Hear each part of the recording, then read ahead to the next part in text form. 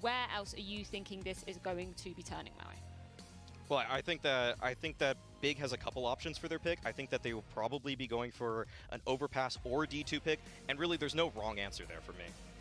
Well, I mean, especially if you saw the Envy game against Force, like that already just tells you, like, we can basically Big is one of the few teams where they should pick Dust 2 if the other team isn't great on it. Like, they are so good on it, and they have all the fundamentals down there. I don't even think the variance of the map hurts them very much. So I think that's a great pick. Like, Envy dominated them, made them look really, really poor. Forza didn't have any clue what to do in that map. Big is a much better team, and I don't really see how Forza, quite frankly, can create the scenarios from which we're going to see a victory, an upset win here. So this is where, as we were alluding to before, if they go ahead, if they go anywhere near Inferno Mirage here, they might be playing to their comfort, but they're playing to the comfort of their opponent as well. And that's what's going to be really dangerous for Force here. That's why I'm not really sure what options they have at this point in time. This is just not a great team in terms of the map overlap. So there we go, they picked the Inferno. Yeah, that's kind of what you would expect from Forza. It's a map that they've been leaning into for their first pick lately, but I would have liked to see something different as well, maybe Nuke, but at the same time, that might come out in the decider, but I think Big ends this in 2 maps already.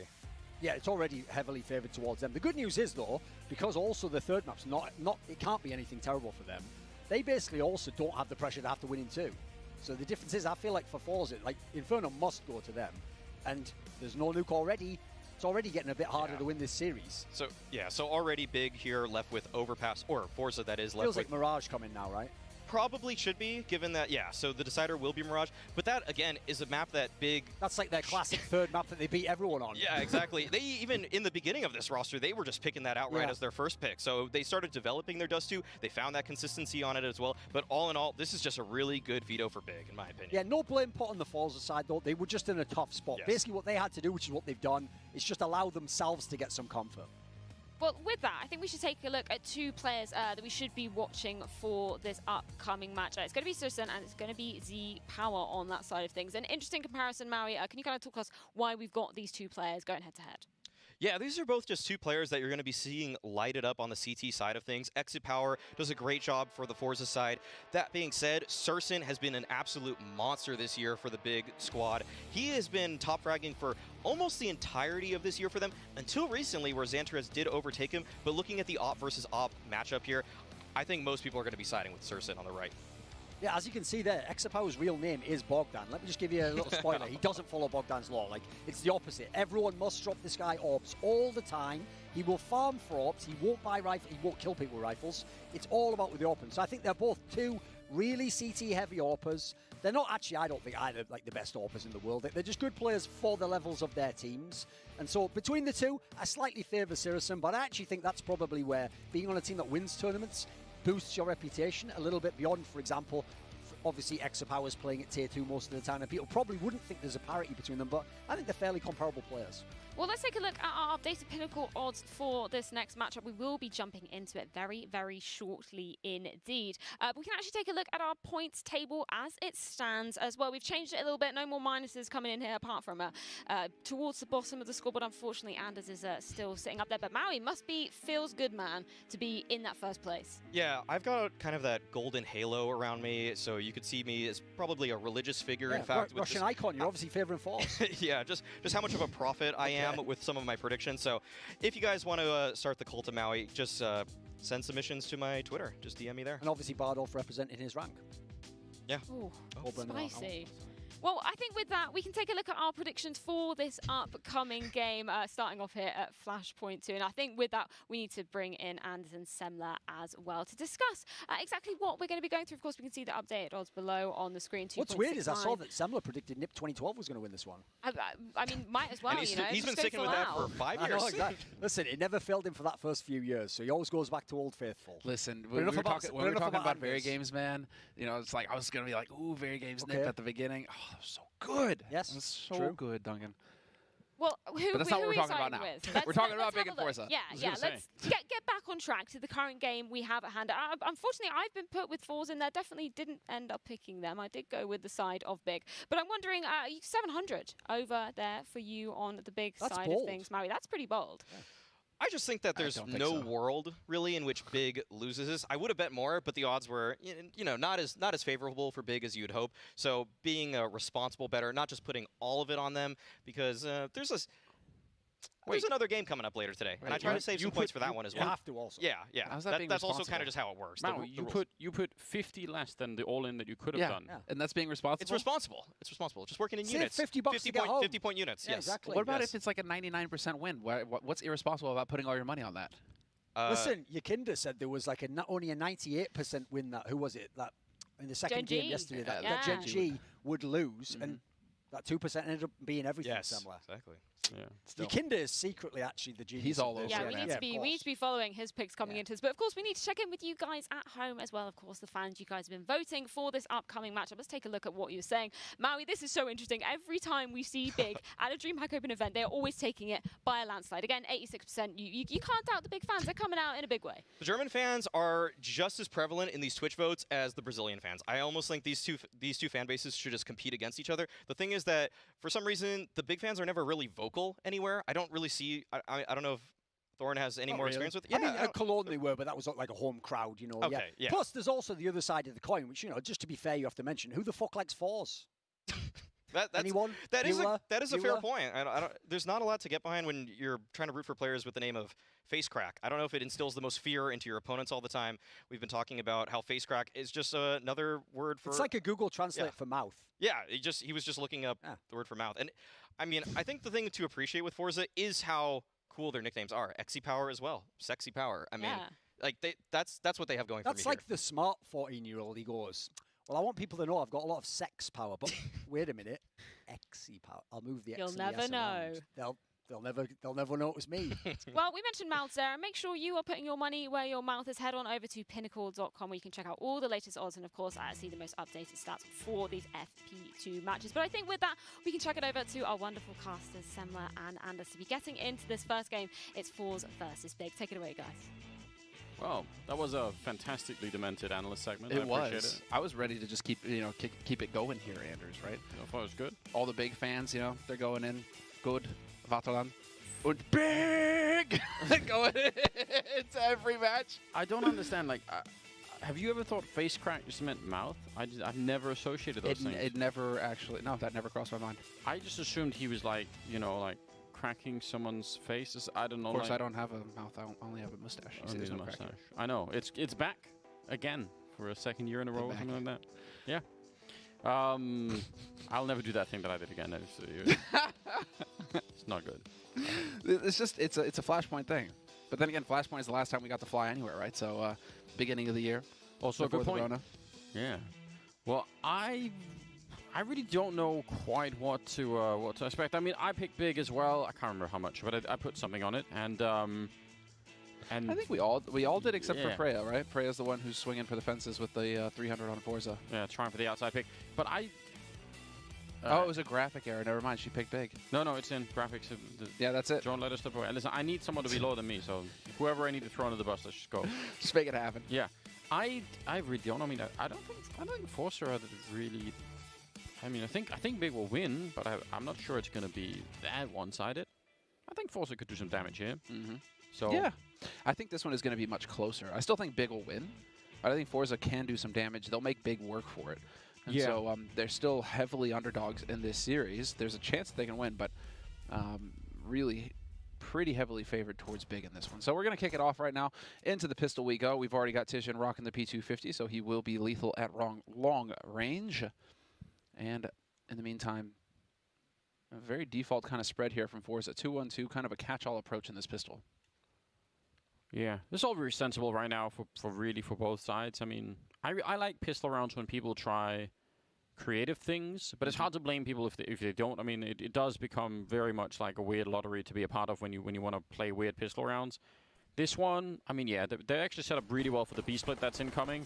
All they need to do is just stay alive in the middle here on Jerry. He's going to get a little bit attacked by 3 different people, in fact. He's got some backup in XC Power as well, who's all the way over by the car and long, but not really helping out so far. The smoke went down as well, I think, between them. It's a nice shot from Almeza. Suddenly it's a 4-on-4, and they're going to start to fall back slowly. Kido getting a kill. And, yeah, it's time to turn it around. Nearly getting that one. That would have been the ultimate pickup there. I think that would have probably maybe sealed the round. Now instead, it's a 3-on-3. Flash over, I like this. Create some room. Searson can get in here and just stick this bomb plant. Already in position here. Kido on short. Not sure if he got spotted, but he definitely got hurt. Doesn't matter. Hits the headshot on Almazer. Drops him. And it's going to be on Exit Power and Flit now. Exit Power with the flank on long. They know he's here, though, so they should not be giving him many shots. Oh, beautiful headshot, though, on Tizian. 2-on-2. Flit going to be taking the fight with the man Keto holding on Catwalk, and Keto's going to win that duel, so it is all on Exit Power now. And it's not going to be for long. Searson with the headshot, and Big picking up the pistol. Yeah, Keto with a quad kill. That's a really good job. I just want to point out, because I am just locked in a hotel room most of the time these days, Semler, along with everyone else. But Indeed. I actually went through and looked at the last time that Big played on Dust 2, and I noticed something. It wasn't quite the same pistol round, but it had some similar features that they were running here. Got to turn it all the way up. You got to what? I don't think it has a straw in it, Semler. I We're trying to figure out Semler's water bottle, and it is a form of technology that Semler cannot figure out. It's just trash. It's garbage. Listen, don't blame the water bottle, Semler. And it's also, I mean, so much worse for the environment than any of these disposable water bottles. So just throwing that out there, guys. Just put your mouth up to the water Just throwing that bottle out there. and then drink it. Oh, no, but reusable. It works so well. Yeah, right. Okay. Listen, Moving on. the point is, in that pistol round that they played last time around, they actually went out long and had sort of a bit of a fight, and they fell back and went down middle. And you see that, they were pretending to go out middle for a while, but then they pretty quickly fall back and go catwalk. So to me, it looks like a little bit like, at least in some of these pistol rounds, Big are pretty happy to, take some casualties and then change their minds pretty quickly in the middle of it. Then they don't seem to really commit heavily, because they could have just committed that B split if that's what they really, really wanted to do. There was no real reason why they had to fall back. But yeah, I mean, sometimes you catch people off guard when you do that, especially in pistol rounds. You come running up catwalk with 3 Glocks and they think you're coming out middle. It's not a bad idea. This round working out pretty damn well for Big at the moment. Flit hoping to get at least 1 kill on the board, and he'll do just that. Sure. And it's the guy with the MAC-10. So, it's like, fine, fair enough. You killed the guy with the MAC-10. That's all right. He was disposable. Anders. Yeah. Always get rid of him. He was that frontline guy. Exactly. He was eating all the food. He snored a lot at night. Kind of smelled of onions. Nobody's going to be sad seeing him gone. What's wrong with onions? Actually, not onions. Garlic is the garlic. The real garlic is good. It's the real good thing. Onions can go away. Garlic can stay. Garlic is king. Well. Ooh, I like this HE. Did 30 damage. No, not bad. He has a Zeus in the middle. I like that way more. Yeah, this is going to get rowdy, though. You got 4. Yep, sure enough. Tabson's going to get caught. There's the spot from Searson. Nicely done. Headshot takes down Exit Power. And we should be losing. Yep, face crack in just a moment there as the bomb gets planted on the B site. Yeah, and Searson's he's aware that they're going to come running. We'll try and see if they can jump up. That's a pretty clever little trick instead of just walking around. But kill with the MAC-10 too, so that's bonus money in the bank. It is, and the more they can get on there, I mean, again, surely if they really want to put up the fight that we were talking about earlier here, Force it, Exit Power is going to have to be one of the key players to try and make that happen. Otherwise, I just don't think they're going to get close enough. I want to see that AWP come swinging, although Searson is not to be underestimated either. Could be a fun matchup between those two AWPers right now. All right, well. I'm excited. It's just that Searson's so damn fast. And he's so dialed in right now. He's got that supreme confidence. It feels like the entirety of Big, in fact, have confidence when they're on the server right now, especially against teams that are beneath them. They know that they're better. And so they just kind of plow through. They make the correct calls and they get the job done. I may be cursing the entire series with that, but that's just the read that I get watching Big recently, because we've been able to cast them recently. We watched some of them, and I mean, it really feels like they're dialed in right now, that they just know that they should be the team to win. Was it yesterday where everyone got everything wrong on the predictions? I'm happy if we keep doing that, It was entertaining. I think it adds something to the broadcast, certainly. I'm still wondering how I have any points at all, or how you and I both don't got some. No, but we don't have any points. But like we were not as deep as we were before. So all right, I get what you're saying. You get what I'm saying, right? We're not bankrupt, but we are deep in debt, basically. Very much so. Okay, I appreciate your ability to look at on the bright side. I think it's great. Like it's not bad. Listen, just call me a millennial. Listen, we need that right now in this day and age. It's fine. Look on the bright side and all that. They're going to get a bomb plant here, and Forza are so far away. Big have taken the time. I think Forza probably thought this bomb would have been planted already 10 seconds ago. If they knew they had another 10 seconds, maybe they would have moved closer and tried to, snipe a kill. But I kind of respect the fact that they're just saying, nah, it's not really worth it. Again, retaking B bomb sites is just not fun. That's what we were talking about yesterday in terms of nightmare bomb sites to retake. I always just think train really rates pretty highly. as just a terrible, you know, A site train is just nightmare fuel. Yeah, but in this one, if you have all of if you have like 3 smokes and 3 Molotovs, right, then you can actually start to do some really creative stuff, right? Because you can smoke up, you know, upper dark from outside of B. You can Molotov all of the back plateau and all of the back of the B bomb site, and suddenly, at least you're sort of increasing the odds that you'll have some sort of a favorable fight. But again, like, the amount of grenades and time, again, you need time to set it all up. It's just not that easy. It's pushing it. But, you know, what else is getting pushed right now? Forza. Yeah. 4-0 lead for Big, and this is going to be the first tactical timeout getting called by Forza. Going into a buy round, which I like. Take your time, discuss a little bit. It's a really bright chandelier thing he's got going on in the background, isn't it? He's looking so suave today, Anders. Clean shaven. Look at that. Handsome devil. He had some great facial expressions last time we were watching them. Yeah, I'm sure we're going to get more cams from this. Animated in there. I appreciate that. Keto right now is at 7-0, so he hasn't died yet in the game. I mean, it's, again, so early on that it doesn't necessarily have to mean anything. But he's not always the person that we, you know, call out. We're always talking about, like, you know, Santaras and Tabs, and sometimes, you know. It's a great luxury sometimes when you have some of your, you know, less highlight players suddenly come up and have, like, a, you know, a big starting game. Especially, I think, early on in best of threes, it's just so nice to have that luxury. And the rest of the team can play their way in behind it, so it's not so bad. Searson, yeah, Jerry walking into that, and so does Face Crack.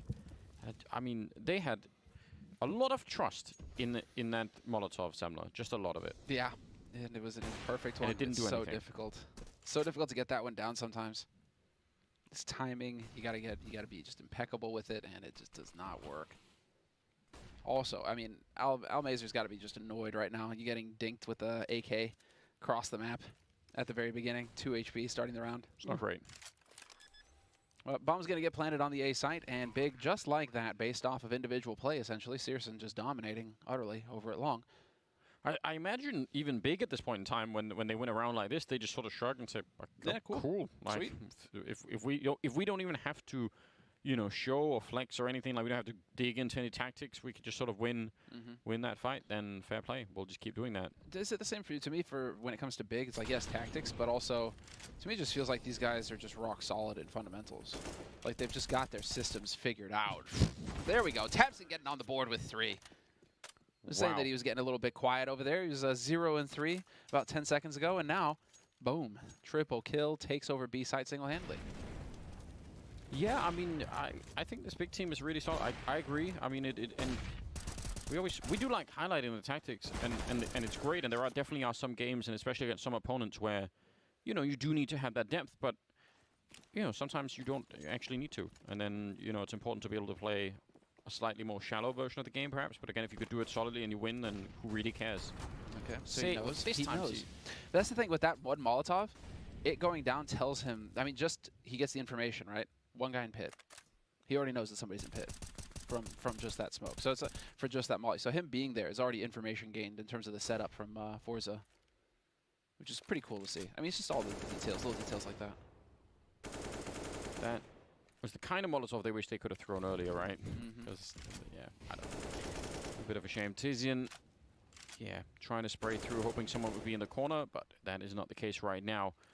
Catwalk and A pretty much undefended right now, although, I mean, they have some people looking in from middle. They're really well set up for long and B splits at the moment, not so much for Catwalk. So we'll see if Big can figure it out. They have about a minute left. Centaurus looks like he's going to be smoking long. See if that's going to, you know, draw anyone back or keep them out here. Just to the corner. And actually, Keto just pushing out. There are some flashbangs going in the air above him. He misses the first chance there. Goes for the swing against Face Crack, and they'll take him down. That's pretty cool. It could have, I think, maybe even been a little bit more dangerous there, but somehow it works out. 4 versus 3, 40 seconds. They got the bomb out on long, and pushing into upper dark is Almeza. So soon, Forcer are going to know everything that's coming. Big need to find a way through. There's XC Power chiming in, though. Takes down Searson. Should have the follow-up, but Kato takes his head off. Now Jerry's flank is exposed, and he is not a happy guy. It's going to make life very interesting for him as this smoke clears. He's trying to take advantage of it, and it works. Yeah. Just a little bit. That little edge is just enough for him to get that shot on Santaris. And Keto doesn't work for him, unfortunately. He gets spotted just standing out with his thumb. Yeah, standing inside the smoke, I mean, still a super powerful play. Yeah. We're still seeing guys abuse it nonstop. And so they should. I mean, it's a mechanic. It's a part of it. It's a part of it right now. So yeah, that was a nice shot. Yeah, Jerry. That's the crazy thing. You saw how, like, from his perspective, he could see him clear as day. Yeah, there is from the other side, you just couldn't see him at all until the last second. There is just a little bit of a difference, right? And yeah, when that clears up. So, oh, Searson out the middle. First round on the board for Forza, but yeah, oh no, that's a freebie. And he does actually connect, but that needed to be a kill. What? I don't know. Sometimes those easy shots just are the hardest, aren't they, for whatever reason? Oh man, that's so frustrating. Oh, and there's a second guy here waiting. Nice trade from Tabson. And so now it's firmly split in two. Forza, 2 players on A, 2 players on B. Big gonna gather up. It's about to get real fun here on Catwalk. Face crack going to be able to back off in the nick of time, but they know they've tagged a guy here. And now Big have killed a guy on B. So what's better, right? A tag or a kill? I think it's going to be a kill. Searson certainly making up for earlier. If you just pretend to count face crack as a Searson kill, he's already up at a triple in this round, and there's nothing they can really do. I mean, there's no point in them even pretending like they're moving this way. Keep the ops alive, especially on exit power there. Keep that one alive, and then face crack will just have to try and bodyguard him the best they can. Clever boost in here from Tizzy, and that would have happened really early on. Yeah, it did, didn't it? He's been here the entire round. Yeah. Does he finally... He hears the footsteps. He knows that they're there. Does he lose patience? Does he throw this away? It's better if... Surely it's better if he just waits and his teammates show up on the other side to help. I mean, they have a lot of grenades here. They could definitely do something with that. Let's see. Face crack. Yeah, so Molotov in the corner. Again, using the grenades, I think makes so much sense. And he's just a bullet away from death, face crack, so he's going to have to be really quick, even if he had a better angle there. Now they're going to go for it. Yeah, they know that Orb is left. It actually makes so much sense. They line up, but it's not going to be a 2-for-1. XC Power might be in a lot of trouble, and it will be downed in the end by Tizzy, and so great focus. 6-1 in favor of Big. Isn't that more demoralizing, too? Because Tizian dropping down shows himself. So the guy he's shooting in the face realizes, yeah, that guy's been sitting there this entire round. What the hell happened with that bullet? Can we see that again, slow-mo? Just disappeared, didn't it? What the hell? Did he shoot like through the crook of his arm or something? It's not unlikely. That is so close. Well, well.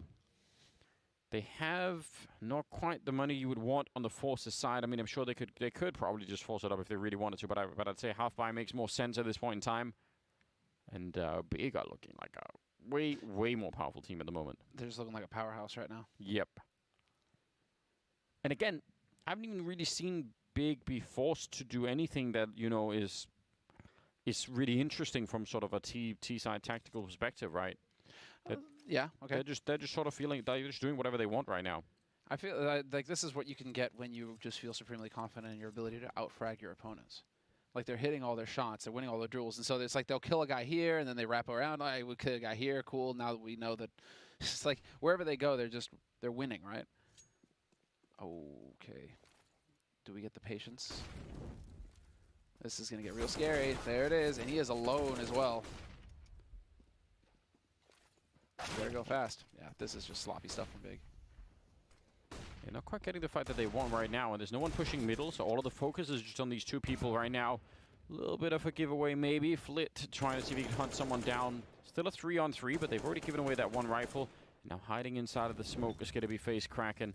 Again, we've already seen how that can work out. He's just waiting for it to fade, trying to shoot over, but Jerry also goes down. Searson is still just making moves all over the place. A big double for him in the round, and he's going to take the long way back. They know where face crack is. He's already found that deagle, so yeah, it's smart for Searson not to rotate down through lower dark, but just go all the way around. I've already seen it. Trying to shoulder beaker, but not going to work out at all. So nice recovery from Big, even though they did, you know, left the door open in that round for Forza maybe. That was some nice awareness from him to jiggle that corner, though.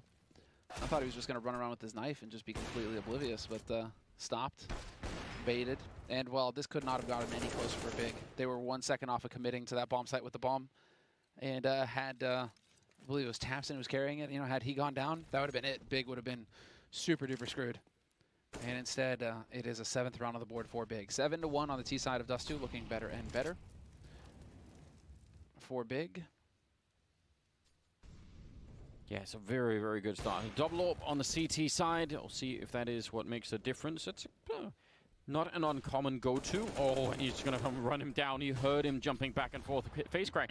He was the one that got killed by that same position last time, so he's just going to be thinking, man, they're doing that every time. And took me apparently a little while to figure that out. A flashbang here will ruin XE-Power's day, and it came in just as I was saying it.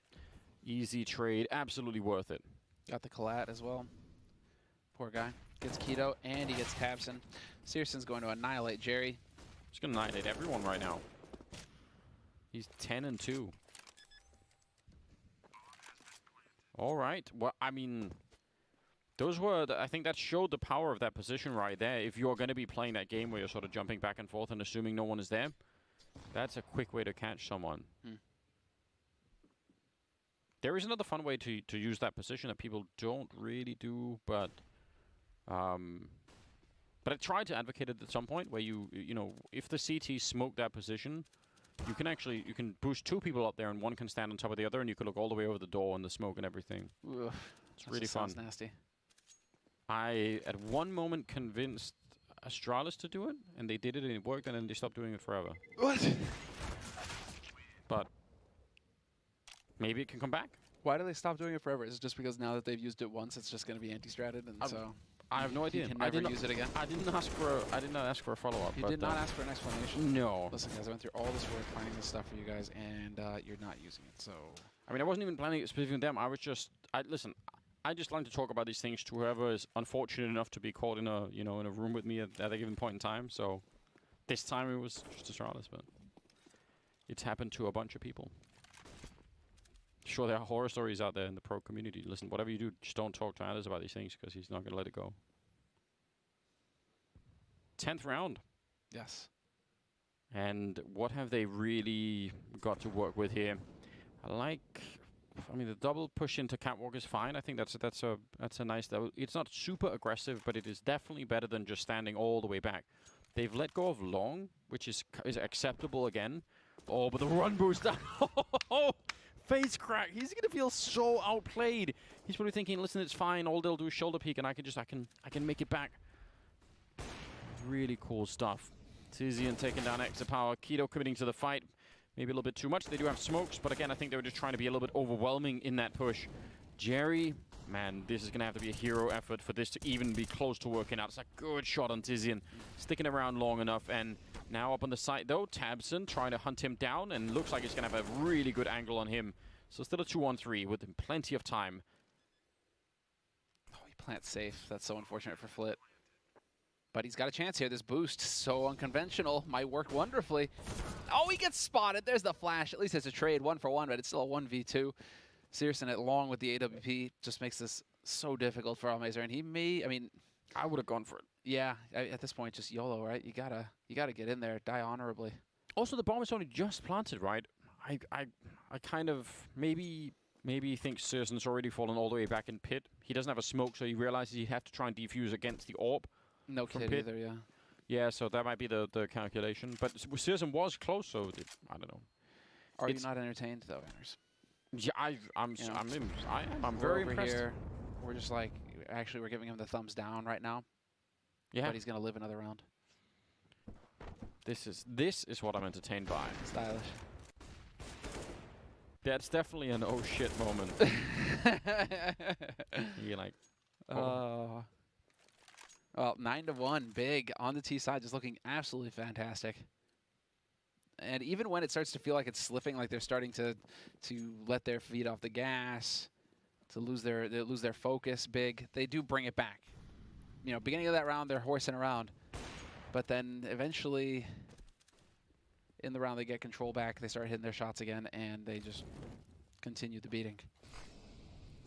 Nice attempt to try and get aggressive with the AWP there from XE-Power, and he actually did see Searson there. That would have been such a cool snipe if he could have just got that and got away. Jerry stuck around for a trade. Probably not quite worth it on the CT side there. But again, I think Forcer are they're just trying to figure out how could we do anything to make them feel uncomfortable. They're going to go for the run boost again out long, and this time there's not an immediate target, although Tabson's coming in from the other side, so that FAMAS up there is going to start to feel really, really lonesome. Grenade in on the one side, they know that he's up there. Not sure if they've seen him yet, but they have a really strong suspicion anyway. under a minute, and they're still just controlling the catwalk with tabs, and it's going to be Tizian to finally take down Face Crack, and almost hitting him with that Molotov. Oh, it's just showing he's got the Glock out, and he's not going to win the fight. Almost a little bit strange there, but still a 2-on-2 now. I'm loving this. This is just so crazy. You never know what's going to happen next, Anders. But the gun barrel sticking out of the smoke just barely. I thought he was going to throw that Molotov in that dude's face, to be fair. Yeah, that's what it looked like. It looked like he was just going to just nail him. But it's Power finding the shot on Tabson. Tizian 1v2. And what a shot from Almazer. Second round on the board for Forza. And that's not that. I mean, considering the positions they were in, it did take them a while to find Face Crack up there. So I guess, you know, he didn't do a lot, but he did stay alive long enough that some backup could come in. Sometimes that's enough, right? Yeah, I mean, it can make a difference. They have so much money on Big, though. It's really outrageous. Forza, yeah, second round finally. This is, you just feel how supremely confident Big are. That's a round where they kind of let things go again, started horsing around a little bit. You gotta tell them, guys, pump the brakes. Do not let Forza get back into this in any meaningful way. They will still hit shots if given the chance. Smoke there going a little bit wild. Sisson just, I mean, you've got to give it to him. Someone made a call. Sisson, why don't you go into B and find a kill? And he's like, yeah, but this, yeah, I'll go. Doesn't matter how much fire there is on the ground. I'll just keep going. Oh, the timing. I thought Jerry was going to push that door. Not going to happen. Dude, this is unreal. It doesn't spread on him. Get out of here. Yeah, it doesn't quite work out. Those Molotov spreads are sometimes really hard to account for. The main problem here is that the bomb is the one trying to go across. Well, never mind. I guess if Xantares just shoots your face off. I thought I saw a glimmer of hope there, Anders. I thought I saw a way for Forza to ruin this round for Big. If they kill Xantares, he's carrying the bomb. Bomb stuck in mid. It's like, sure, you got the bomb site, Big, but hey, we've got the bomb. And Xantares is just slapping people. And down in pit, Face Crack, you know, his other teammates are over in B saving their rifles, and he's like, please, guys, I'm on the radio calling for backup. Flashbangs actually save, at least for a second, save Face Crack, but not much longer than that. All right, now they're out hunting again, and there's really no reason that Big shouldn't be. Again, they have so much money and the confidence to go with it, and it's a 5-on-2. Any rifle that you take away right now is going to be so desperate. Ooh, that's nice. Yeah. The rest might be far enough away that they're like, all right, whatever. Still, 10 rounds for Big. They are playing an outrageous game at the moment. Tabson's overtaken everyone weirdly, without anyone noticing even, at 12-7 now. He just came alive with that triple, didn't he? Yeah, that's all he needed. The collat. Well, countdown has begun. We're going to get into the thick of things here in a moment. And really, yeah, Forza are just really just struggling. It feels perhaps a little bit too, I don't want to say too default here from Forza, but Big don't really feel, doesn't feel like Big are getting challenged in any way here. No, not really at the moment. I mean, they've tried that catwalk, you know, aggression a little bit, and sometimes they've been pushing into upper dark like very late in a round if Big haven't been showing any presence, and those are decent signs, but it's not, it doesn't go deeper than that, it seems, at the moment. Yeah, a little boost here. I mean, these little tricks really matter. Again, it's the first time we've seen this kind of a boost coming out so far on Dust 2 here, so if you can snipe a kill away, maybe like you get the 4-on-5, it's going to be a little bit better. There we go. Taking down Xantares. They are going to go for the bomb site, but this is okay. You can absolutely play retake on the A-bomb site here and just, you know, especially in a 4-on-5, this is absolutely acceptable at the moment. Sniping off a kill is actually power as well. Yeah, I would say this is a great start to the round for Forza right now. It's going to be so insanely difficult for Big to hold this. Yeah. 2-man advantage. Smoke is down. Bomb has been picked up by Op has been picked up by Tamsin. And he's just waiting for the chance. Spots the man getting the plateau. And X-Power gonna hit that shot. Tamsin a little bit too excited there. Doesn't slow down enough. There's the first shot though. Well done. But Tizian's gonna get flanked fully, and it's all on Keto, and it's just not gonna be enough. We will have Forza collecting a third round in this half. Yeah, so, I mean, nice, calm retake. They weren't stressed out. They kind of knew what the plan was. I mean, those are some fundamental, I would say, things coming out here from the CT side, but it's good to see that they have that to fall back on. Once they knew they had that 3-on-5, there's no reason really to go crazy. So, Indeed. Job well done. Going into the 14th round, got the double up set up back at it again. And we'll see if Big are feeling pressure to try something new and fun. Not that they haven't been doing that at all, but I don't know. Some of the strategies for Big that whenever they've wanted to go for them, some of the little tricks even have just been really cool. Keto not going to partake in this round. He's already dead. Double up. Now we're seeing the aggression coming in here from Forza, starting to show a little bit of fight. It's going to catch Big off guard. Big do manage to bring it back to a 3-on-3. All three on catwalk now for Big. It's a very close here. Extra power. If he jumps up now, he might be able to catch him in the back. Setup. They have no idea, and the timing is going to work out that he is going to be able to round it. And yes, he does manage to pick up one kill. Missed the follow-up though. Yeah, Searson on the other side. This could actually be really important. Molotov is in there. He's going to challenge it. Great move from Extra Power. That is so smart. Tabs in now. Bomb is out there on catwalk. He's got a minute, but still. 1 versus 2. They are kind of low on health. We'll see. Yeah, he's still not sure if anyone's out there. He's got time to look for the kills here. Let's see what he wants to do. Just trading Molotovs left and right at the moment. Picks up another one. Okay, well, all the Molotovs. And there's no way for him to be sure. He's just going to have to pick up the bomb and another Molotov. All right, really. He really wants to make sure. I mean, it does make sense. If someone had been in that little corner, he's going to flash and jump down. And that is him trying to just, you know, use surprise as a real weapon in that one. Didn't work out. But again, you've got to appreciate it. What a bad lad. Yeah. What a play. I really like that. That was sick. And this was just some aggression, yeah, getting shown here. All over the place. This was the round of ops, essentially. Although that flash kind of gave it away. Flit was ready, turned away, and managed to get that kill. So we're going into the 15th round. Forza have managed to chain 2 rounds in a row, but Searson takes out Almazer at the beginning already. Headshot through the smoke, through the wall. That is very hard to deal with. Actually, that's just point flipping. There's nothing you can do about it. Almost getting caught there, but revenge by Tabson to take down Jerry. Oh, and he just pre-fires it. Oh, he walked right into it. That bullet was already airborne when he actually turned the corner. That is absolutely disgusting to see. He's seen 2. Never mind. The other guy's dead. They know where the last one is. He's down in CT, so it's over. Yeah. Yes, and Terra's already taken over the B-bomb site. So Big not giving a lot away in this first half at all. Just a very confident team. Really cool Counter-Strike to be watching here. Face crack's going to be going down. At the end of it, it will be 11-4 in favor of Big. And that is, again, very, very dominant. They did not look like they had any doubt at all in themselves. Tabson at 16-9 and Searson right behind at 12-7. Man, what an amazing first half. We'll see how the second one goes when we come back after the break.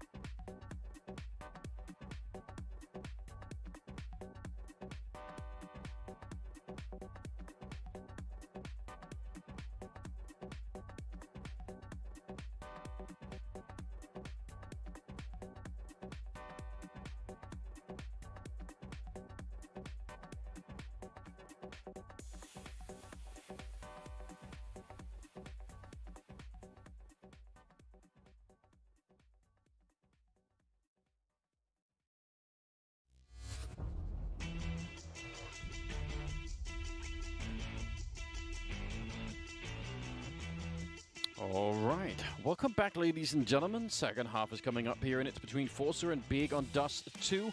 A best of 3 that right now, is tilting in favor of Big, at least for the first map. Second one would be Inferno. But yeah, they're playing an incredible game right now on the Big side. And Tabson, top fragging, pushing into the middle on the pistol round here on the CT side.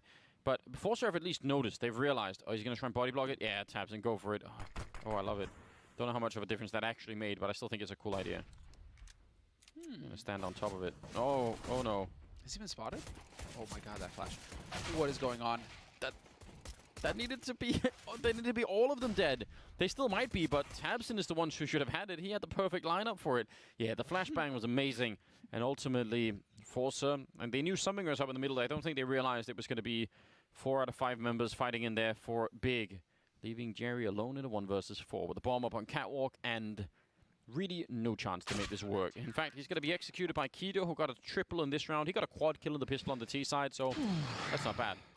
Is this one of those games where Forza just uninstall? You know? It's like you get beat so badly, you just can't take it. You're just like, oh, okay, that's the gap. Listen, the problem with doing that out of rage now with Counter-Strike is it's become a kind of a sizable game over the years, so it'll take you a while to reinstall it again. Something you can't just, No, that's it. It's just it's like that's the gap. The Big, one of the top teams in the world, literally just charging mid on you in a pistol round. It's a tough one. I think it's amazing. I mean, again, you contrast that with how the pistol round was played on the other side, right? Where it's much more sort of default, like let's just spread out and all the rest of it. But I think that's what pistol rounds are for, Just, that's where you have some room to get a little bit creative and do some fun things. Oh, yeah. Especially when you're in the lead, 11-4. 12-4 now on the board for Big on the CT side. Bought up with SMGs. They've got the guns. They're looking to make the money. Yeah, Tizian holding out here with the MP9. If they turn the corner, they don't have any armor at all, so they should get chewed up pretty quickly. Same is true, unfortunately, for them if they go towards Tabs into the catwalk. Just got a flashbang. He's going to be flashed in. He does actually get tagged in the face right away, but now they're all standing on top of each other. Running out of bullets, though, and the USP won't quite do the trick, so I mean, they're still not going to do anything in this round, but we do like seeing those multi-spray downs, and Tabson sort of got a little bit stuck. I like just seeing when you buy MP9s, the guys with MP9s get the kills in anti-ecos. Listen, I'm telling you, that's why people need to buy the Bison. Tabson would have been fine with the Bison. He would have been fine with the Bison. Kept shooting for another hour. You're right. 1 billion bullets. There's nothing that annoys me more than eco rounds where the team that's on the anti-eco, it's like the guy with the M4 is getting all the kills, and the 3 guys with the MP9s just look at him like, bruh, well, why you gotta do that? The whole point of SMGs is to make money. That is exactly what we want them for. It's all about stats, yeah, well, Tantaras maybe especially pushing forward. Deep grenade. It's going to chase him down. We actually got that camera angle just as he fell. Who is the genius observer who managed to do that? Pretty sure his name is Prius. Well, we've got a couple of different ones, don't we, these days? So I think. Yes, that's right. He is such a baller. It's the man never stops, Sanders. Talk about work ethic. Like Prius is a god. Tabson. He's going to get caught there. So that's a little bit awkward. 3-on-3 into a 2-on-3. Both down the middle and sneaking into the B-bomb side. Almost is exit power. And if he makes it... There's a smoke there, so I guess he can't stop. But if he goes and clears out B, that should be a good position to win the round from here from Force's point of view. Santara's ready and waiting. And still not going to win the fight. Looked like that could have been a pretty clean headshot. Not to be so. And Kido spotted in the middle. Now it's a strange round. Bomb is in B, the other teammate's in A. Kido somewhere in the middle. Yeah, he's expecting it fully to be A, of course. How else could he? What else could he think? The only other guy he's seen is over here, but the bomb has been planted, and little do they know. Well, that's just all on Big. That's the thing when you're horsing around, having a good time. Hey, let's just push everybody everywhere and take all the fights, because, we're just going to crush these guys anyways, right? Now you're letting Forza have a round of 4, guys. You're allowing Forza to get hope, to feel hope. Maybe that's all part of the plan for Big, though. Maybe they are just that cruel. Yeah, I think I think at this point, they just want to close it out and get to that next round, like the next map right away. Double grenade out long, but one of them, as you can tell, catches the barrel. And yeah, even if they landed a double nade, it looks like they weren't all stacked on top of each other, so I don't think it would have actually taken the whole team down or anything. So looks like, I mean, slight bit of breathing space for Forza. Maybe they could get this round if they could win the next one too. I mean, there is a chance. It would be very strange to see Big not, put up, numbers on the second half. You'd have to assume that they would. Now actually, Citizen chasing them down. All right. What a shame. X-Power going to be blocking them off. Yes, there's the one. And that's exactly what you get. There's only one X-God. Centaur's going to go and pick that up. So, I mean, slightly expensive round. I think Forza just need to keep winning rounds. It's obviously better if they keep making money and all the rest of it, but just don't lose any silly rounds here. It's going to be 6-13. Then, I mean, this upcoming round, especially if this rifle is saved, they're going to have a pretty good buy on the Big side. Then at that point, yeah, if you win the next one too from Forza, it's within the realm of possibilities. But I think it still would have to. It would have to be Big playing much worse on the second half than they did on the first half, basically. Yeah, and I think that last round was just a kind of, a gimme, a freebie given out by Big. They were just being nice. Because in normal times, Big aren't pushing literally everywhere across the map, right? So if they decide to kind of take it a little bit more seriously here, Big, they can get it done in 3 rounds and just end this. So let's see. We will get that AWP in play now here for Big. It should be a full buy across the board, double AWP in fact. So I like that. Dust 2 plays itself, offers that as an option. Yeah, it's definitely. I mean, it is just a popular choice across a very long stretch of time. 20th round, and we're just going to be seeing a Molotov not quite in. I want again. Smoke coming in, but this time from Catwalk instead, so that's pretty cool to see. It will hold them back. Wonder if also if they really wanted to go for it. It looked like they actually could have maybe gone. That Molotov didn't look like it was covering that much. Grenade gonna land not quite on top. He actually fell back. Thought maybe was gonna catch Flit there, but doesn't seem to be the case. So they're holding B, holding middle, long, not that well defended, but you're gonna have advanced notice at least. I mean that's. If you can't have a lot of people there, at least have the information early on if there's a push. That's not so bad. Wait, Anders, am I mistaken, or did Tamsin drop in at CT and buy another nade after throwing that smoke? I don't know if he did. Because he's got 2 flashes, an HE and an incendiary. It's possible. That would be so sick. Listen, you might be right. Maybe someone could go investigate. That would be so cool. Just, I mean, yeah, details. But details like that, I mean, that's styling at that point. Because otherwise, I mean, yeah, Tamsin, okay, fine, fair enough. You don't want to smoke, but Molly, HE, you just want all the fun stuff. That could definitely be. That is really cool. Either that or it would have been Citizen or running back. I don't know who that smoked initially. But yeah, that could be. Maybe it's possible. 30 seconds and coming out middle, and it's a B split as you can tell. Keto going to take care of one. Only one into upper dark, so again, if they can just kill that guy in upper dark, at least they're going to have a bit of a chance here. None of that is going to be possible. Keto and Santeras are both going down at the same time, and yeah, they're just going to immediately call the save, which they definitely should. That's a nice round, and it was played a little bit late, but not so late that Forza didn't have a chance to recover, so like everything about that. Yeah, Forza starting to show some life here. Big also. A little bit of hesitation ends up costing them, even with the fancy stuff there. Super cool to see. Tizian, he does get rewarded in the end for some of his cheekiness. Ooh, that was a sick one. Yeah, don't give him too much here. It's fine if you want to go and pick up the AWP. I mean, you're going to have 2 on the T side anyway then, but don't be giving him too many kills at the moment. It's such a shame because he can't know that nobody else is there, right? But he could just go and pick up an AK and an AWP.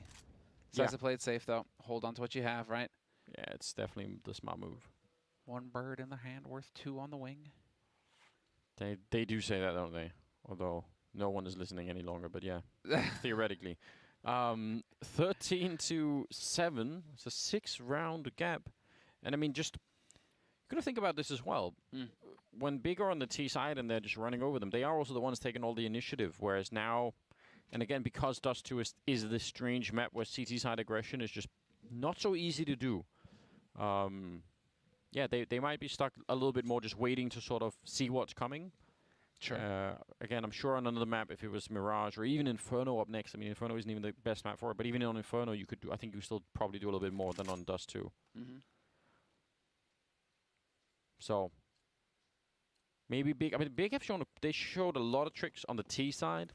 Have they got any for the CT side? Any you know, quirky things? Going to be going for a quick boost up catwalk with Tabson on the M4, but he's not going to go all the way. And so far, no real tricks here with the rifles that they've saved.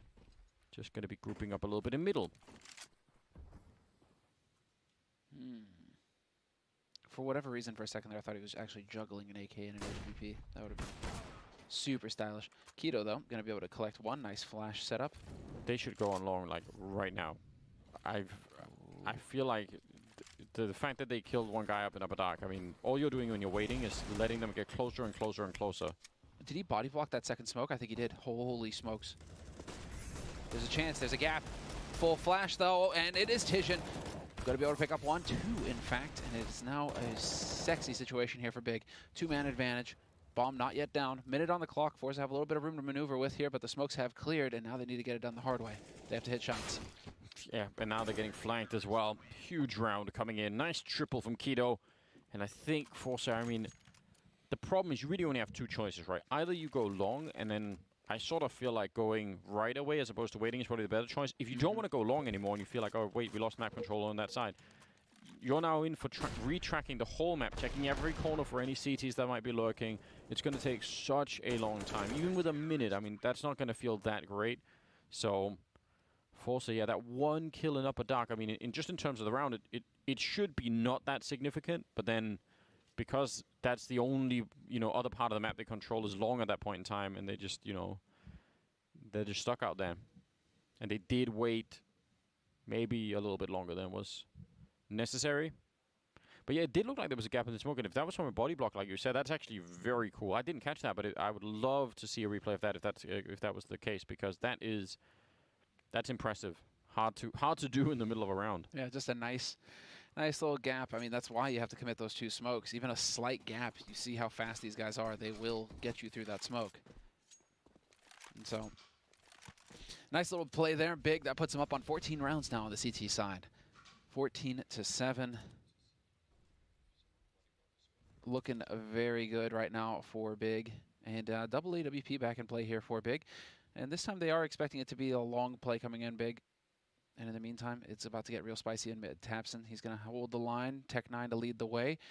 There's the angle, picks up 1, falls back. Needs to hear the footsteps, though. Yep, he realizes he is not alone. And, oh, he was expecting the flash from his teammate to help him out. That's so unfortunate for Tapson. Just didn't go quite far enough. And he obviously, you know, I think even if he had been flashed there, face crack, I don't think it would have mattered anyway. He was obviously just, you know, going to pull the trigger. So he just want to walk right into it. But it's still a cool idea. It's a, you know, it's a nice setup for Big. This time they were just a little bit too far forward. So 1-for-1 trade.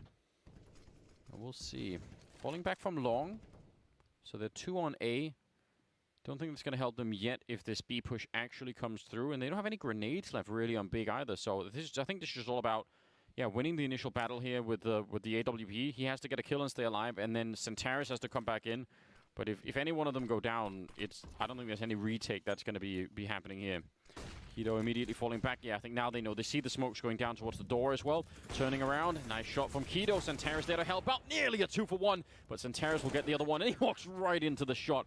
A beautiful triple kill here for Centaurus. Will land Big at 15 rounds. Super clean as well. It's when you get those kind of textbook scenarios. You see the smokes coming in. You know the flash timings. And let's see. This is Tabson, who, yeah. Flash went off. Yeah, the timing was just barely off, but he wouldn't have been blinded either in any case. So a little bit unfortunate there for Tabson, but still Tabson, I mean, comfortably sitting at 19 kills after a very cold start. Oh! Nicely done, X-Power. Keto's going to get 1, though, and Tabson brings it back. And now the big brother's showing up. You got a scout, I've got an op. Keto actually needs to hit shots first, though. I mean, realistically, he just needs to stop fighting in the middle, right? Absolutely no reason to. He will get the kill, but again, this is definitely just a display of confidence and force. Triple kill on Keto, up at 23 right now. So topping the scoreboard, maybe that's just what he wanted. Exit power alone in spawn. There's nothing to do. They probably knife him if they were really feeling it. I think that's possible at this point in time. He's fighting at range. It'll be Tizian to take him down. 16-7 at the end of the map in favor of Big, which means we are going to head to Inferno next. But what a performance out of them. They really looked quite brilliant on this map. And Force looked like they never really quite warmed up either. I mean, Jerry and Flit had some kills and maybe extra power too, but not the whole team quite like we would want. So, yeah, rough start here to the best of 3 for Force for sure. Yeah. This is just phenomenal stuff from Big. It's what we expect from the favorite in the group. They are just mauling Forza. We're going to take a quick break, and when we come back, we will hear what the analysts have to say about this map and the next.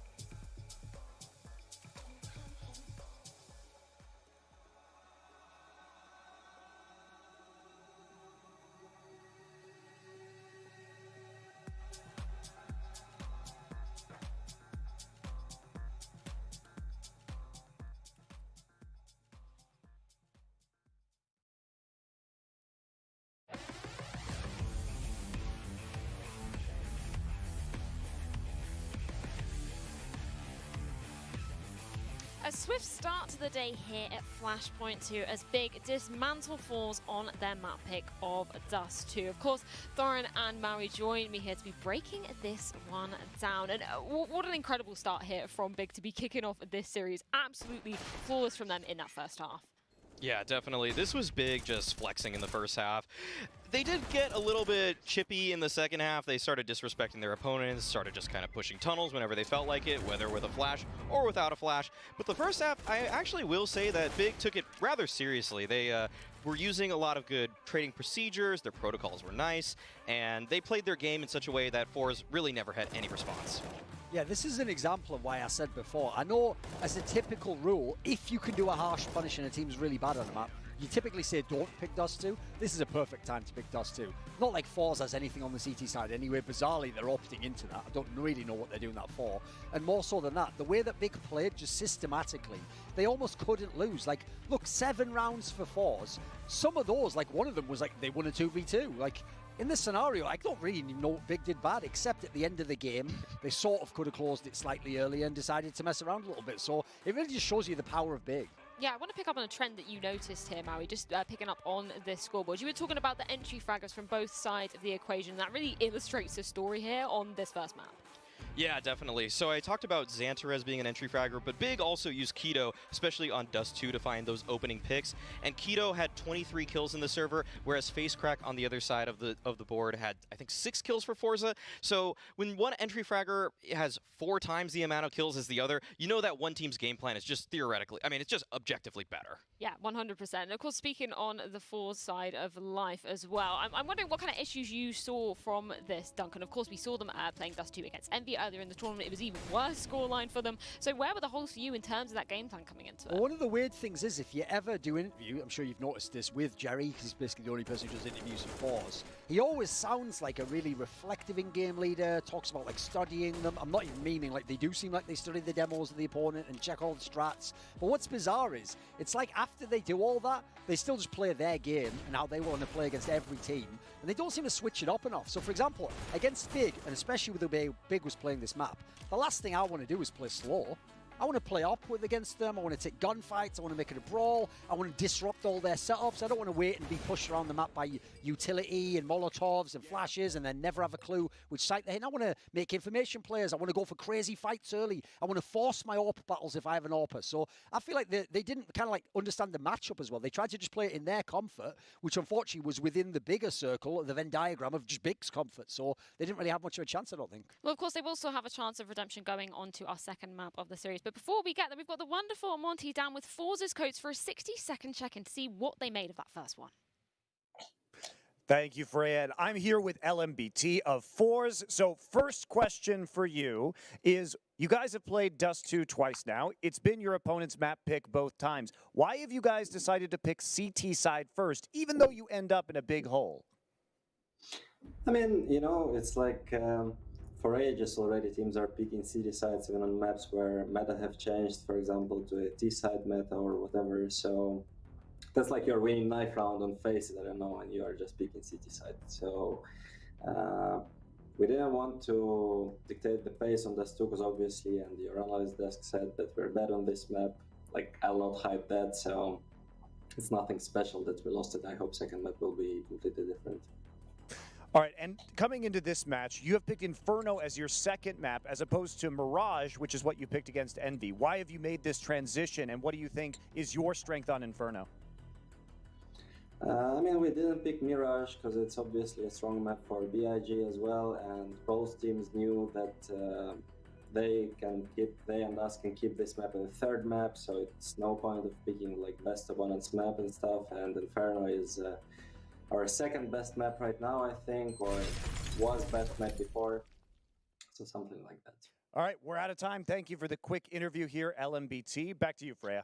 Thank you very much, Monty. Interesting to get to hear LMBT's thoughts going on into Inferno. But before we get there, Maui, you had a particular round that you wanted to illustrate exactly how seriously Big were taking this first match in terms of the fundamentals and the execution they were showing together as a team.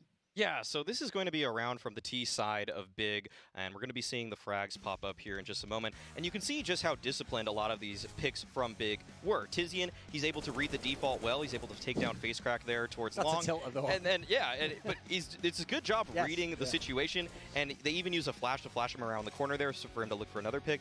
Power, he eats the second flash they actually end up throwing. And then right here, Surson, he has a teammate right to his left. You could always just see in these positions that look at all 3 deaths that just happened for the side of Forza. They all died alone, but every kill from Big right there, they had a player right behind them. The trade potential would be there even if the kill doesn't come in, yes. Exactly. So even if the individuals aren't popping off on the side of Big, they're going to find those frags regardless. Whereas Forza, they're playing themselves into situations where the individuals absolutely have to pop off, and they didn't, and Big minimize the chances that would happen in the first place. Well, of course, we are going to be going into our second map. So let's take a look at our updated pinnacle odds going into this one. Bear in mind, this is Forza's map pick. A slightly more, obviously, favoured odds still towards Big, but slightly better odds than going into the first match of this series. So potentially, Maui, maybe a chance of redemption for Forza. I'm interested for your thoughts here.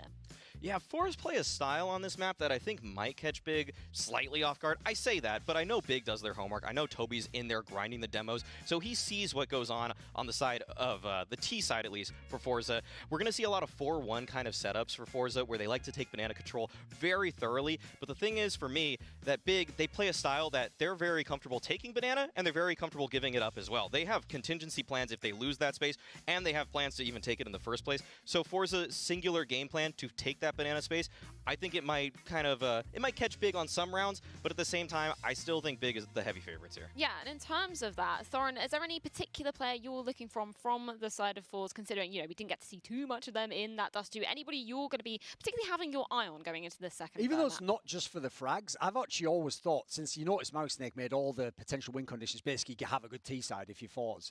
I think it starts and ends with Jerry. Like, he seems to basically put himself in instrumental positions when they go for these control aspects. He's a guy who's very willing to be like one of the entry players at times. So I think that's the aspect for me. They have to hit them with kind of the gimmick style, but if it works, it just works on that map.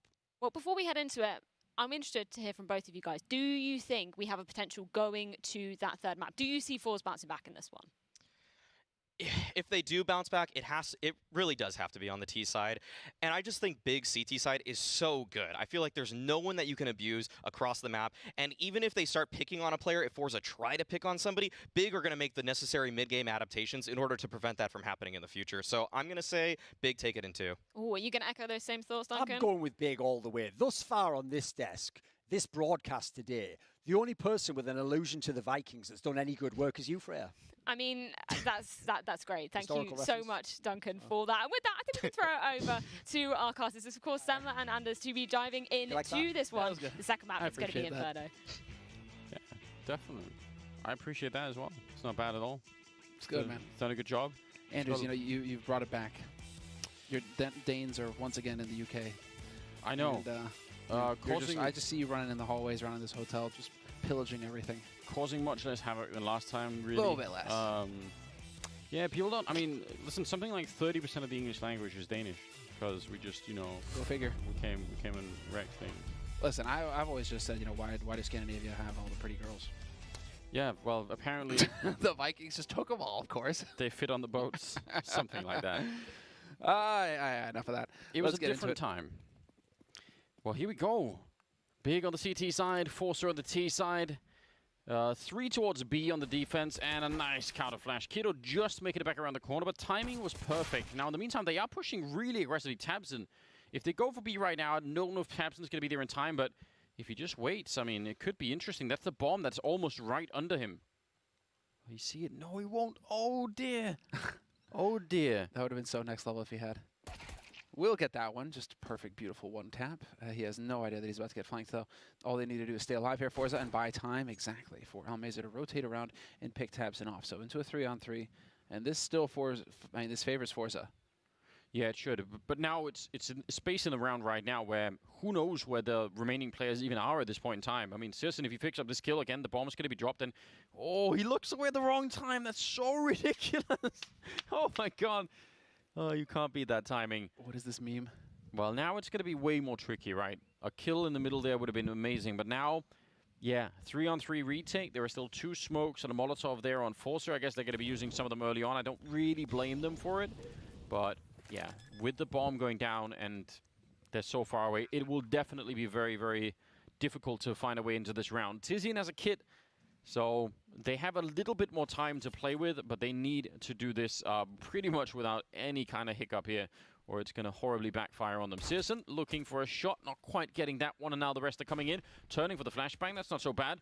And still some time on the clock, but now coming up out of the pit. Searson gets the 1 kill there on Flit, and he's actually reloading while he's jumping down. Tizian picks up 1. They're doing this flawlessly, and they're going to find their way in with the kit and everything else. That looked way too easy for Big. So egregious. It's like how they just stroll right in again. It's like Tabson on that save round that the Forza were trying to pull off with 3 guys on B. Tabson just runs in and murders all of them. I mean, it's the same thing here. Big, just so much pressure. They're hitting such hard shots that Forza, they don't dare peek. They don't dare take the fight. And so you can see there, it's just clinical. Yeah, that worked out very well. It almost felt like Forza tried to play for time too early. Which I love complaining about when people don't do it at all, but this time it felt like they weren't able to really go for the fight. I mean, they had the flashbang they put out, which admittedly didn't really blind anyone, but also no one from Forza ran in behind it. So, I mean, you can do that if there was 10 seconds on the clock. Maybe you think, all right, we'll just slow them down with a flash and then play it safe. Sure. But that was maybe a bit too early. They have bought in this round, interestingly, except for Power, who presumably will want that orb as early as possible, but pretty common setup all across the board here. Just push down to the bottom of Banana is Searson, and he's got Keto behind him with a grenade if things get rough. A little bit of support. Moral support right now. Yeah. Emotional support. Like, I got you back. I got you from all the way back here. You know, it's like, I've totally got your back, dude. Listen, if they come swarm you, I'll throw the grenade on you, and then you know. It's nice knowing you. At least so it'll take some of them with. Oh, fresh smoke at 55 as well. So you can see Forza. They're like, yeah, okay, we're just gonna go ahead and start moving on over here towards A. And the Jiggle gets spotted. Needs to get that kill and fall back. Tamsin survives. So important that he does. Yeah, definitely just back around the corner. The smoke, I mean, he could play this game, but there's not that much to be gained right now. You have a 3-man setup at A, and you're already in a 4-on-5, so probably just worth it to keep it going. Nice trading into the bomb site, 25 seconds, and they're going to get the bomb plant down, and that was... interesting positioning. Yeah, well, again, weapons. Yeah, I mean, also just, again, it's good that Tamsin gets the kill over there, but they don't even know that the T side have wrapped so far up into the A bomb site. They know that when they step foot on the A bomb site and are shooting him in the face, that's a little bit too like the warning is just not enough time there. It's not, but also why is your M4 holding close quarters and your MP9 the one that's holding mid-range, right? You know, it's like, why aren't those switched? Why don't you have your M4 holding on the site so that it's not getting sprayed down point blank by a MAC-10 versus, whereas an MP9 maybe wins that duel. So, I don't know. Interesting. But this is Forza getting on the board very early here. This is fantastic stuff for them. Nicely done, though, by Keto. He's going to make it expensive, at least. Might still get caught by Power, but he is going to be able to back off just in the nick of time. And so holding on to the M4 will be Power. And a FAMAS for Keto. Big going to get punished very early on here. So I like this. Already, that's Forza, letting Big know, hey, on your map pick, you guys really wrecked us. Fair enough. Fine. But now this is Inferno, and we just happen to be called Dante. So, I mean, I think that's so preventable from Big. I'm actually kind of shocked that they went for that for exactly that kind of a setup. I don't even need them to fight that much top mid. I mean, what Tamsin was doing is fine. He's not planting his flag on that arch corner and saying like, I'll fight to the death here. Just pick up a kill and go. But even if he got no kills, if he just fired a couple of bullets, but at least he knew what was going on, more or less. And once they put the smoke up, he's like, all right, fine, I'll fall back a little bit further. But on the other side, they just didn't have that. Now they're going to come jumping and exploding, in fact, out of the A balcony into the pit and everywhere else. And it's going to be very hard to hold here. Searson still alive, but only for a second. And yeah, once they get out into the pit, again, the angle at which you're holding them back in, it just fans out so wide that you're probably not going to have a good time. So that's a great call out of Forza here to make that explosive play. I really enjoy that. Wait, I just noticed the name of this howl. Did you see that, the name tag? Not bad. Not bad. Yeah. That's clever. It's just within what is acceptable, Yeah, that's fair play. I like it. We've had some scary names for guns and knives in the past that we won't go over, but that one's. I think this one you get points. Yeah, I think this one you get points. Well done. Yeah, I like it. All right, so I mean, I'm actually willing to make some more excuses for Big in this round as opposed to the last one, because this time Big had just a lot less to work with. But then that round from Forza is based off of a similar, let's say, flaw, or at least weakness in the A defense, which is, again, you only know what's happening basically after it's happened, and that doesn't really work so well. But it's just something we've noticed a lot of teams doing on Inferno, holding far back, not really getting that info early. By the time they're already pushing onto the site, you're dead. Whoa, that chicken though, invulnerable. Yeah. Flash Molly, very quick top banana, hoping to punish. This is where that M4 or that FAMAS is, and there's Tamsin finding one. Keto takes another, just like that. Forza getting punished for the all-out aggression. It comes back to haunt them. Power holding the flank, but Keto takes another kill. Very clearly an attempt from Forza to change the pace and change the bomb site and just try and see if they could shock them by running into someone at the corner. It's not a bad idea. Oh, he was jumping, getting that kill. They're not going to be happy. Keto, that looked like he was just straight tracking him through the smoke, but they were just parallel walking. Hacks. So, yeah, that looked amazing. And over on the other side, Santeros smartly, I think, pushing all the way up. They have a minute, so now it's just about patience and maybe also grenades. They do have a Molotov and a flashbang there against Keto, but what a wild round. Oh, buddy. Timing is everything. 4 health. Oh, well, he saw it, the predictive shot. If he had an M4, I'm sure he got that on the second one, but he will get it done. FAMAS in hand, cannot save the Howl. It's all about that AWP, and that is a wonderful save. Searson's going to be happy about that one. His money's going to go real far. And so Forza trying to make the power play happen, Anders. You know, you come at the king, you best not miss. Yeah, but I think it's okay. I understand why they wanted to do that. Охуенная игра. Well, Yeah, hard not to agree with that. absolutely. Totally didn't sound like he was saying something else there. Listen, again, I'm telling you, we should learn these languages, or we'd be much better off. We could, you know, broaden our horizon, read many more things. I think it'll be great. 5th round, and oh, Tizian just not quite going to go for the swing there. But even that, listen, even what they've just done now is actually showing more presence than they did in the previous rounds. Even the flashbang is a slight upgrade. And still now they've got the AWP on Searson over at Arch, at least for a minute. It's been smoked off here. But trying, I think, now big to show a bit more presence. But there's, I mean, now they got 3 people more or less inside the bomb site. Looks like they're going to be grouping up to move forward on Cat or over at Quad, and I think that's the way to go. Well, that's really unfortunate. Also, interesting place to do a lot of jumping there, and it's looking like they will get access to the B side here, Forza. All off the back of Keto, just jumping around. Little does Tamsin know somebody's already made it past the site. This is actually getting a little bit crazy here. Flip backs off just as they cross mid. He is going to have a perfect flank on his Zantares, except the Zantares, god that he is, sees it coming. Oh, the spot! Tamsin won't survive. It's 3-on-3 retake on the B site. Face crack. If they could get him with a grenade, it would be amazing. But yeah, he's going to instantly return that. And now, yeah, no reason. Just back on out. This is not going to work. So, bit of a strange round here. I mean, the fact that they found an MTB bomb site after, I think, Jerry was it getting the opening kill over at Banana. That's all really, really good. But I mean, even if that hadn't happened, I'm still very dubious about the way that Big are holding at least the quad side for now. It feels like Forza, by throwing that one smoke to the sort of the forward arch position, are pretty much blinding Big on everything that's happening on that side of the map entirely. Forza have just clearly got more of a game plan in mind here, though. This is, again, just them playing off of an opening kill that was kind of gifted to them by Keto. But that's what you need to be doing here. If given a chance by Big, rather, if you're given the opportunity, you clearly have to take full advantage of it. You cannot let that slip through your fingers.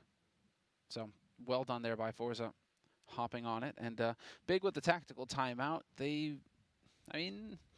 They could squeak a bye if they really wanted to play. If they really wanted to go at it, they could squeak a bye here. Searson's got money in the bank.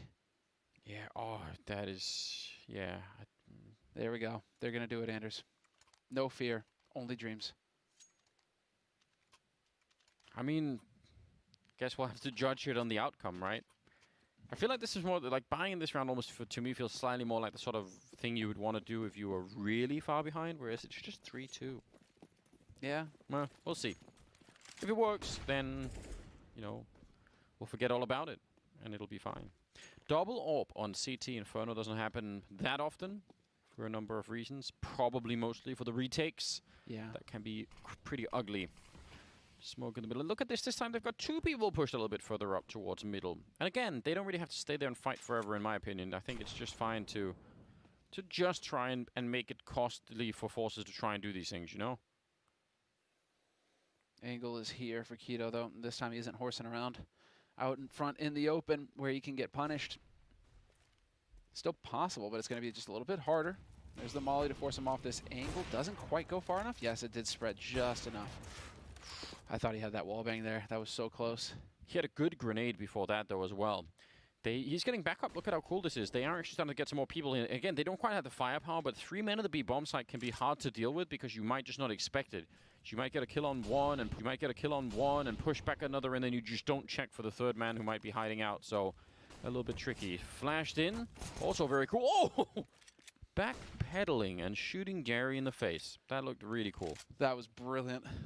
Tavson is so filthy. 30 seconds now, so they pretty much have to commit to this site now. They have a lot of Molotovs. I don't know if they're going to... They could put one in the back exactly where Keto is, and that would probably nullify that AWP pretty harshly.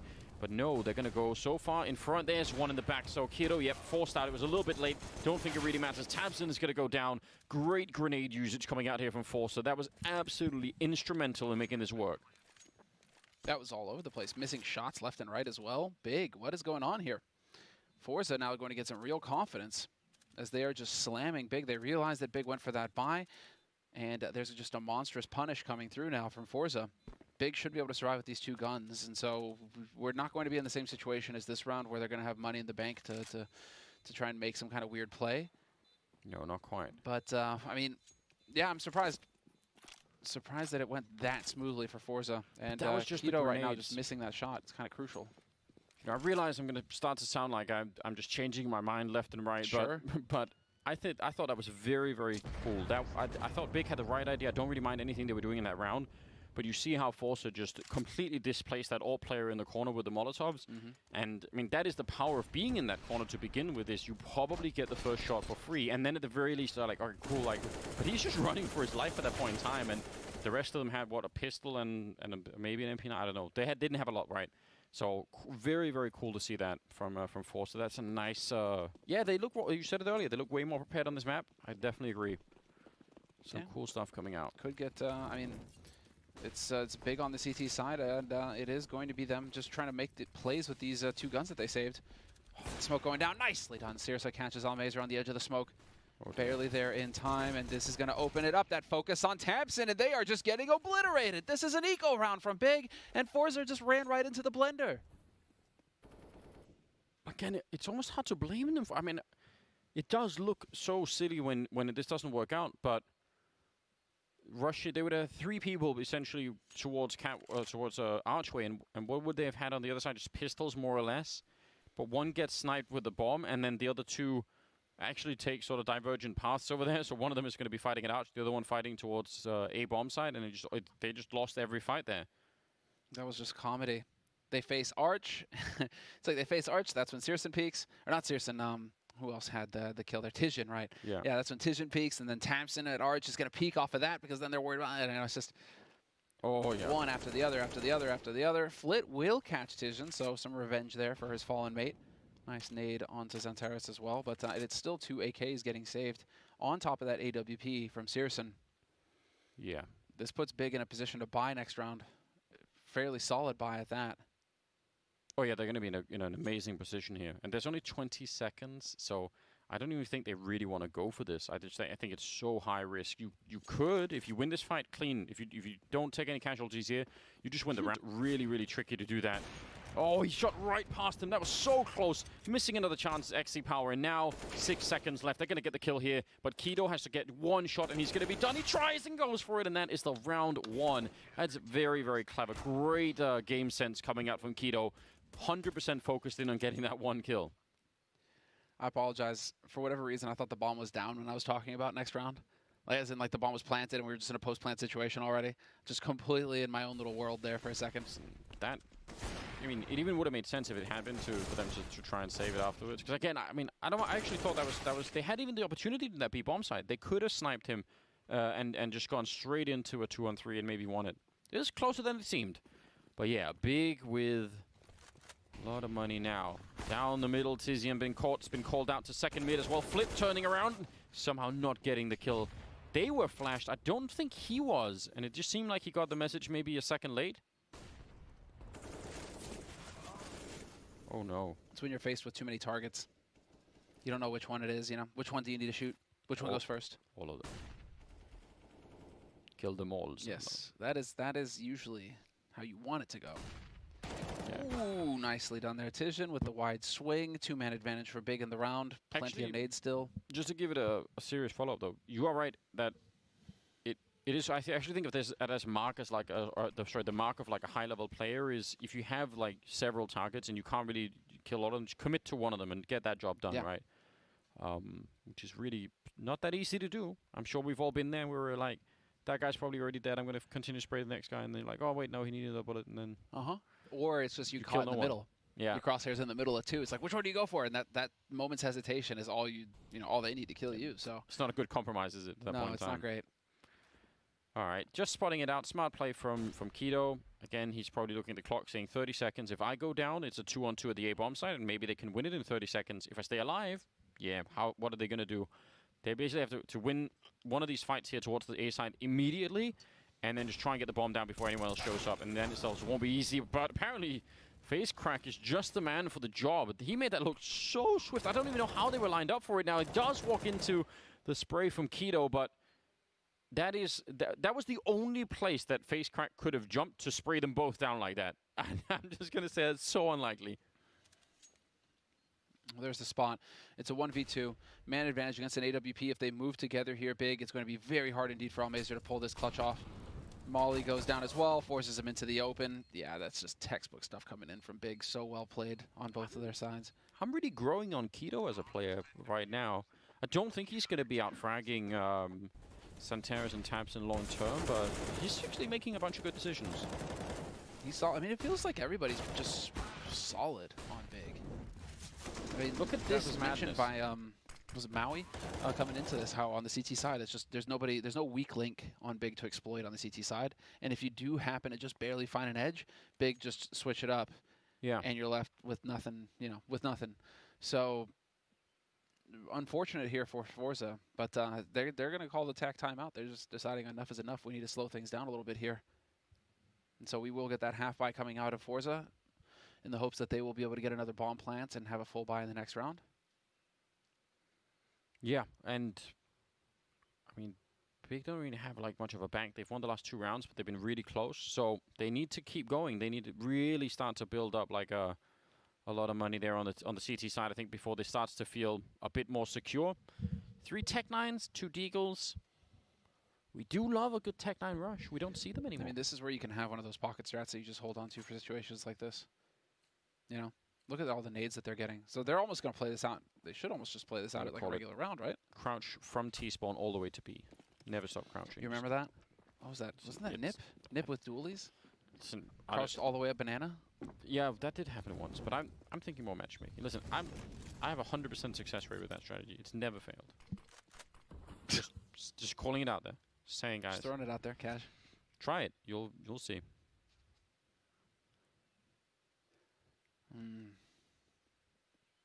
Oh, that was HE's to open things up. Looked like it was going to be a bit of action, but Big, instead of going aggro mid into second, they kind of hung back, and well, Forza left with no early targets. Still, 4 players rotated over to the A site for Big. They are ready to rumble. Yeah, and now it's much more reasonable to try and play a bit further back. Again, getting some information is good, but you can give up top mid control much more easily when you've got 4 people on the A-bomb site. Tabson goes down, so now they're actually a little bit bottled in here. Good shot from Santeras, but there is already a T player down in pit. That's FaceCrack, ready to stand up with the Tech-9 if he's going to get the right timing for it. Oh, this is so awkward. Tizzy doesn't realize it, but yeah, he's going to get a double spray down, so I guess it doesn't even matter. But I was going to say, if somehow FaceCrack stood up and took down Santeras, Tizzy would have suddenly been sandwiched in. Didn't work out that way. I don't know what FaceCrack is doing any longer. How long is he going to be playing hide and seek down here? He's got the bomb. He's got 30 seconds.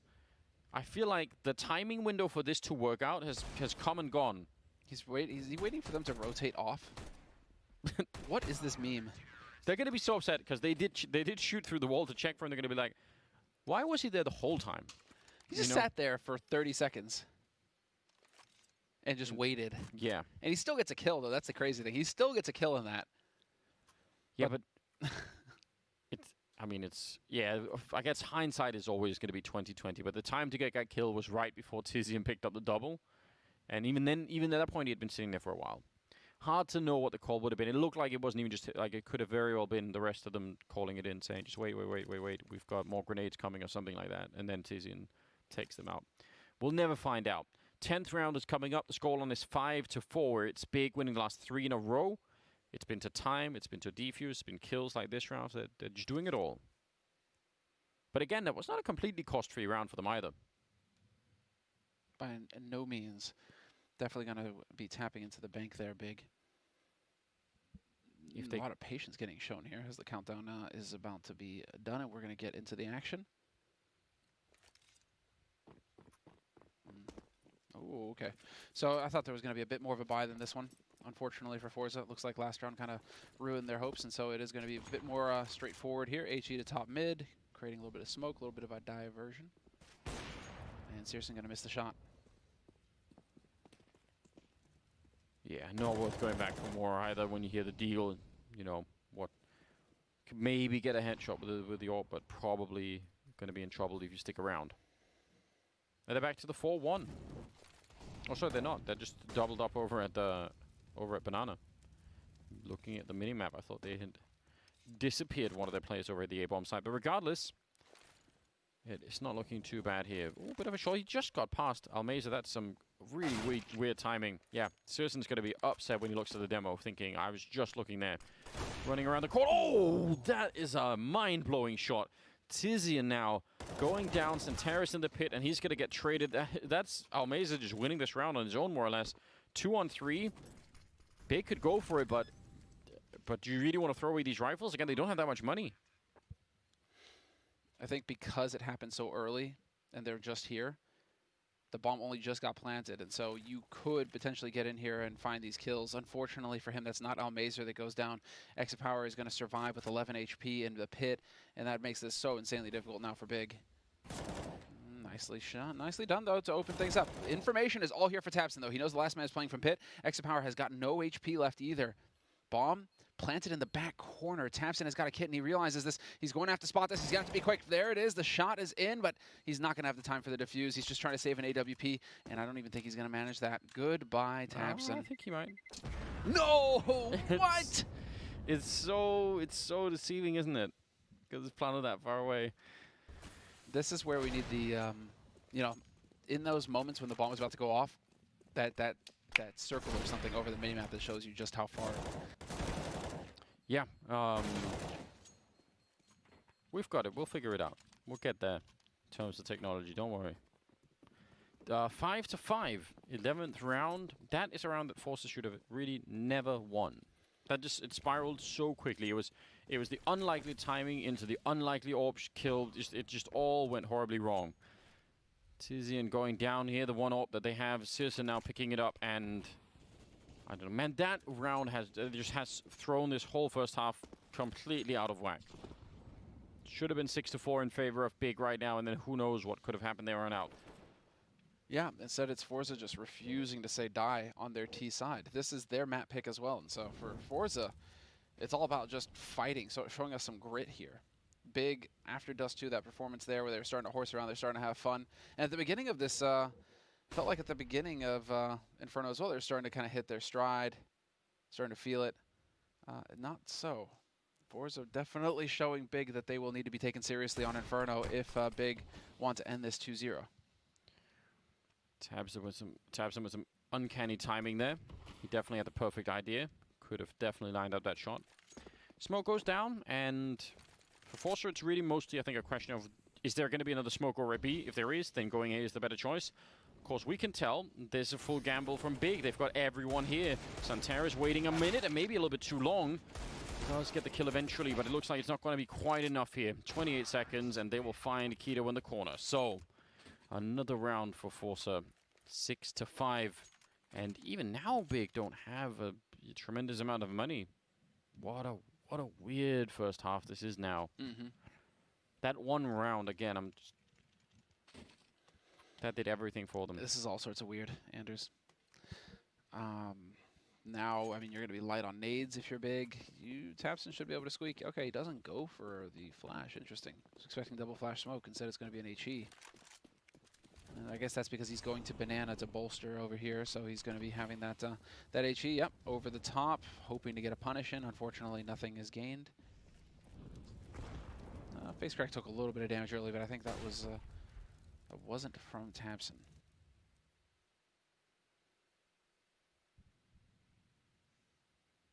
What's the setup? Waiting patiently. I mean, there's not a flashbang or anything from Keto, so I'm kind of wondering about that too.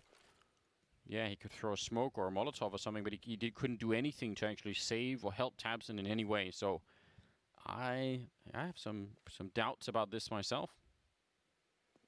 Again, quite heavy rotation towards the B bomb site, which I wouldn't say this is a sign of a very confident Big right now. This is more sort of like we've got to do this in order to try and keep things alive. Tizian goes down over at the other side, though it also looks like Centeris could be shot in the back in a couple of seconds, but they're pushing into the meantime. Keto all the way in the back. Searson in position. If they can win this fight, then none of it will matter, but they're going to just run in and absolutely overwhelm that bomb site. And Flit just heard that, so he knows Centeris still looking, but yeah, I think these rotations from Big, it's hard reading them as positive news. Big clearly not as comfortable on this map as they are on Dust 2.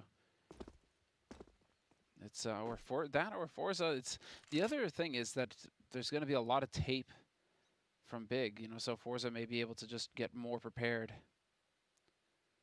and have an edge going into this match against Big, where Big are going to be the ones who are having to constantly change up and get out of their comfort zones, trying to adapt.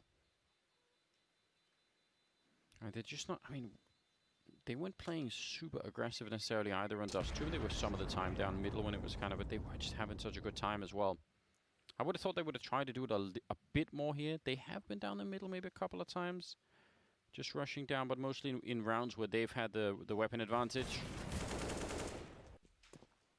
I mean, Forza are playing a much better game, so a lot of credit to them for picking it up between map 1 and 2. That's nice to see. Still 7-5. It's way too soon to really call anything. 4 HE grenades. 3 of them, I think, maybe heading over towards long, or towards Banana. We'll see if they could do some damage here with them.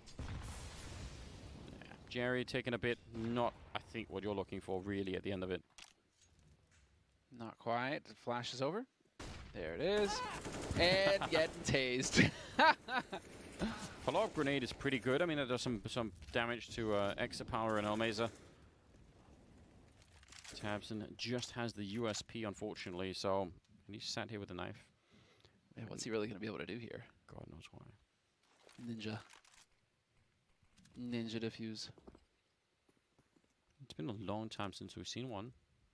Teams are just too good at keeping somebody on the bomb, right? Nobody really overlooks that now. You say that, but I have another HE. Hold on. Timing. It's going to be a bit too early. It's a nice idea. The sprays through those, and Terrace actually get the kill. Kind of want Tabson to start to move forward now. I feel like he could maybe do something. Yeah, he's going to start to make it around the corner. I don't know what he was doing earlier either, really, but they're going to be up there, waiting for it. 40 seconds left. That bomb, oh, picking up he didn't see it. I thought maybe he would have seen the gun barrel, and now he definitely has. Searson going to be taking him down. Tabson with the kill on Almeza, and just like that, it absolutely falls out of Force's hands. What a devastating round to lose. Anders, I don't even know anymore. What is going on? None of this makes sense. I don't know. I mean, that in some sense, that's almost Big taking back the round they lost from earlier, sort of saying, well, you know, this is amazing. Huge fan of this. Whoa. And now you got to do it super duper duper slow. Huh? I love that sound. It is the best sound.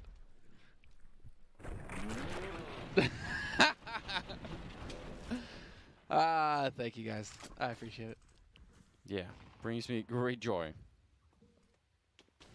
14th round. That is peak CSGO though, just saying.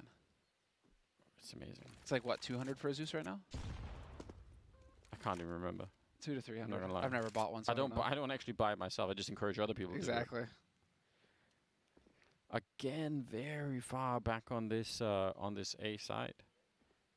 Said I won't mention it again. Okay. I'll bring it up as a thing for the analyst to talk. Maybe I'm out of my mind, but I feel like it's a weakness that Force have exploited many times and look like they're, you know, gonna try and exploit again. Searson though will actually be forward enough to get the kill there, so that's fine. Just taking a bit of a peek and picking one up. He's gonna keep pushing. Could have definitely had a second one. He's gonna go. Oh my god. This is mega aggressive. I take it all back. Forget I said anything. Searson, the hero at least of this 14th round.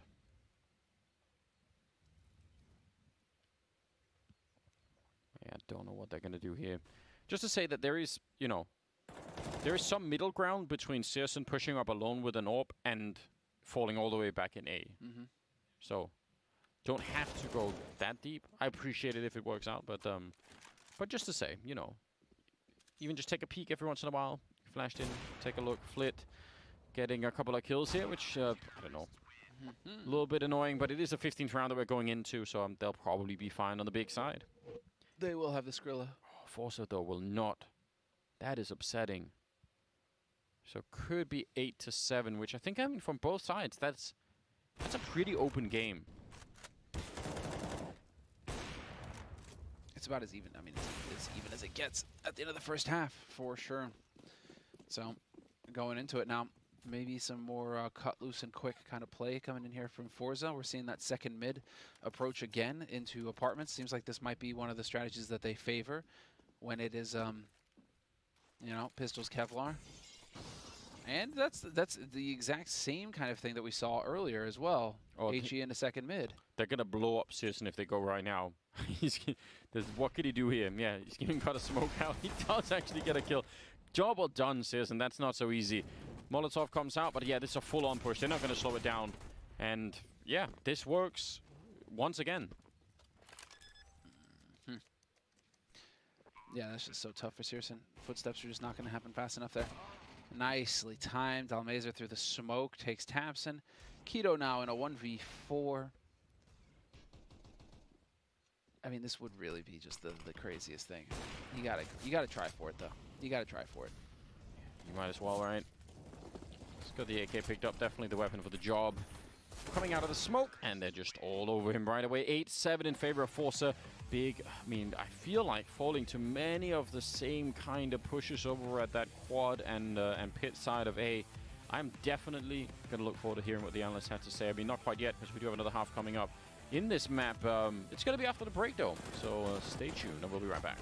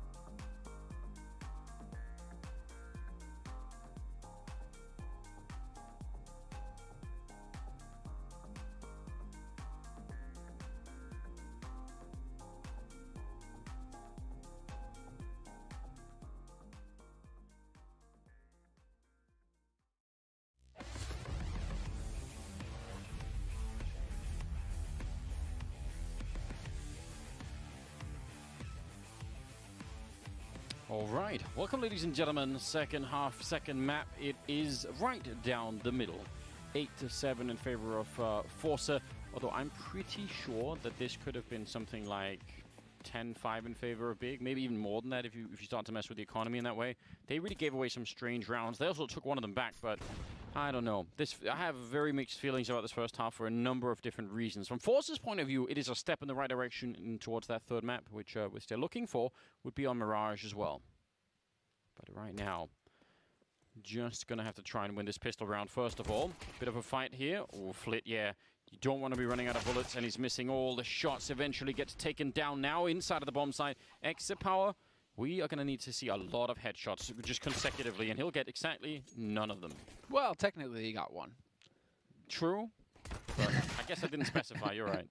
Fair play. It wasn't in the contract, was it? Oh, taking a little bit of time there, Tizian, but he survives. That's the important bit. Bombs are ticking. And it is on Almazer and FaceCrack to retake a heavily defended A site. But if they start hitting headshots like this, it's going to get interesting. Never mind, Searson and Xantares. Well, everybody gets headshots, actually, Anders. That's the thing. You were calling for headshots, and you got headshots. Everybody got headshots, except that Big ended up winning the round. So 8-8, tied up. Big take the pistol. And now on the T side, they are the ones who get to set the pace and set the terms. And if it's going to be contact stuff like this, where they wait, see, all right, who's going to face us? Cool, you're dead, and then just play off of that. We may be in for a quick second half here. Yeah, that worked out very well. It was a very similar kind of approach to the one that Forza were taking for a lot of the first half. Just once you get up that close, it can be hard to call in any backup in time, really. They do have 3 smokes on the Forza side. If Big are aggressive early on in a round like this, it'll force those smokes out, and they won't have the impact that Forza are really hoping for. And Tizian just already going for it. I really like this. They have just completely wrapped, and there is still a man. Yep, there you go. You're going to find Flit at least. And Exit Power with that scout takes down Searson. We're down to 3 players remaining here for Big, but they are all alive on the A site.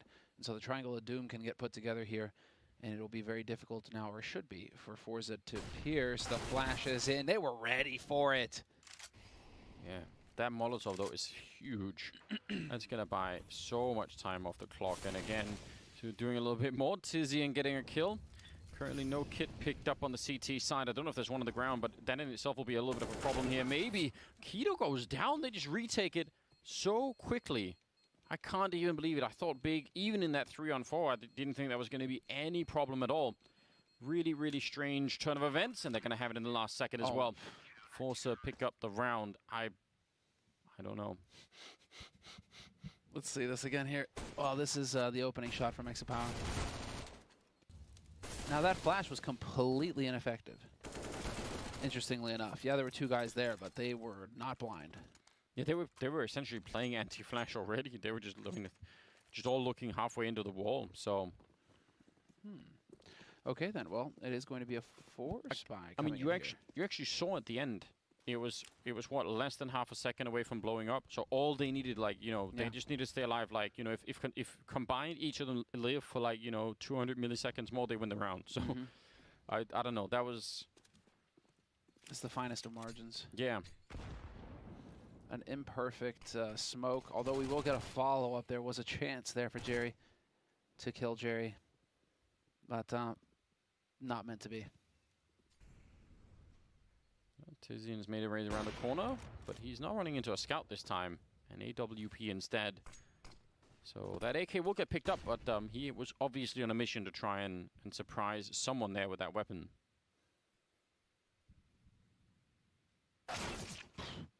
Okay. Yeah, they're just getting picked apart here. Big, this is not pretty. If your whole idea is to just, you know, shift walk all the way around, it's going to be tough. But Xantares finally is going to decide to join the action. 1v4. Going to get shot in the side of the head. Oh, what a nice detail. That was so cool. Get wrecked. Now just get this kill and get the bomb down. I mean, not a huge chance that he could do this with the health that's left. He's going to go back, look for it, Jerry, right there. Oh, he's going to hit the headshot. All right, but Xantares tuned in, and he made that really expensive. And yeah, he went looking for the op, and it was not there. 10-8, though. Forza, 6 rounds away. Big not able to bind this upcoming round. It had all the makings, though. If he hits that headshot, man, he could have been the 1v5. That would have been so sick. Yeah, But this is great from Zantares. Just getting wrecked. that was very cool, wasn't it? Good movement, good thinking. Yeah, and then, you know, it's just going to be Forza continuing here to extend that lead. This is going to be an eco round coming in here from Big. Everybody gathered up, everybody grouped. What is the play? Build a giant tower.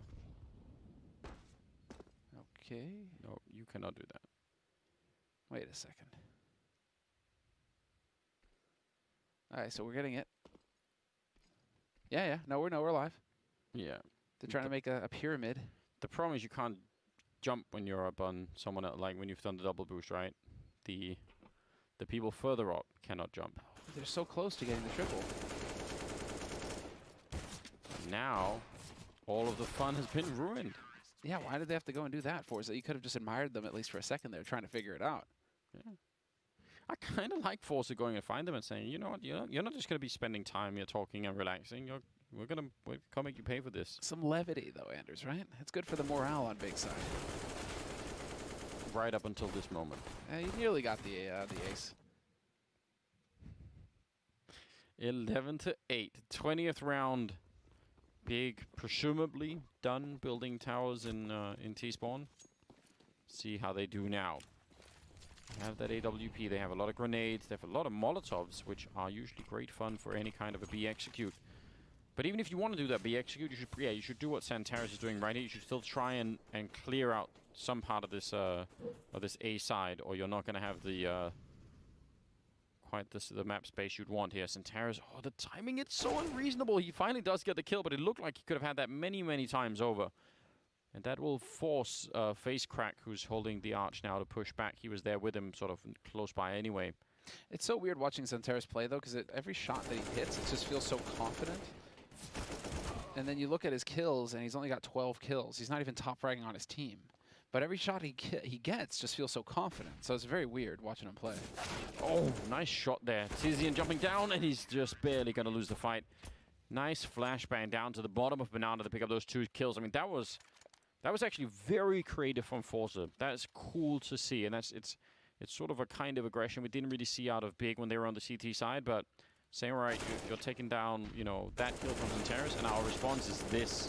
And it worked so well. Can't believe Face Crack actually tracked that. All right, 4-round gap. No bomb plant in this round, or the last one, or the last one.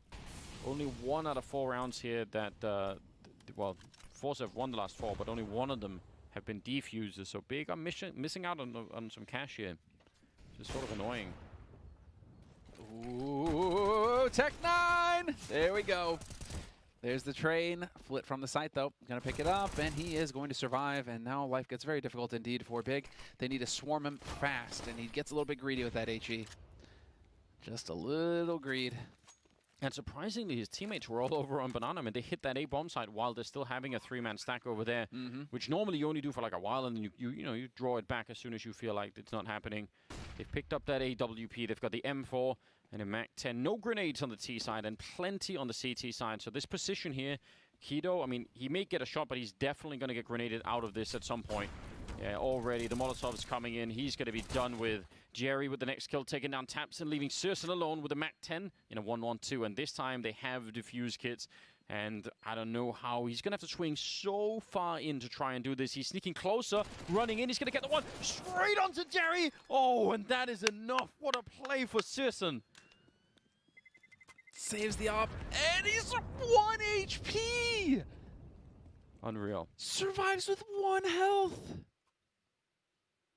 Unreal round there for Big. That is, I mean, yeah, what a cool round. So much going on there. I think Flit at this point must have been thinking when he gets that, he'll think, all right, fine, he's bought himself some time, but they were so far away. And this is really smart play. I can't believe he survives that, though. Like it's so 1 close. health. Unreal. All right, 12-9. I mean, if they can win this next round, they're going to completely bankrupt Forza. And then, I mean, then we have a game back again. It feels like Forza have been slowly walking away with this game, but don't need a lot here. Flit's going to get caught by surprise, and Smoke will again, I mean, if nothing else, force face crank back. It's a very similar kind of scenario. I think it was Centaurus getting this kill last time, but Tizian is on it, and that should give them some control. Should, Anders. Now let's see if it actually pans out. 3 alive on A right now for Forza. And this is very slow and steady stuff coming in from Big, just holding angles. It looks like something was... Gamble. There was a tell, and we're seeing that rotation towards A. The only thing is that Forza are gambling hard. This is going to be so difficult for Big. I think there's, first of all, exit power is on 3 health, so they're already saying, why leave him alone at B, which I kind of understand. If you go 4 on A, you either win or you save the rifles. I just think, I'm not even sure that they've seen anything Forza. I think they're just saying, whatever. We might as well. And I can't even really argue against it, especially not now that they might actually get the round. Exit power ready and waiting, and that 3 health will mean nothing at all when you've got this weapon, especially in this position. 25 seconds, Tizian, important kill, jumping to see if there's anyone there. Molotov might keep him a little bit out. Oh, it just spreads enough. Face crack though, and that should be it. No chance for Keto, he is too far away. So the gamble works out, and that is, that's everything they needed. They steal around right back. It's going to be 13 for Forza. Yeah, I mean, it's almost like the party favor at the end. He just manages to squeak out with that AWP. But that definitely just could not have been worse for Big. What a call from Forza, and I think you read it perfectly there, Anders, getting that low player over and just going for the hard gamble. Seems like information. There was just enough to make that, and, well, what an impeccable play. Big, that's the thing when you're running that clock down so low. Once you're committed, you've got no room for maneuvering. You're already in too deep, and you just have to try and barrel through, and, well, it's just not going to happen at that point. Yeah, I mean... we see those calls made fairly often when they're just sort of, you know, like there's not much of a downside to doing it other than obviously losing the round if you're wrong. But once you save all the guns, you're all right with it, especially when you have the lead that Forza have. Even at 12-9, you know, you think, well, that's okay. But, yeah, they walked right into and they walked into the AWP first as well. So it was just a straight loss, and then you know you're in trouble. Oop.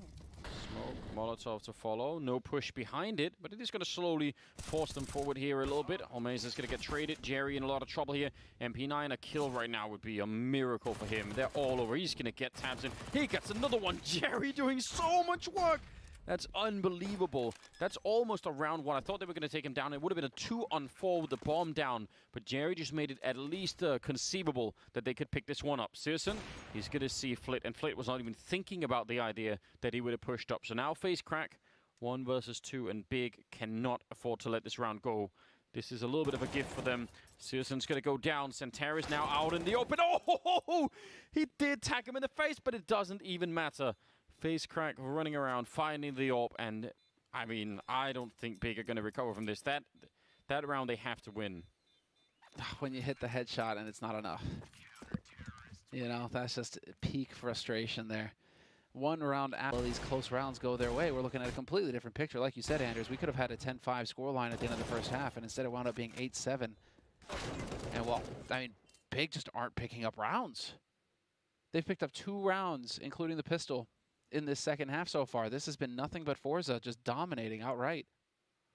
Yeah, I mean, I guess what you could say is when it keeps being really close, and in all of those close scenarios, more or less, maybe besides the 1 or 2, it goes Forza's way. Eventually you start to say, well, maybe it's not just coincidence or bad luck on Big side. Maybe Forza just are a little bit more prepared and Big aren't feeling this map quite as much. But there really have been a ridiculous amount of close rounds that have just tipped the way of Forza. This one, I mean, the last one as well with the gamble stack. I mean, there's been definitely a couple of them. Random shot coming out, but not really connecting. Keto unable to follow that up with anything, so just going to be falling back, and they'll start to pull face crack back as well to a 3-man defense over at the A side.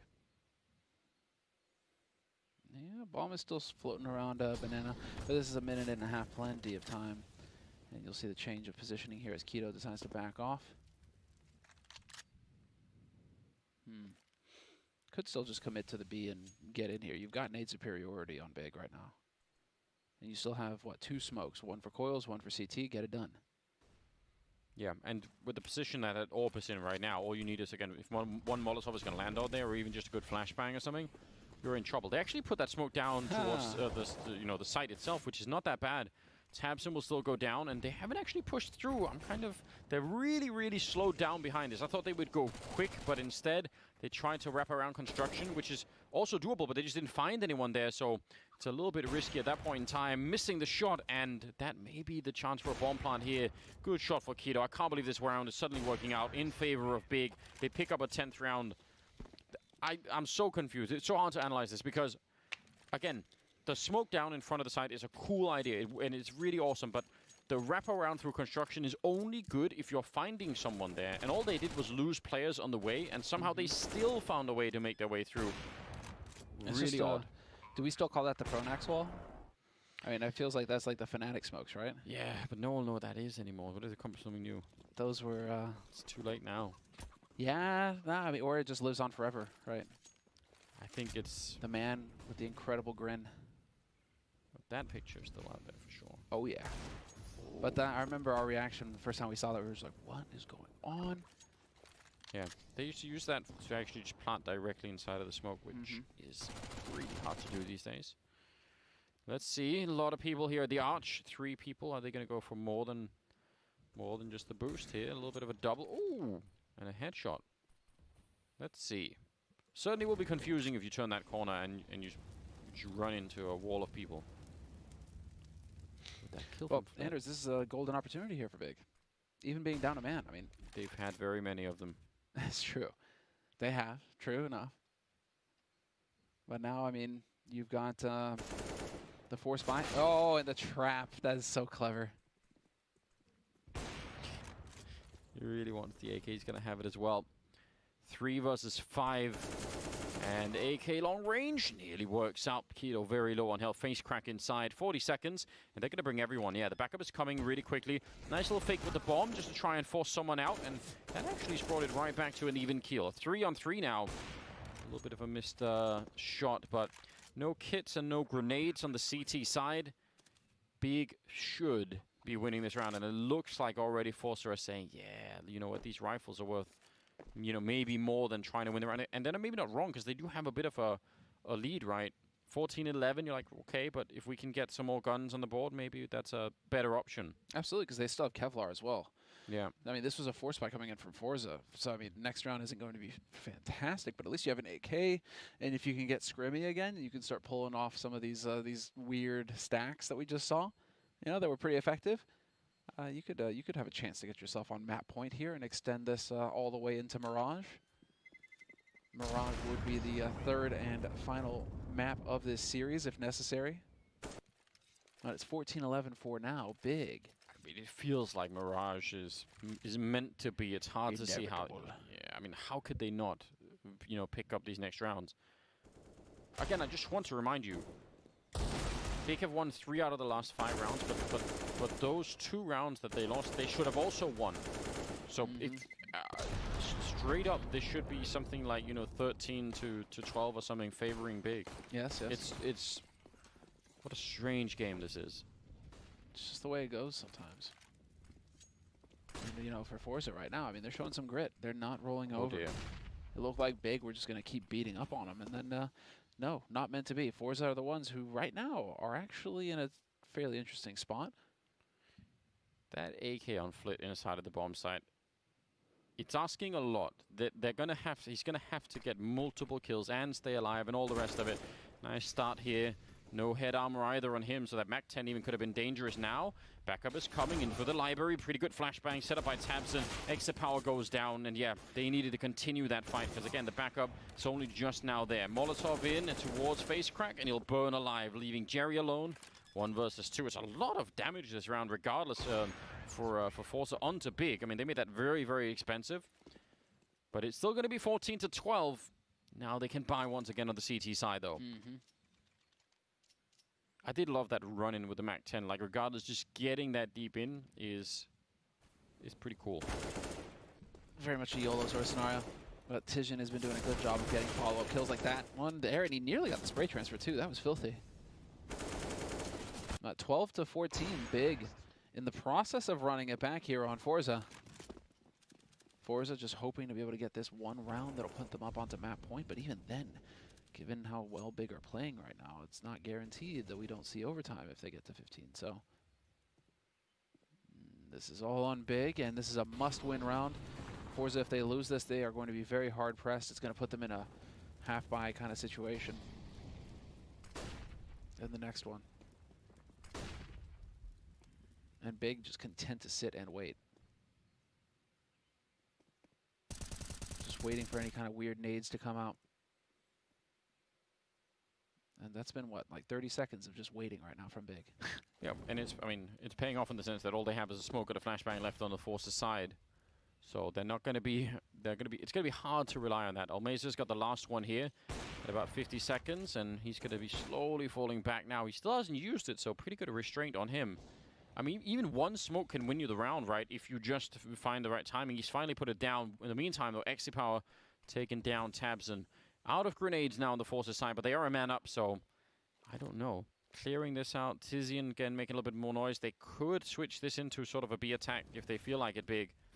Although Power is back over at Arch. Great information. This is the sort of info that Big didn't have a lot of. Tizian is just going to run this in as a suicide mission, but again, Power is checking middle and saying, well, there's no one here, and now they're hearing the footsteps over at the B bomb site. Great opening, though, leaving Almeza alone in that back orange corner. He's going to come out, but what a spray. That is amazing. 3 on 3, a round that was not looking easy for Big, and still might not be. Yeah, can't get ahead of ourselves here. That smoke is going to go down, blocking off CT, hopefully forcing Forza through construction, and exactly where Searson already has the angle. Yeah, but they don't have a Molotov, and they have a Molotov, but there's no smoke or kit on the other side, so if somehow Santaris can stay alive here and throw that onto the bomb, it's probably over. Nearly already. Searson turning around, and Santaris is back here. He's got to get that first kill on Face Crack. There it is. Surely the grenade. No, they're coming for him one at a time, and it's going to be the kill for Power. They're straight on. No, they have to run anyway. Oh, God. He didn't even need the Molotov. No kit, Anders. What no a shock. kit. Yeah. Oh, that's unreal.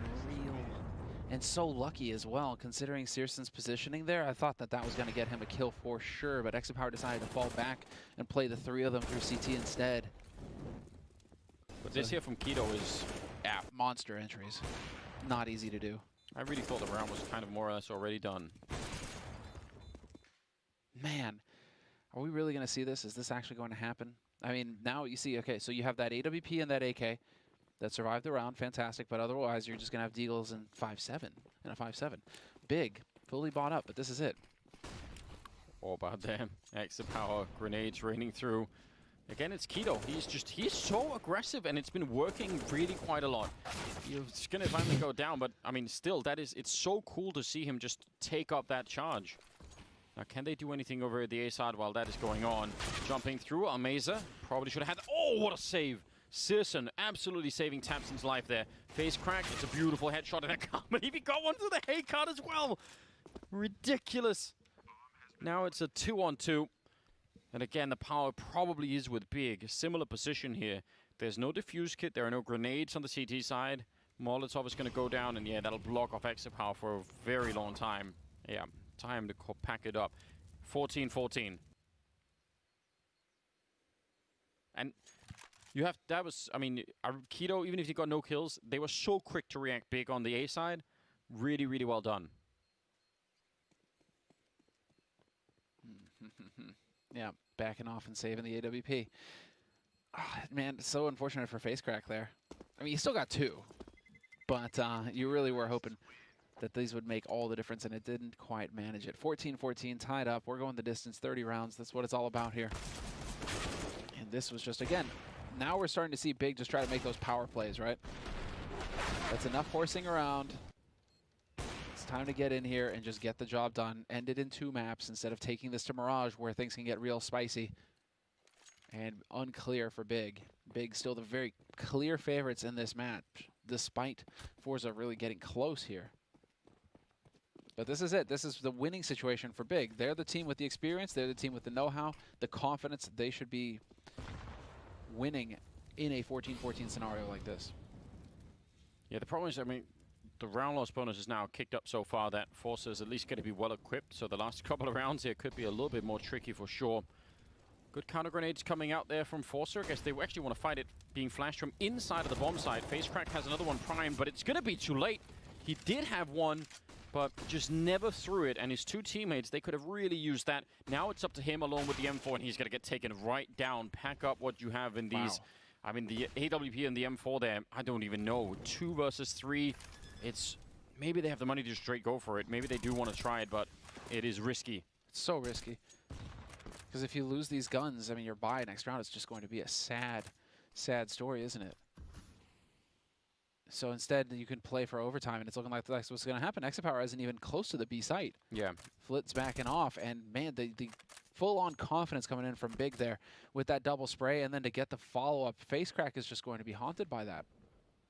Yeah, if you get 1 kill, that would have made a difference. But again, if you'd thrown the flashbang there for his teammates, there's no way to know the timing. I'm not really blaming him, but that definitely was a huge, huge double takedown there over at Banana.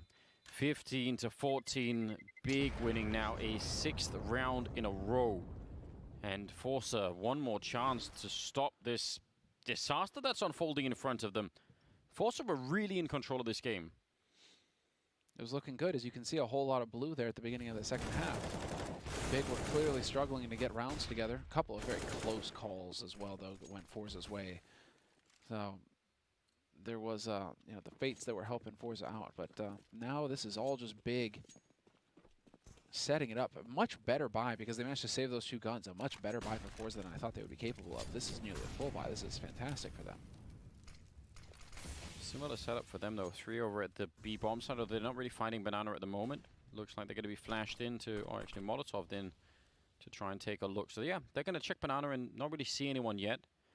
It looks like Big might just want to set up while there's still 2 people on the A bomb side. They might have found an incredible timing window here. If this actually works, they've really outplayed Forza in this final round. Flit falling a little bit further back. Now there is backup coming in. They started to pull face crack back, but might not be in time. Flit is down. They actually found the window Big. This is so huge. Exapower going down. Molotov towards the library to cut back face crack. Everything about this is pitch perfect right now for Big. If you're going to win this map like this, it's beautiful to do it this way. Block off Banana control. Don't let them see what's coming. Let them keep 3 people there, and then just go for the A hit when there's only 2 defenders. Absolutely amazing. Face crack, the last one left, and he's going to be in a 1 versus 3 now. Turned around, but it's not going to matter. 16-14. Big complete the streak here, winning 7 rounds in a row to close out the series in a 2-0 fashion. I'm super impressed by that last round. It's a very, very messy game on Inferno besides that, but that was well done. You can see, yeah, a little bit of an eyebrow bump there from Centaurus. He realizes that got a little bit too close for comfort. He was playing on an individual level. I was impressed with him. It looked like he was just hitting very confident shots throughout that series. But this was Big getting it done in 2. Turns out that the analysts got it right. It was a 2-0 win for Big, and you and I will make some points back, I think. A little bit. Tiny points. All right, we're going to take a quick break, and when we come back, we will hear what the analysts have to say going into our second match of the day.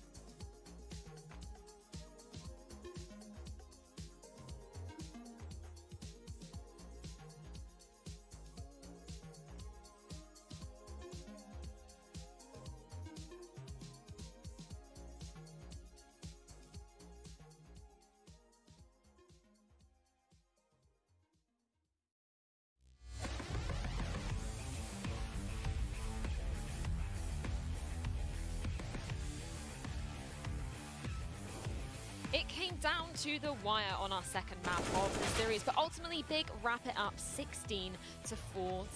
Tabson's men are the first to claim a spot at the playoffs as they cast Ford aside as they continue their run through the gauntlet of Group B. Of course, I have the wonderful Thorin and Maui here to break exactly what happened down with me. And I think we've got to start off by talking about how close that came at the end here, Maui. Can we kind of just walk through that final round and exactly what happened?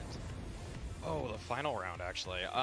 That one was just a really good call from Big, and it just showed that they were starting to read the Forza rotations. It was a little bit of a gamble to go for the Halls pop there, but one thing I want to note about the very last round there is that Tizian was entering with a MAC-10, and they had money for an additional AK if they structured it correctly. So yes, you know that they just trust the game plan. It's so cool to see that from Big, that in a high-pressure round such as that, they still do go with their guns. Or should I say, I mean, they'll downgrade their guns even. Exactly. I think we need to pick up on Tizian there as well. We were kind of talking about it before we came on air earlier on in the broadcast, saying that actually Tizian, you know, when he's firing on all cylinders, normally a more supportive player in this roster, that's pretty dangerous, right, coming into it.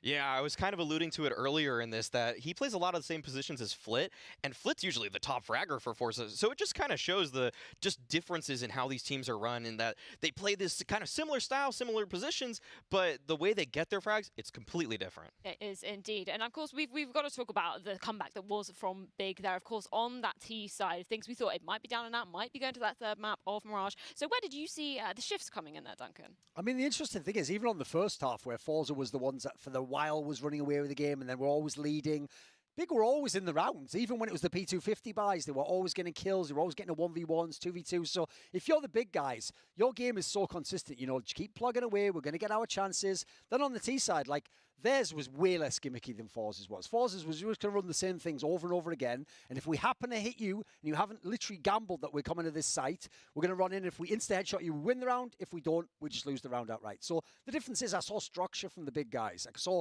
the utility usage was far, far better. They would have a guy sometimes hold a position as insurance as someone goes elsewhere. They didn't just gamble the people wildly. I also think one thing we learned from this game is if I have one criticism of Big, it's that I know exactly which players I always want to be alive in the 2v2 for Big. If it's Tabson and Tizian, that's money in the bank. If it's Xantares, if it's Keto, Sirison, if he doesn't have an AWP like that's when it gets a bit ropey for me.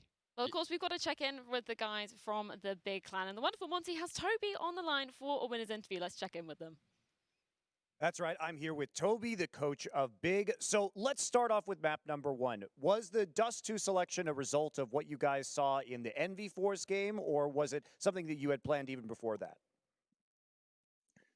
No, we are really confident in our Dust 2, and if we have a chance to pick it, we will always pick it. So it was, of course, we watched the Envy match, but we made the decision before already. So heading into this second map, you guys started to fall behind a little bit early. What adjustments were you making over the course of the match on Inferno in order to get this come from behind win? Like even though we were behind, we were really confident in the rounds that we lost, like that we did, like tactical wise, everything, like in the beginning of the rounds, we had the right approach, yeah. So we didn't really adjust. We just took a pause and made clear that we basically had the right approach, yeah. But we threw the rounds later, so we just confirmed that our approach is good and just kept on playing like what we wanted to play, and that turned out to be good, like later in the rounds. When you guys were making the human pyramid, was that in lieu of taking a timeout so you could talk about your strategy for the next one without using one of your timeouts? To be honest, I don't know exactly what that was, but we had the plan to end late with the flash banana, and then someone had this idea if we can make a tower here, and then it was like in a practice game a bit, but at least it gave us a better mood after the round. We had some fun, yeah. I mean, we saw the player cams of your guys laughing, so it did seem like it wasn't really affecting your mentality going in. So you guys are the first team to lock up a guaranteed playoff slot here at FLASHPOINT. Now, you will have to play again next week, so we don't know whether you're going to be the first seed or the second seed. But looking at some of the teams that you've seen play so far in the other groups, who do you think is going to be your toughest opponent? that's you got me with that question, to be honest, because I didn't see like there's a lot of stuff going on at the moment, and we also have a lot of games. I don't know, like Fnatic. I like to play against Fnatic. I always like to play against them. Why is that? Is there something about their team that really creates enjoyable games for you guys? Yeah, I think there's also like some of our players have a long history with them, yeah, and it's always fun to play them. They're a really strong team and they have strong individual players, and that's why it's always a nice game against them.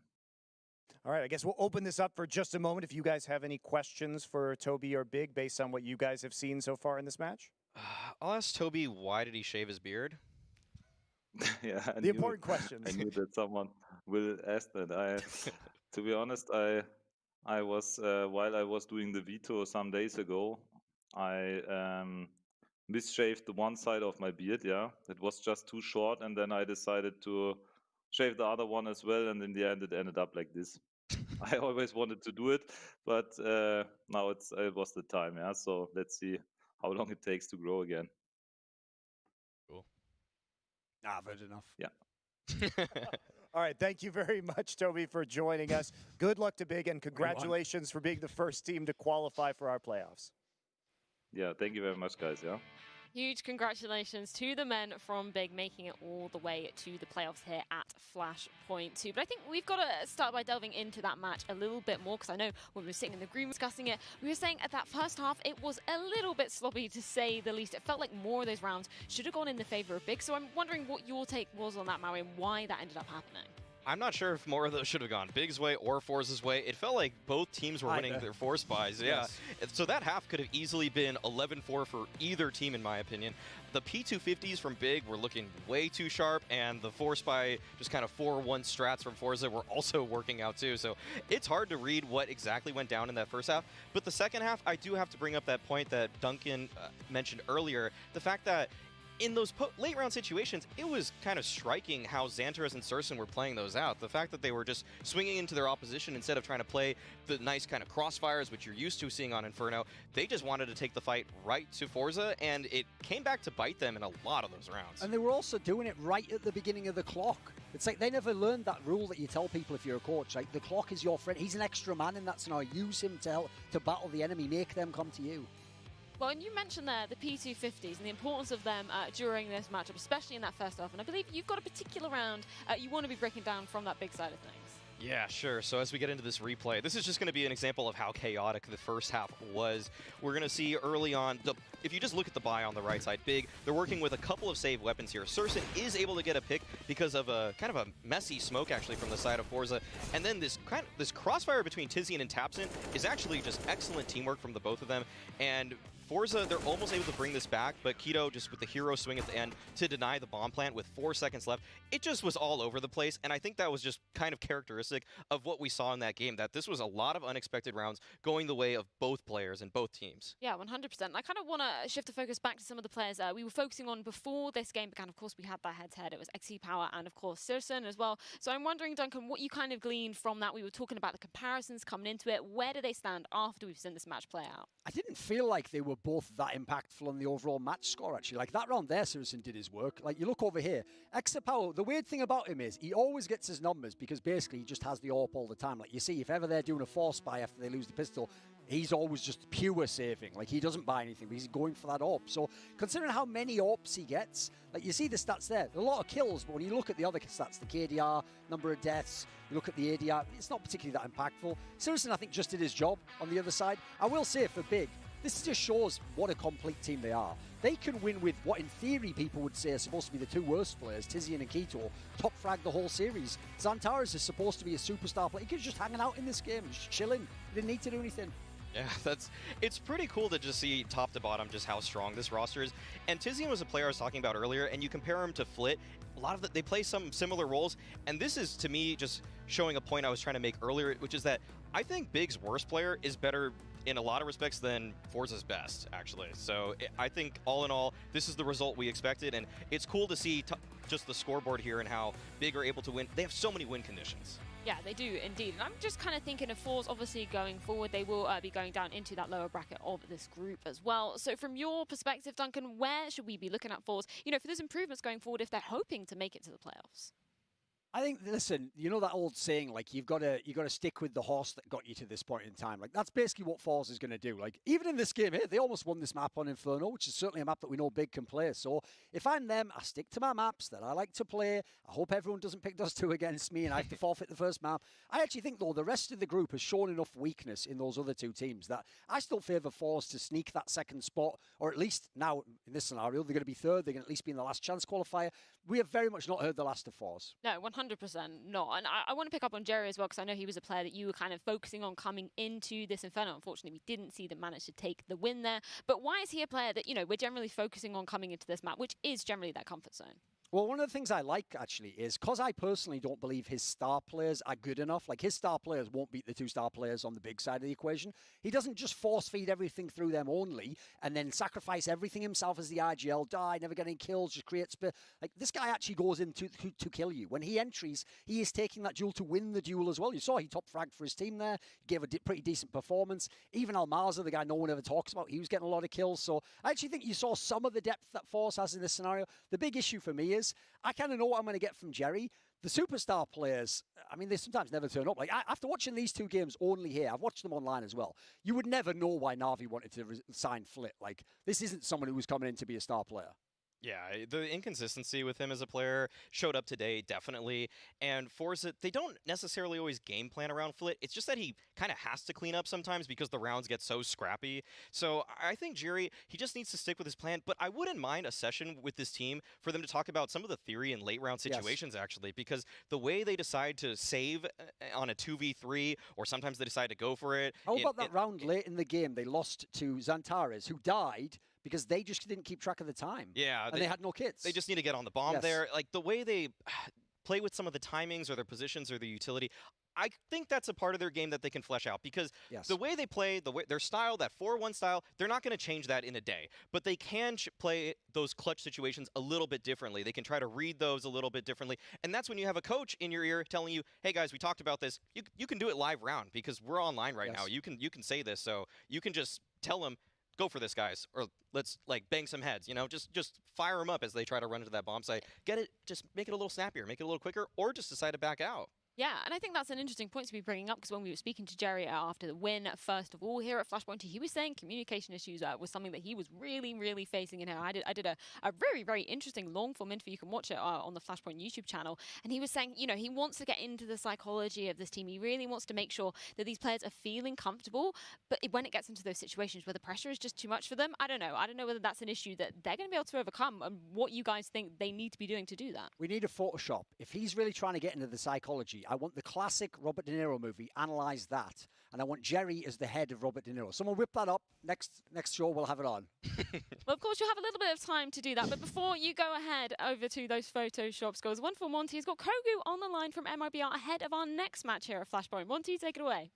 That's right, Kogu joining me, doing what Force couldn't in their last match and taking that map off of Big. So you guys struggled in maps 1 and 3, but took Vertigo in a close one, but still have managed to at least take that one major win. What did you learn from that series that you're taking into the match versus Envy today? We made some mistakes. The problem is we're similar to Envy. We are a new team, so we had just a few days to prepare. And what I felt was like we could have prepared more for those maps, but we know already the cycle that we are playing, and we are really comfortable about the cycle, the maps that we're playing. So that's it. We need more time playing, more time practicing. But for this, we're prepared. So when you're prepared, who do you think are the major threats on the NV side, given that this was their debut with this new roster and you've only had a chance to see a couple maps so far? Are there any players on NV that really stood out to you? No, we don't do it like that. We just no. They're a new team. They're a new team. We cannot. It's just like G2. in the other tournament they ask about you guys are prepared. What do you think? We care about our team. We care about our game plan. They play like 3 maps in the last, I don't know, in the last 3 months, and was like 2-3 days ago, and we had all everything that we have to stud about the other team. It's what we saw in 3 days ago. So we have to care about our game plan, not specifically The thinking opponent. about the other players. Yeah. Sure. All right. Well, So, let me change the question then. Let me change the question then, all Kobe. right. What would you say is MIBR's 2 biggest strengths right now as a new roster? So what is, in terms of your game plan, what does it look like when you guys win?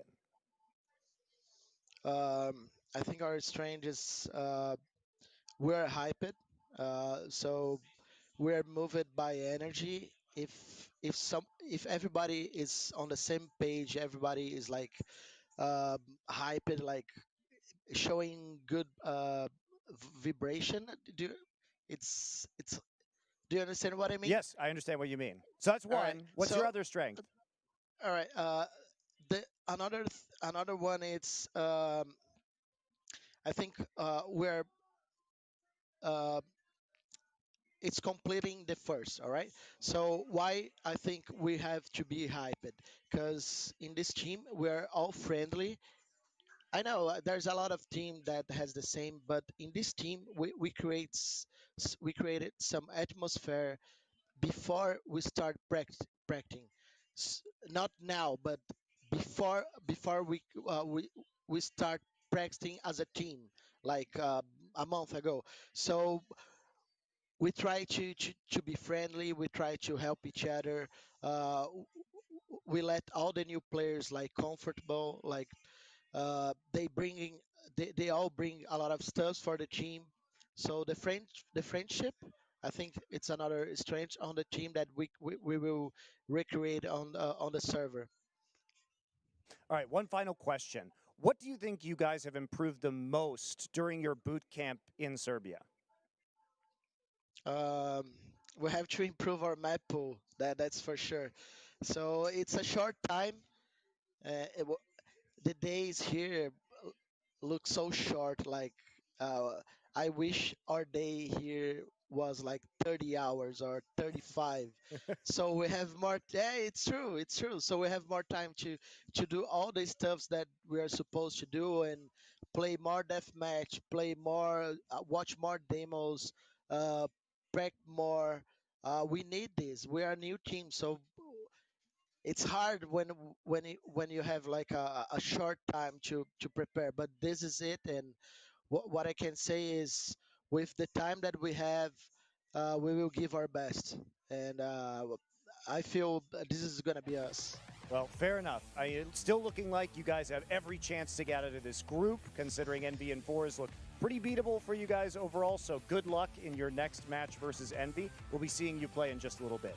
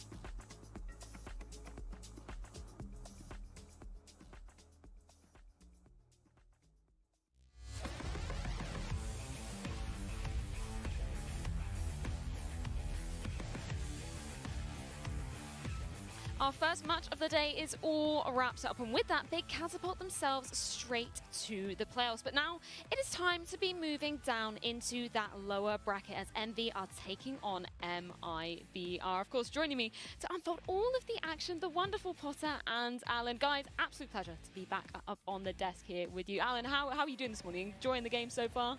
Not too bad. I'm really excited for this one, actually. And actually coming into this one, me and Potter have different opinions on who we take in this one. So hopefully on the desk, a bit of back and forth, a bit of banter going. So I'm looking forward to this one. Definitely, definitely. I mean, it's just the unknown factor, right, guys? It's just Envy, hardly any history. MIBR, insane performance just last week, but they fell pretty short in that series just the other day. So a lot of mystery here coming into this series for me. There are indeed a lot of question marks. And with that, I think we can take a little bit of a look at our group. Of course, we saw one of the games going down earlier on this morning that saw Big cementing themselves in the playoffs. But now we move on down into that lower bracket. It might look like the loser of this will get eliminated. They may not, as of course we've got our last chance qualification on the spot as well. But even that is going to be absolutely contentious looking at some of the results from our groups yesterday and the day before that. And of course, we can talk a little bit about how these two teams got here. Of course, we saw Envy losing out, unfortunately, to Falls, even though they had an absolute mammoth first map in that series. That is what puts them down in here. And of course, MIBR losing out to Big as well, managing to take a map off of them, which was pretty impressive in itself, Potter. You know, that Vertigo, it did get very close, but pretty good to see MIBR still coming out solid, considering the first map. Considering it for sure, but man, the 16-2 losses in the first and third map was quite surprising. Sure, Kanji, he didn't get into the series as much as I think they would have hoped that he would, but yeah, it is good that at least they have Vertigo in their map pool to kind of boist them up. So this veto, it's going to be everything for Envy to have that one up going into this series. Yeah, in that series versus Big, they had two to 13 CT sides from MIBR. I think the team play was lacking. I don't think the chemistry was really there between the site partners. I mean, you're always going to have this in a new lineup. You've not got, the chemistry from playing together for so long. And I really hope coming into this game and this series that we can see that changing a little bit. We can see the team play coming in. Maybe the comms can improve a little bit, and hopefully on their CT sides, MIBR can put up a better show. Well, speaking of 16-2s, I think we've got to start off by talking about Envy, because that was the actual scoreline that they served Falls in the first map of that series. Unfortunately, we see them actually falling down into this lower bracket as Falls managed to come back on Mirage, managed to come back on Nuke to push them down here. And I'm wondering, from your perspective, Alan, what were the key takeaways from that series, considering this is the first time we've seen Envy with this new look roster? Yeah, certainly. Going into that first map, winning it 16-2, and then for me, they really did kind of fall apart in the second and the third map. I think if we're really talking about how they were playing, I think their mid-rounding, particularly on T-side, was quite hesitant and quite...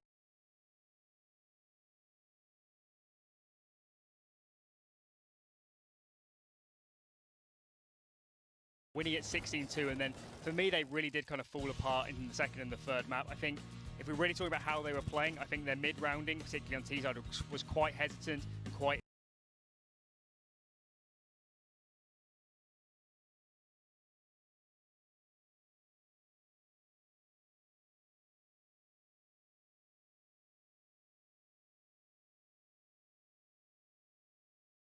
got here, of course, we saw Envy losing out, unfortunately, to Falls, even though they had an absolute mammoth first map in that series. That is what puts them down in here. And of course, MIBR losing out to Big as well, managing to take a map off of them, which was pretty impressive in itself, Potter. You know, that Vertigo, it did get very close, but pretty good to see MIBR still coming out solid, considering the first map. Considering it for sure, but man, the 16-2 losses in the first and third map was quite surprising. Sure, Kanji, he didn't get into the series as much as I think they would have hoped that he would, but yeah, it is good that at least they have Vertigo in their map pool to kind of boist them up. So this veto, it's going to be everything for Envy to have that one up going into this series. Yeah, in that series versus Big, they had two to 13 CT sides from MIBR. I think the team play was lacking. I don't think the chemistry was really there between the site partners. I mean, you're always going to have this in a new lineup. You've not got, the chemistry from playing together for so long. And I really hope coming into this game and this series that we can see that changing a little bit. We can see the team play coming in. Maybe the comms can improve a little bit, and hopefully on their CT sides, MIBR can put up a better show. Well, speaking of 16-2s, I think we've got to start off by talking about Envy, because that was the actual scoreline that they served Falls in the first map of that series. Unfortunately, we see them actually falling down into this lower bracket as Falls managed to come back on Mirage, managed to come back on Nuke to push them down here. And I'm wondering, from your perspective, Alan, what were the key takeaways from that series, considering this is the first time we've seen Envy with this new look roster? faster. Yeah, certainly. And going into that first map, winning it 16-2, and then for me, they really did kind of fall apart in the second and the third map. I think if we're really talking about how they were playing, I think their mid-rounding, particularly on T-side, was quite hesitant and quite indecisive. We've heard rumours that it was Nifty calling, maybe it's Legia now, so maybe that switch is coming into play and maybe hurting them a little. And certainly coming into the game today, I want to see that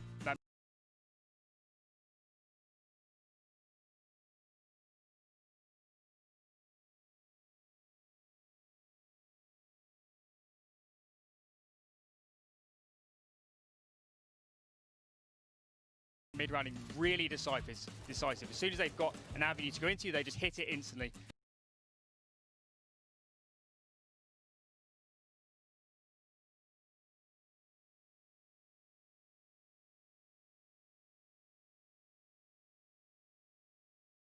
Pass pick coming out from both. So where do we think this leaves us with our third and final decider, if we need it in this series? Do you have any thoughts of where this is going to be going, Alan? Yeah, I think MIBR will ban Inferno here. From the Envy perspective, they did ban Train in their first series, so I think they'll probably ban that out. So yeah, MIBR is going to go for the Mirage ban. They're leaving Inferno and Train in here. Envy, I think, will ban Train, so I believe we'll see the third map on Inferno. And that's really surprising because MIBR throughout the other series have been banning Overpass and Inferno. And if both of those came into the map pool here, as they have, I won't lie, I think this is an Envy-sided veto right now. Yeah, interesting. I'm particularly interested why that Inferno wasn't banned by MIBR. Just looking at the results they had on Blast, they were some really, really brutal losses for that MIBR side. Are you also echoing, Christine, that you feel like this is favoring Envy? Yeah, it definitely is. I told Alan before we came out here that if I saw Envy coming out and vetoing Vertigo right off the bat, that I'm putting all in on Envy. All in on Envy. You know, once again, I do think that they won out on this series and veto. I mean, the third map being Inferno, it's always the best map, right, to close out the series on. So I think that one, if it gets to a third, it's going to be pretty 50-50. Both of these squads are going to be able to swing pretty heavily on that map, but I'm thinking this is going to be a 2-0 for Envy. I'm not so sure. I think arguing back from MIBR's perspective, I think MIBR, particularly on the T side, they play so aggressive. They run the 4-1s, the contact plays get super aggressive. I think they put so much pressure on Envy's communication, and that's what I really think we saw break down in the first game. So on that front, I think they've got an advantage. On the flip side, looking at Envy's T side, they were playing really default, really slow, and even though we saw issues from MIBR on their CT side in their first series, I'm not sure Envy's going to be able to put them under enough pressure to really take this game. But having seen those maps, I'm really not sure at the moment. I think it will go 1-1 at the start, but with Inferno, I have no idea. Such huge question marks coming into this one. I cannot wait to be getting into it. But of course, before we do that, we've got to highlight some key players here from both sides of the equation. It's going to be Mihu and it's going to be TRK, Potter. Why are we comparing these two players? Well, it's got to be TRK because honestly, he looks the most steady in the server for MIBR side of things. You've got VSM making huge plays towards the stairs, towards the B bomb site. But TRK, he does seem to be the more mature player in the server, I think. He's going to be the guy that closes out rounds, and he's doing his due diligence. And for Mihu's side of things, he's the Polish superstar, a lot of weight on his shoulders, and he's gonna have to deliver here today because he's gonna be the heavy hitter for Envy as well as Calix. So I think both of these guys have a lot to do in this series. Yeah, with TRK, this is actually the player that surprised me the most watching this lineup playing out, because I think with the previous lineup with Taco, Fur, Fallen, he was always a bit in the shadow. We never got to see him so much, but with those players moving out, potentially some role changes, TRK getting some more space, I think he's really come into his own with this lineup so far. Maybe versus Big, maybe he didn't really come to form, but today I want to see TRK back on form, some good frags, some good decision making, and bring out MIBR on top. Well, of course, I think we've got to take a look at our pinnacle leaderboard as well for this one. Yesterday, it was a bit of a whitewash, so maybe we'll ignore some of the minuses going on down there. Unfortunately, Yumi's actually slipped into the last place. Unfortunate there for him. I've actually slipped down to 5th as well. Kind of pissed about that. But Maui still holding strong with that gold coin at the top. I'm wondering what you guys are making of these, considering you're more towards the bottom of the pack now. How did Maui jump so crazy, far isn't ahead? it? What just happened? I'm confused. He's a whole day ahead of Bardolph. What the It's heck? crazy. I think he put it all in on big earlier. I'm interested to see what he goes with for this next series as well, considering it is quite 50-50 coming into it. But man, Yumi, he's going to be doing that forfeit on the blind spot on Sunday. At least from my perspective, I'm just happy to be out of the minus at this point. It was getting pretty bad yesterday, especially from Anders' perspective. It wasn't looking good, but I'm a bit further up. Hopefully with an MIBR win here, I can move all the way up into maybe a top sort of 3 position and really be in the mix. Well, speaking of that, I think we should check in with the Pinnacle odds as well. Of course, with our points predictions, we are betting points here on compared to the odds that Pinnacle are being offering as well. So it's quite an interesting system for these predictions too. And of course, we can check in. It's going to be 2.32 to the side of Envy, 1.62 to the side of MIBR. So actually, they're favouring MIBR going into this one. That's quite an interesting take, Potter. Yeah, and I think it makes sense, right? There was so much hype around the roster, and usually in the debut openings for such a fresh squad that hasn't had time to marinate, it can be underwhelming, but MIBR absolutely delivered. So I think it's brought out all the hopes and dreams of a lot of MIBR fans, and it makes sense, right? Envy, they still have a lot to prove, but as I mentioned, I do think that they actually should have beat Fours in their series, especially the nuke side of things. I wrote down here that they were actually losing 5v4s, 3v2s, 4v2s, 5v2s, and that was even before the 11th round. So certainly Envy had everything going for them to be able to convert those Ws, but they fell short. This time around, I think those should be easy mistakes that they'll be able to kind of hash out before this series starts. Well, I think, Alan, you kind of alluded to who you were siding with for this one, but I think we've got to cement that with our Pinnacle points predictions for this next series here at Flashpoint 2. And to do that, got to get our lovely casters in the form of Hawker and James in here. Gentlemen, how are you doing this afternoon? What's up, home slice? I can't take that serious. All right. Can you give us an outfit review of what you're wearing at the moment? Okay, so today I'm wearing the Team Envy hoodie, which was kindly given to me by the Envy.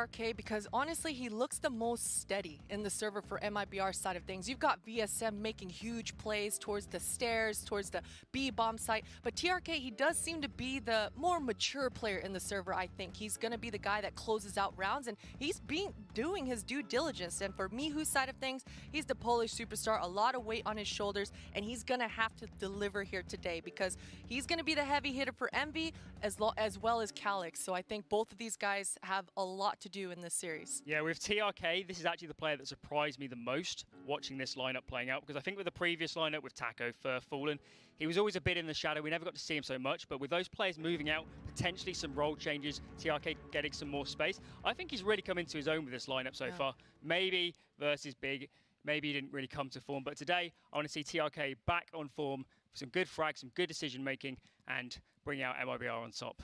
Well, of course, I think we've got to take a look at our Pinnacle leaderboard as well for this one. Yesterday, it was a bit of a whitewash, so maybe we'll ignore some of the minuses going on down there. Unfortunately, Yumi's actually slipped into the last place. Unfortunate there for him. I've actually slipped down to 5th as well. Kind of pissed about that. But Maui still holding strong with that gold coin at the top. I'm wondering what you guys are making of these, considering you're more towards the bottom of the pack now. How did Maui jump Yeah, so crazy, far isn't ahead? it? What just happened?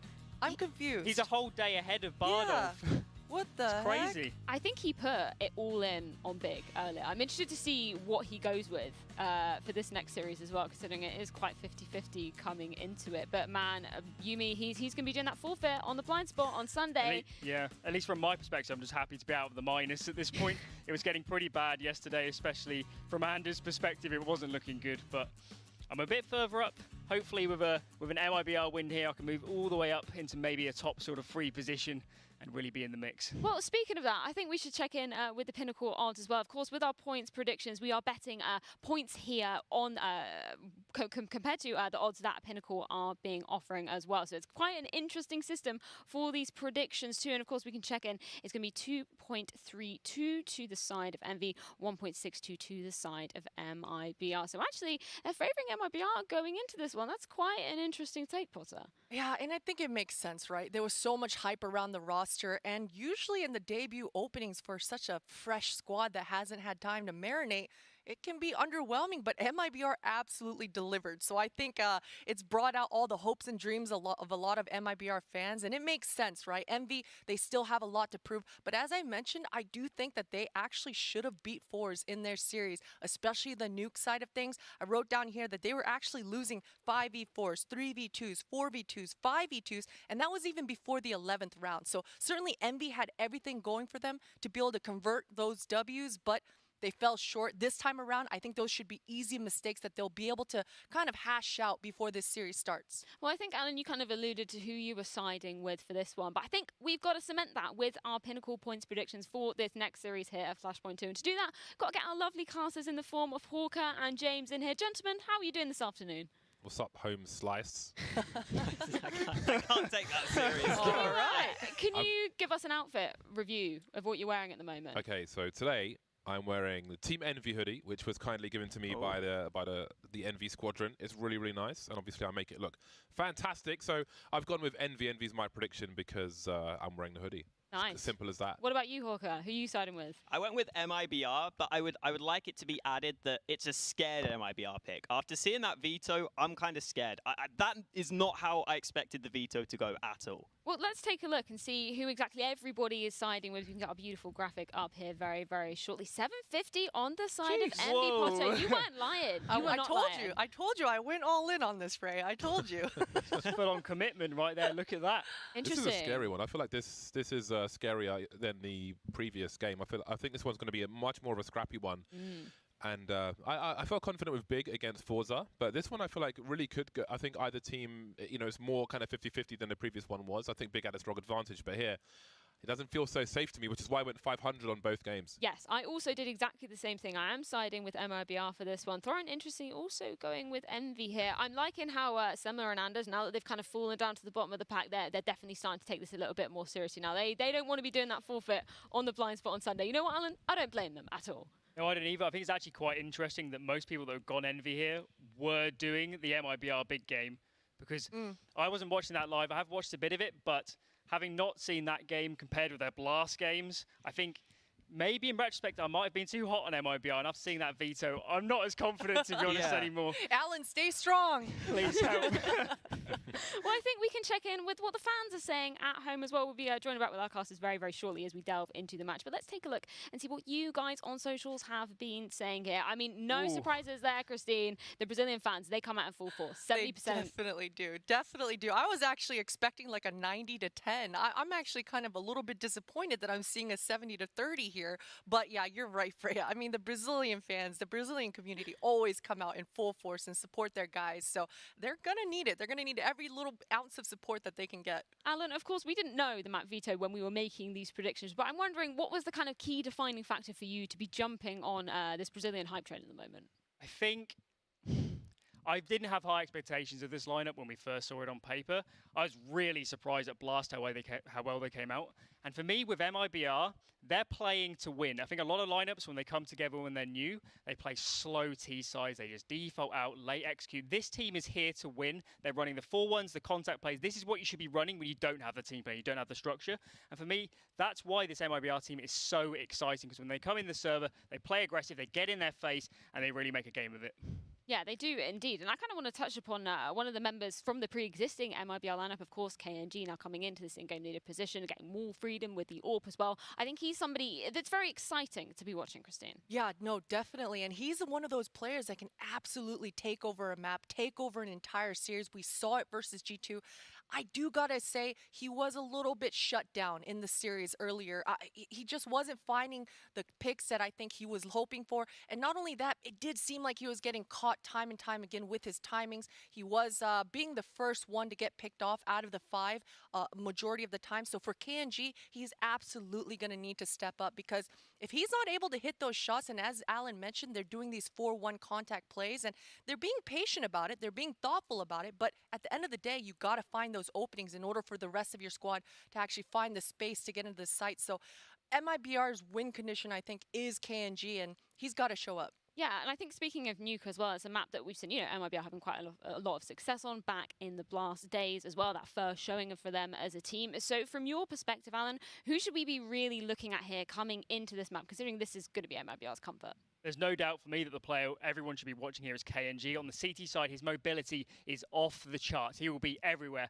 Ramp, mini, garage, going down secret early, fast crossing secret, out T-red. He'll be absolutely everywhere. He's so good with mobility in the mid-round, moving, taking a shot, moving, always being surprising. So definitely on the CT side, I'd be looking out for KNG. Well, of course, you guys, if you want to get involved in the action as well, make sure you're heading on over to Pinnacle, as James got together with our fantastic partners to curate some prizes for a raffle they are running each week this season. If you want to get involved, then follow the link on the graphic below at the bottom of the stream. Sign up, and when you ask where you heard about the giveaway from, make sure to add FLASHPOINT EN, as of course this is the English broadcast. Then simply deposit at least €10 and get betting on a wide range of games, including every single FLASHPOINT 2 match. Make sure you're at least 18 if you want to be entering. Of course, T's and C's apply. You can read those on the website as well.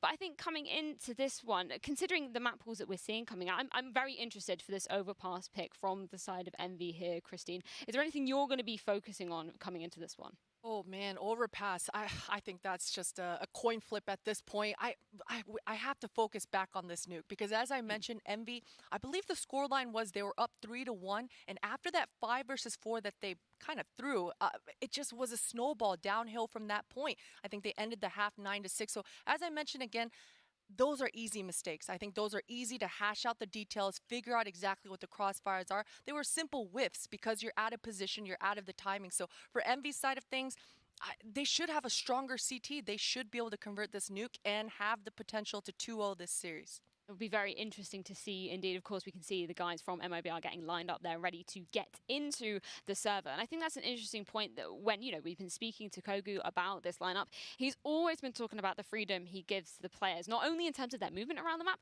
but their ability, you know, to be giving input during the game. And for me, that's a little bit of a question of, you know, how are the comms not getting so cluttered for these guys? It'd be interesting to be able to listen into some of them. Yeah, it's certainly a misconception actually from a lot of the community that in-game leaders pro every player. They tell them exactly what to do when they call a strat. They say, you for this nade, you for this nade. That's not how it works. They call the overall strat and they leave a lot of space in that. They might even just say, let's default for this area, not even say anything for the other side of the map.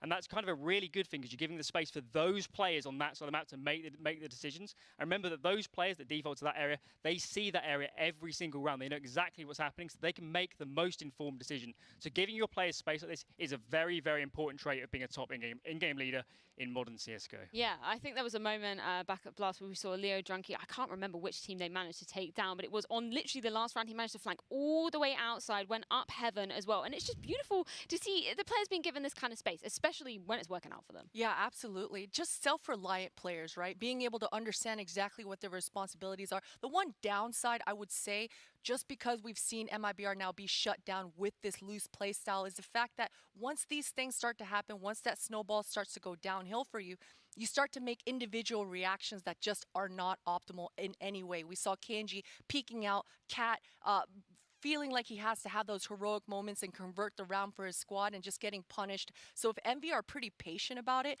and wait for the MIBR guys to come poking and prodding, because you know they will, they can get punished. So what is the depth looking like for MIBR? If they do get shut down, what's their secondary plan? What's their third plan even? Because they're going to need it.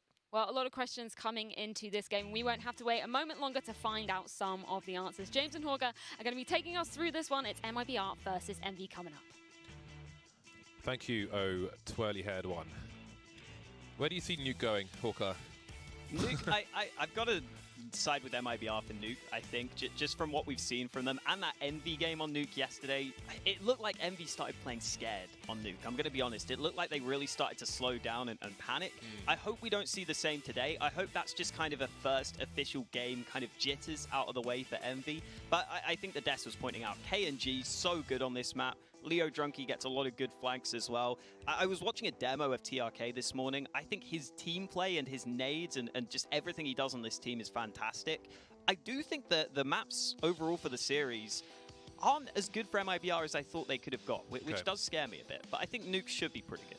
Yeah, we still have a small sample size for MIBR, of course. I think we saw the worst of it in their previous match, but I don't expect Envy to be able to exploit them to such a manner, which is why I feel like it's more in the open than it might otherwise be. I still went for Envy, but I think we'll see more of MIBR. Again, it is still early for the squad, so it's far from their final form, but I think they can be competitive in this particular matchup. There's a lot on the line here for both these squads. But I'm sure I wouldn't be surprised if there's been some significant change since MIBR's last match, purely because it's just so early for them in their journey, and there's probably a lot of easy fixes they can make to tighten their ship a bit. And I hope that's the case. So we see a super competitive game. I like how straight that keyboard was. Very straight. Because it's pretty rare that you see someone that's just got a completely straight keyboard like that. There's normally a bend in it to some degree. You look at like ASROCK, for example, and there's a big, like, almost a 90-degree rotation there, but that is, that's almost OCD straight. It's on the very edge of the table as well. This is very specific. I respect this. It's very colourful as well. Actually, a bit too colourful for my liking. This is a pretty good angle. I would say for people at home who are looking to play more consistently, have a look at Ron Rambo Kim's videos on YouTube, because he has a video about your posture at your desk and sitting consistently in the same position, which will help you play more consistently as well. Something I try to do also. But yeah, I tend to turn the lights off these days. Envy will be starting on the CT side of Nuke. 4 sets of Kevlar for them. Legia's got a smoke and a diffuse kit. Meanwhile, MIBR have got a lot of smoke grenades. 3 to be precise.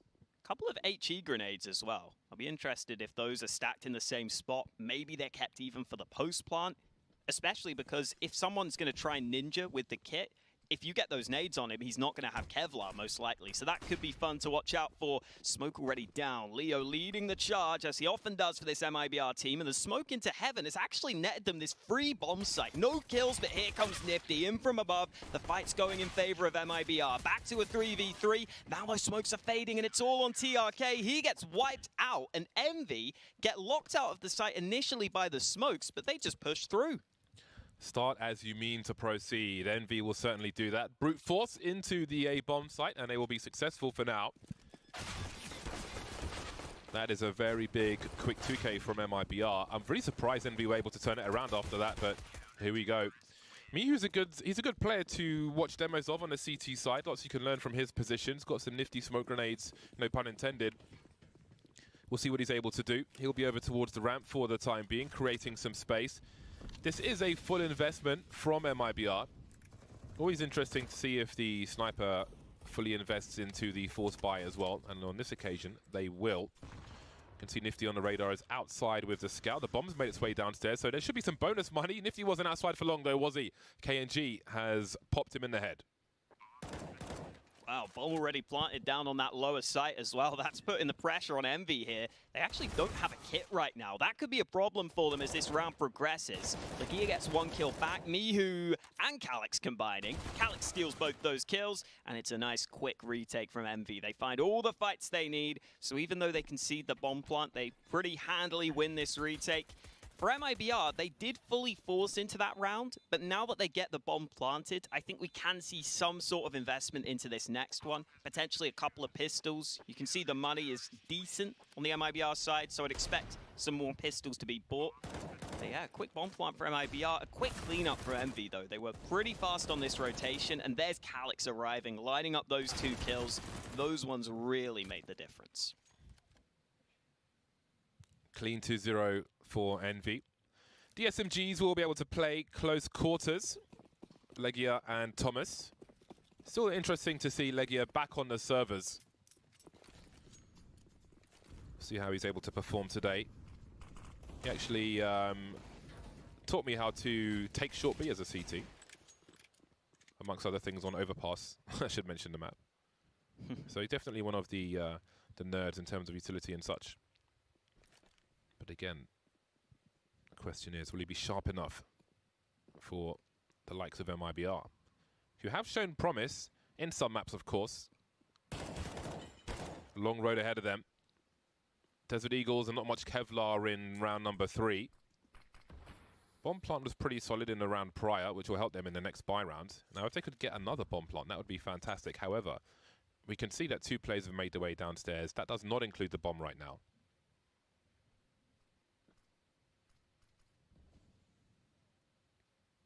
considering the lack of utility MIBR had in this round, this is pretty impressive to get some players down to this lower site.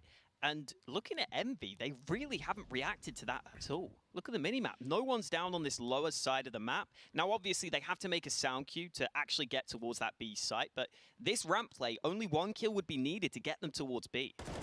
Oh, but will they lose the bomb? TRK, I mean, that's $4,000 if they can plant that bomb. And now he's in a 1 versus 1. And that's a big objective lost. I don't think they wanted to risk going outside with the bomb after 2 of their players made their way down secret. And I feel like maybe the players without the bomb had to make a play there. They could have sandwiched the ramp players by making their way up from the B bomb site.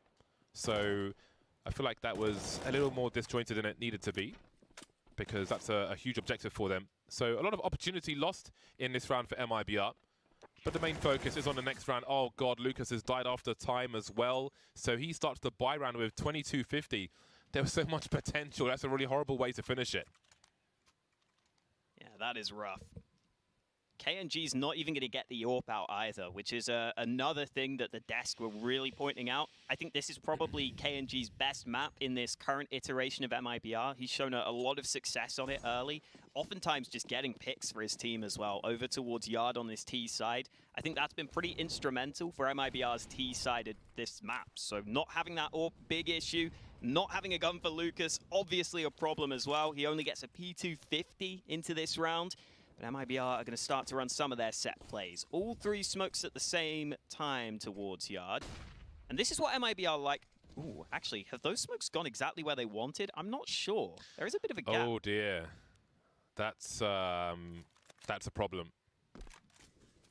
It's like a Mickey Mouse outside. Oh, and they're trying to fake it as well. They're trying to fake the Yard play and just stick in lobby. But Envy aren't going to fall for this now. Oh, yeah, but will they be able to get into position in time? I think they are expecting a B play with extra players towards the ramp, but they do have 3 on the A bomb site as well. Oh my! Legia is going to get barbecued though, as is Thomas. Well, that's an interesting turn of events. Nifty still on the high ground, backing off now because support has suddenly disappeared. What a strange round so far. 1 minute on the clock and suddenly MIBR, after a failed fake outside, we presume, Disney smokes.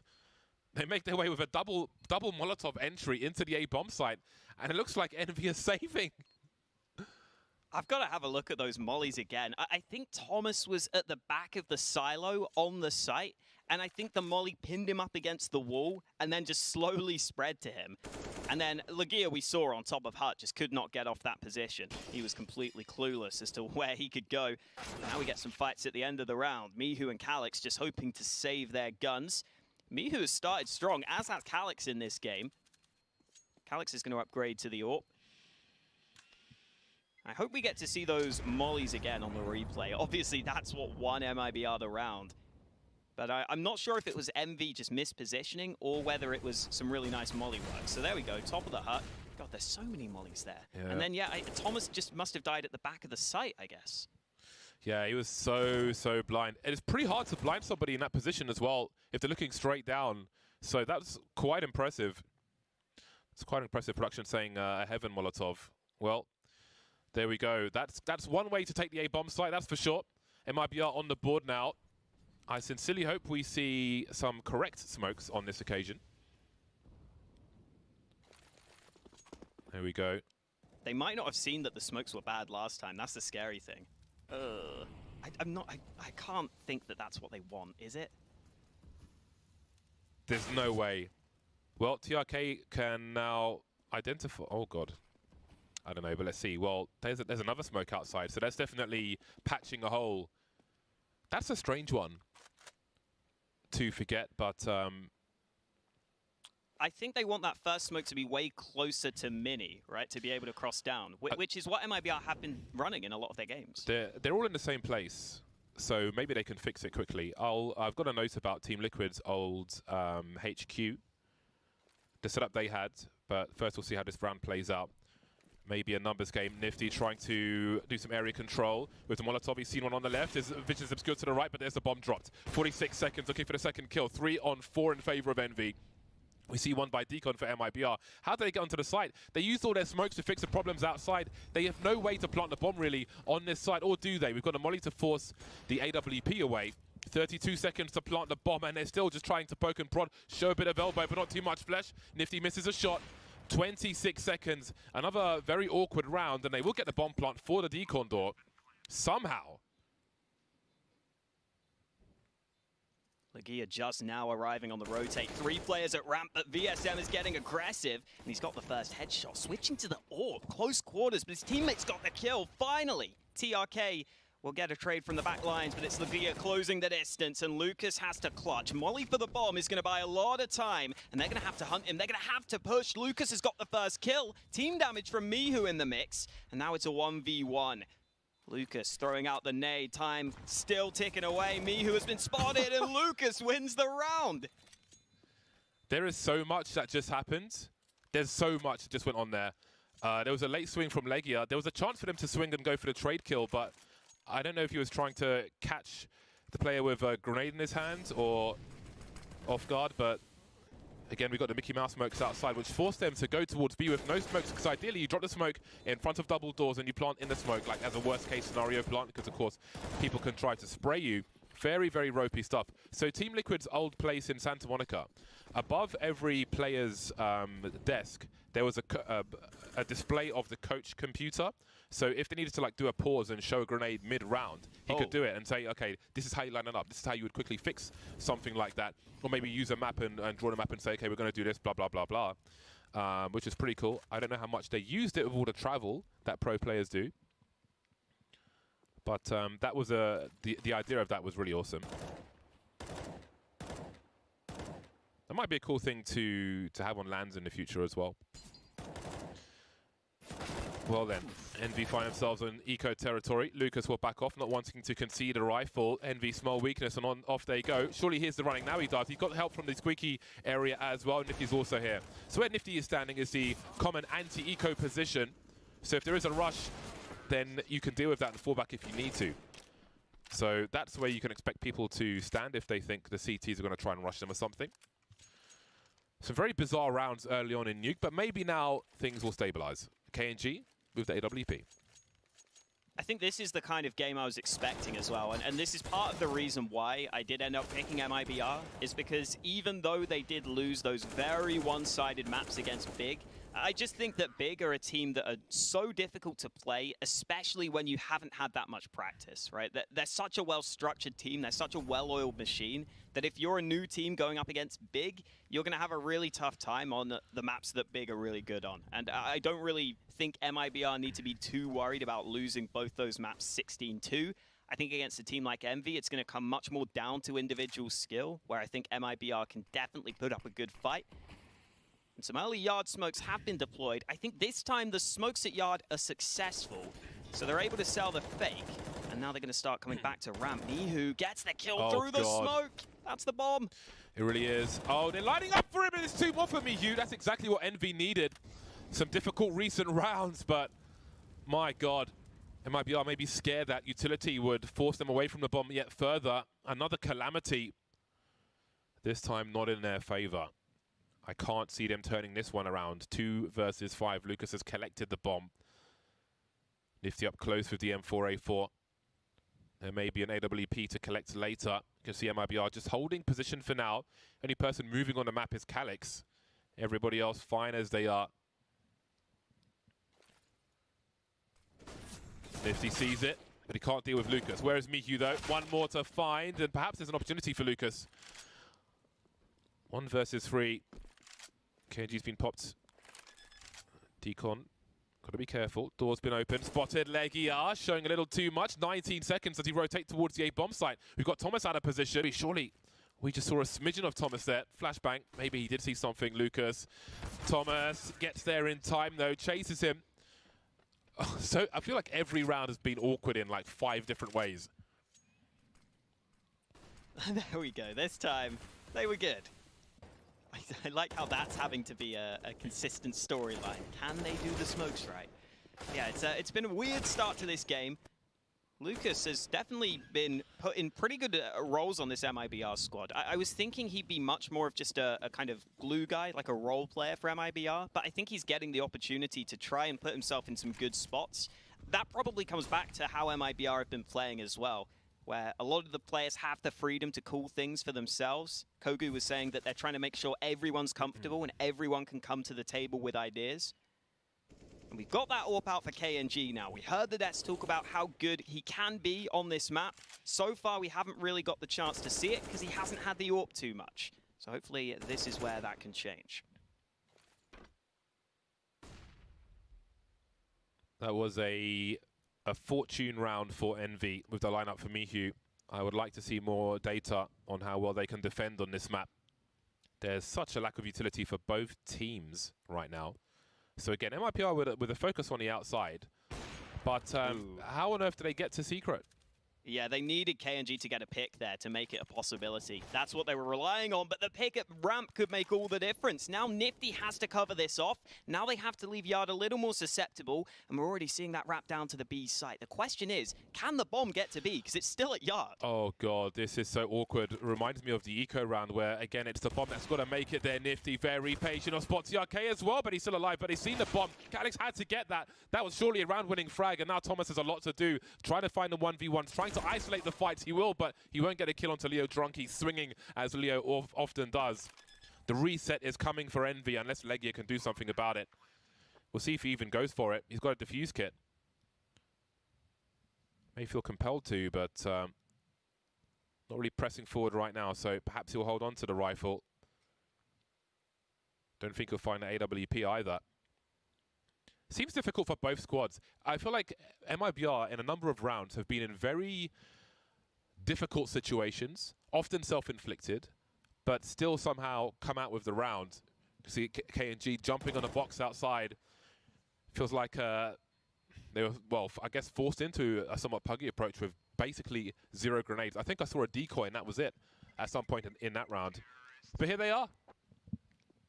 I am also a bit confused as to why you wouldn't just boost KNG up there, because it looked like he was just jumping up by himself, yeah. which is just ridiculous that you think that's going to work. But this MIBR squad have the players to make plays, and I think something that I really noticed when watching the TRK demo I watched yesterday is that he is so good on those trade kills. That's really, I think, the value he brings to this team. He's so good at knowing exactly how to space himself, where to position himself so that he can trade his teammates, and he did that there. He traded onto Nifty, made sure that they could wrap into that A site more easily, and then that swing onto the second player was just absurd, but that's the skill that TRK has, cracking open that round for his team. Now Legia with the one rifle has positioned himself in quite an active area of the map, looking to see if he can get involved early, jumping up himself. He spotted VSM, but VSM is one step ahead of him. The rifle dropped, and I doubt Envy are going to get that back. It's up on top of the red container. Yeah, no boosting again, which may have offered a cleaner opportunity. So MIBR may just give Envy some time to hang themselves here. Some jiggling seen by VSM, making that $ count. Thomas now, the last man with a USP, takes an off angle for main or mini, depending on your region. MIBR being so careful. 5v1, 4 of them together. They'll move into the A site. There we go, last 1 to 4. MIBR being careful, nothing wrong with that. Not offering any mistakes.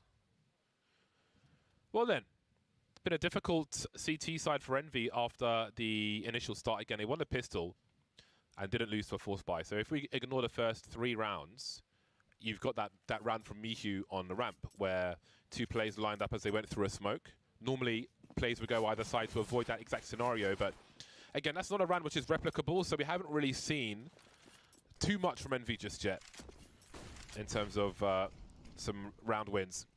Now, MIBR very quickly outside, a variation on their smokes.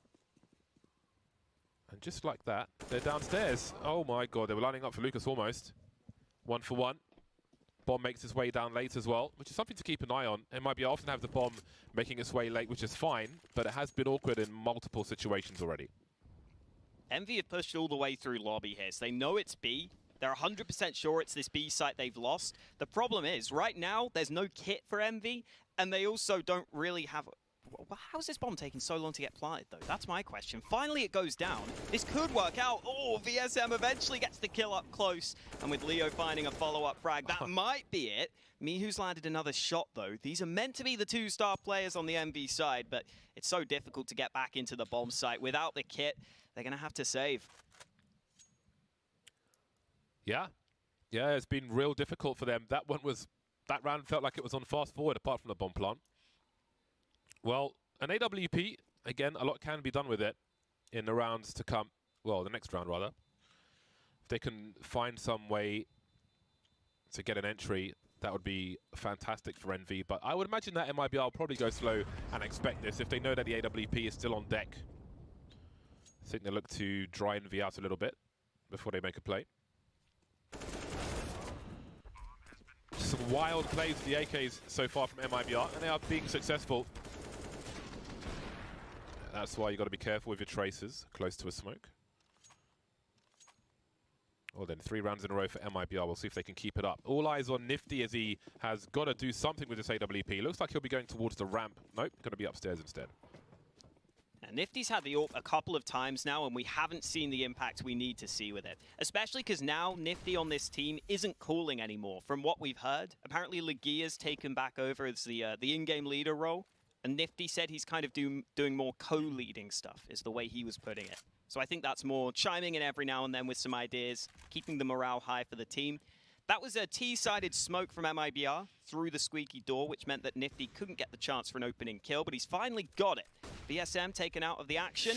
TRK wrapping, though. They're not ready. Oh, 1 kill in the back, but Calix gets the trade, and now Legia has to go forwards, but they're not ready. Headshot for Legia. Oh! Second kill for Legia, doing the damage and putting them down and out. KNG's the only man left.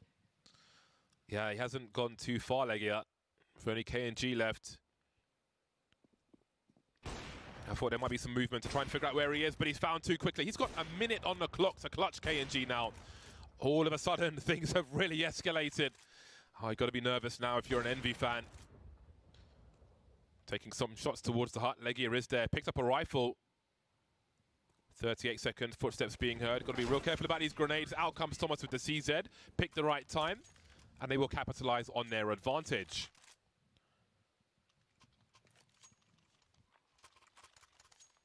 Yeah, this is definitely what I was expecting out of the game. I'd say sloppy Counter-Strike at times, but Legia finds the timing window. Really nice second shot. And then even that KNG's given these 2 fights shouldn't really be happening. But that's kind of what you expect almost from this MV lineup, being quite new and having players from all over the world. You're going to get that to begin with. We've seen it with teams like OG, who have taken so long to get to the point where they feel like they're finally hitting their stride. And even they lost against Genji. So who even knows if that's true at this point? Yeah, I'm still favoring MIBR to win the majority of the remaining rounds. Again, if we look at the nature of the rounds that Envy have won, there isn't much to go on for the future rounds, whereas MIBR have just been basically wide swinging and trade fragging and such, using their numbers where necessary, and coming out on top. 6 rounds of 11, pretty good for the T side. Initial smokes are up. That's the last one for the CT side. MIBR just waiting out the utility. You can see the off angle from Mihu as Nifty will essentially work as bait. Misses his shot, lost his position now. Try to show some more presence, delay a little bit longer. And this may work out well because there are 47 seconds on the clock and MIBR are still in the lobby and such. Real shame that that smoke doesn't extinguish the molly there. Leo might have made a move, but they're going to go back to A. Calix just now backing away. Smoke goes down. Calix should be aware of this position. There are no flashes here either. We could get a lineup. Legia in from above. 2 kills found. Calix finally traded, and Legia almost gets the kill, but it's all on KNG, and the AWP is in trouble. Thomas just drops down, takes the final kill. I think MIBR there just getting slowed down so much. They kind of try and go back to that A site, but the nades were never really there to make that successful. Yeah, it's just slowed down enough with utility to force them into a plan C, which the CT's had better positions for, really. Just above that hut, so hard to deal with as you make your way through. 6-6 now. One player's timed out, so we'll have a brief delay before we get back into things. This is the pick of MIBR, Nuke. And they're not doing too shabby on the T side. It has been a sloppy, scrappy affair, whichever you prefer. But what ultimately matters, in the short term at least, is the score. Now, their money sucks at the moment, which is a godsend for Envy in theory at the very least, because this can allow them to really focus in on that 9 rounds on the CT side. That would be really helpful for them. See KNG there. Looks younger with that glasses on. Yeah, I mean, I've got to say, I feel like he's seemingly started to lose his hair a little bit as he's become the IGL of the team, which probably makes sense. It's probably quite stressful. Again, though, I've got to give a lot of props to KNG for being willing to take on that role for the squad. I was never sure if he'd be the kind of guy who wanted to do that, but Kogu's saying he's watching all the demos, he's doing that for the team, and we appear to be back live. I hope MIBR have 5 players, James. I assume they do. Wait, do they? No, they got 4 players. Huh. That's interesting. Imagine this if they new? win this round. This is new? Oh, wait. They do have 5. TRK just died. Okay. I couldn't see him on the... I was looking on the radar. Yeah, and I couldn't see him. The invisible man. Not so invisible after all. No problem. 3 players remain for MIBR on this eco round. This is more or less a nothing round at this point. Indeed it is. 1 on the board for Envy. And indeed a player has disconnected now. Online Counter-Strike for you. I actually have, you know that Enjoy Coca-Cola advert? It's basically their logo, and it says like Enjoy on it somewhere. Right. Okay, or it says Enjoy Coke or something anyway. Someone made one. It was more for fighting games that says Enjoy Nets Play, which I have, but it's a bit too casual for broadcast, but I have it upstairs. So, there we go. There you go. Maybe get it out for the blind spot. Perhaps, yeah. Perhaps. Perhaps, perhaps. Well, it's been a... I think the next 2 maps will be a lot stronger from both teams. I hope so. It's been a bumpy ride in this first half. This is the map that MIBR were probably meant to be most well drilled on, is the scary thing. Because I've seen their Inferno be really rough a couple of times, especially on their banana holds. They were having a really hard time figuring out how to hold banana. Like a lot of the times MIBR were full committing all their nades to banana early and still dying early. And then in the other rounds, they were just playing super safe, but not quite together enough to trade. It was just looking a little disjointed from them. I think Overpass is the massive question mark for MIBR, because that was a map they were banning against almost everyone. And now they've left it in against Envy, who are a team that, at least in my assessment, when I look at Envy, I'd think Overpass would definitely be a map that would be in their pool. So I am wondering whether MIBR are just starting to get that Overpass in there, because we did hear Kogu in the pre-game interview saying they need to work on their map pool. That's the main thing they need to work on. Yeah, and well, I think on every map, in the short term, there's going to be a lot of problems for MIBR to deal with, but Overpass is, I think with like some of the coordination stuff we're seeing, I wonder what they might look like on that map, but it may not be too long before we find out. So there we go, everybody's back on the server now, and we are good to go. Well, the AKs are out for the most part for MIBR. TRK with the Galil. They've got the smokes and the flashes. They fixed the smokes, of course, since the beginning of this half. So if they do head towards B once again, I'm sure they'll have that extra smoke they needed that they were missing previously.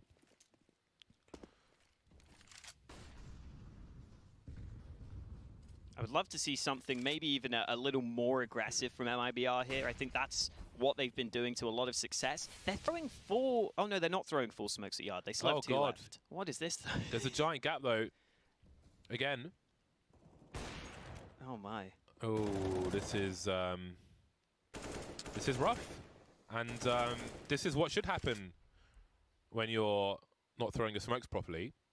This is bread and butter stuff. So someone is has nosed it right up.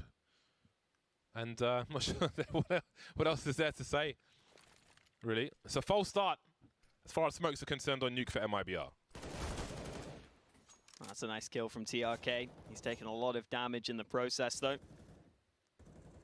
Yeah, there's really nothing we can say about that round other than, well, the outside smokes miss, and that cost them the round. Because they clearly, it looked like MIBR thought they'd figured out the yard smokes, because you see the first guy's just walking with his back turned, so he's fully expecting himself to be covered off there, and he simply was not. Very expensive lessons to learn here. But that's the thing, there are so many smokes in this game as well. Like, you know, if you play the game regularly, you basically just have to sometimes sit down and just drill smokes just to make sure you remember them. And when you're learning them, you've got to throw them like 30 times in a row. It looked like Calyx at least sprayed a couple through the smoke. Because from his angle, he didn't have as clear vision. But bad buy in the last round of the half for MIBR. This is not the start to this game they would have wanted, but they're going to speed things up on the A play. Well, that's a quick shot miss from Nifty, and perhaps there's an opportunity here for MIBR. Maybe again there isn't, because Legia's cleaning house. It's essentially an anti-eco round. In the last round of the half, MIBR had opportunities to do more, but the grenades meant that they did a lot less. That's a gift horse for Envy, allowing them to get to 9 rounds because of, well, in part because of the errors from MIBR. We'll see what they look like on the CT side after the break.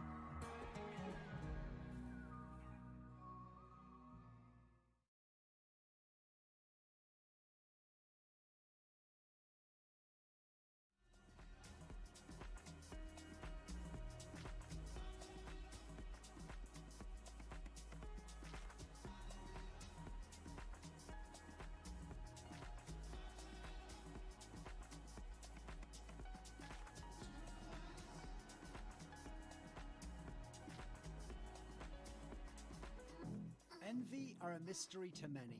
The organisation once housed the best team in the world, but that was half a decade ago, and those French players are long since gone. Now, the NA-based org again puts a European lineup into the server, but with players hailing from disparate origins. Polish entry fragger Mihu was once an addition to the legendary Virtus Pro and is a diligent adept of his role, but still searching for the team in which he can rack up tier 1 placings. New recruit Thomas, a rare British talent to make it to this level, has been one of the year's breakouts, making a name for himself in Endpoint online. Perhaps the biggest name in the team is Turkey's Calyx. One of the stars of Space Soldiers, he is known for a temperamental game which can be highly explosive when his aim is dialed in. The veteran and leadership elements of Envy come from American Nifty, who was part of Renegades previously, and former coach Legia, who is best known for his play in the big side that made top 8 at ESL 1 Cologne 2017. An unusual collection of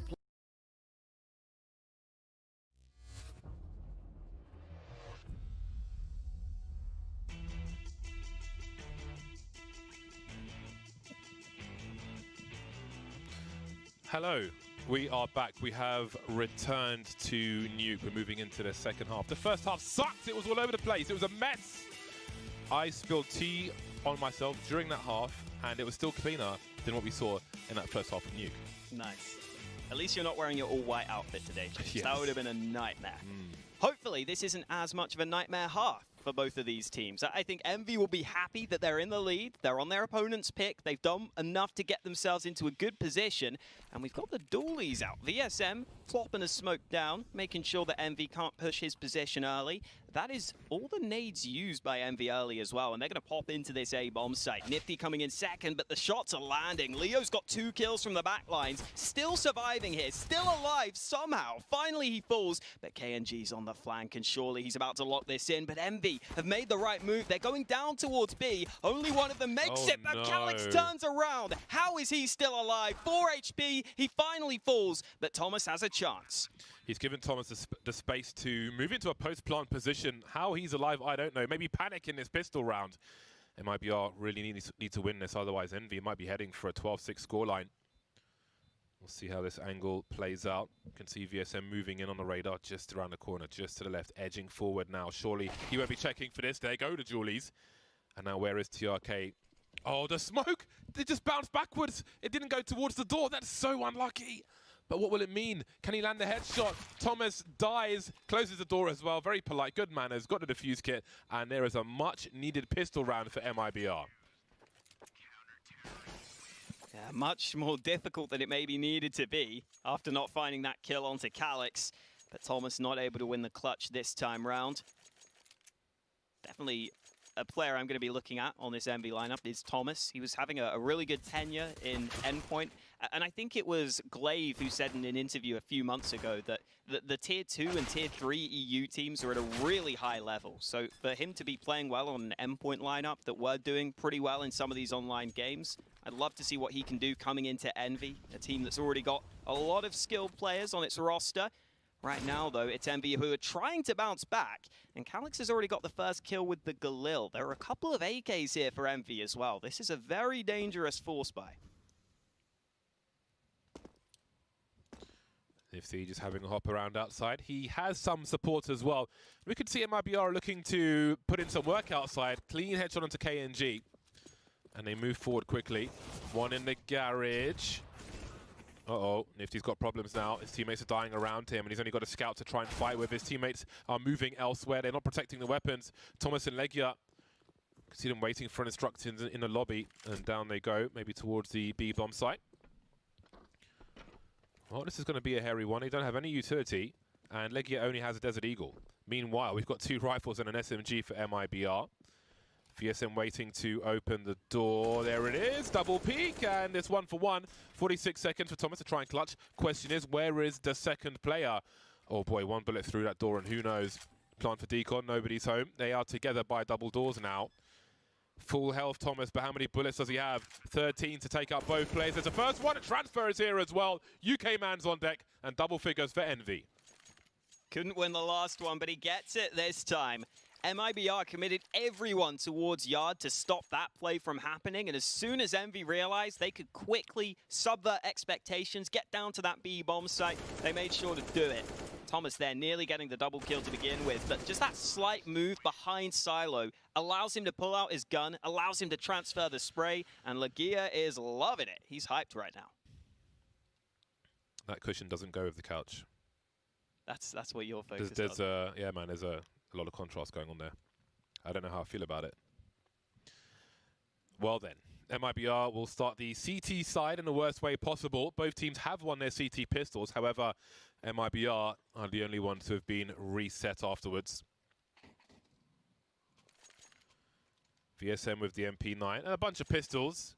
The odd smoke, just the 1 flashbang. Now, do Envy start a slow approach to give MIBR a chance to make a play and then respond to that? Will they take an anti-eco position in the lobby? Or will they go fast towards ramp or A sites?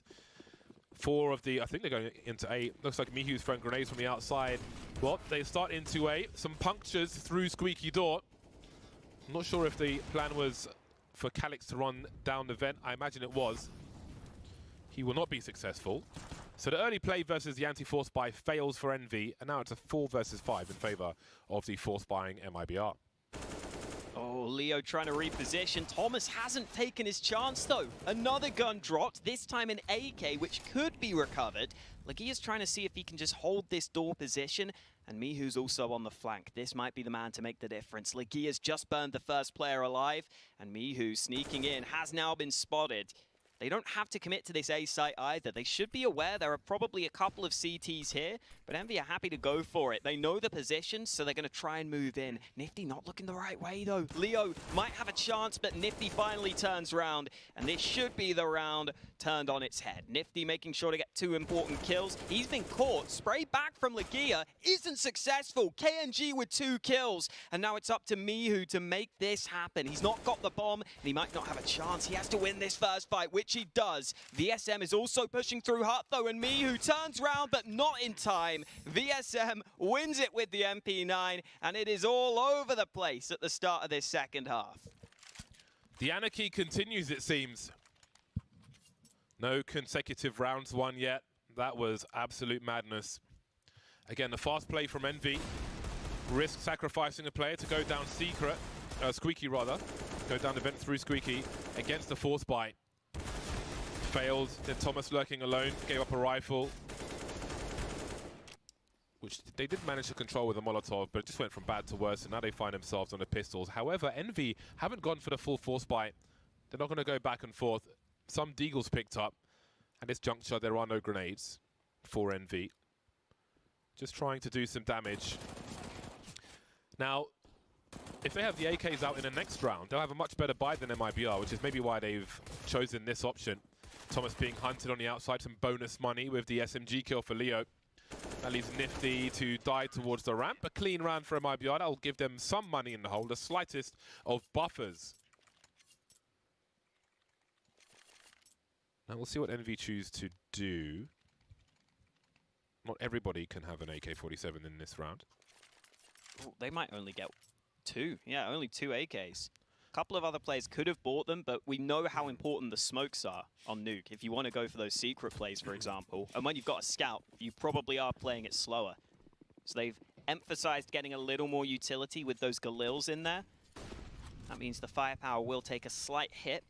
Nifty looking for a gap in the smoke early. All smokes used early by Envy in this round. They've got to do something with these smokes fast. It's the deep smokes to try and get themselves into garage. They're taking a lot of time here, though. KNG slowed them down from above. If Envy aren't careful, those smokes might start fading soon. Yeah, but they've thrown him correctly. That's a plus. Mihu running in blind. KNG stuck with the FAMAS, and here's where their weapon superiority comes into play. I believe the Galil's armor penetration is better than the M4A4 as well. VSM on the outside. Some jiggling, trying to get the 1v1, but he can't get the kill. And this just forces the hand of the remaining players yet more. They've got to try and find an opening. If Leo just sits here, surely he's a sitting duck. You can see Lucas making plays by secret. But in a 3 versus 5, you'd expect trade fraggers. Now, this is awkward for Envy as well, because Mihu, Calix, and Nifty are all very low health. So if one player swings in for the second player to trade, he might die as well at this rate. So it's still a hairy round for both teams.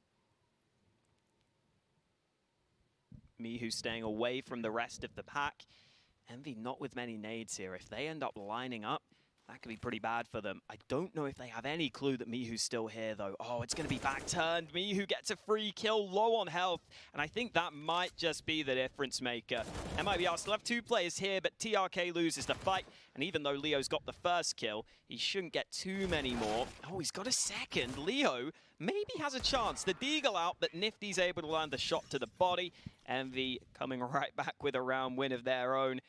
And now the question is, can MIBR buy into this next one? The money for both teams has never really been built up with how this game has been playing so far.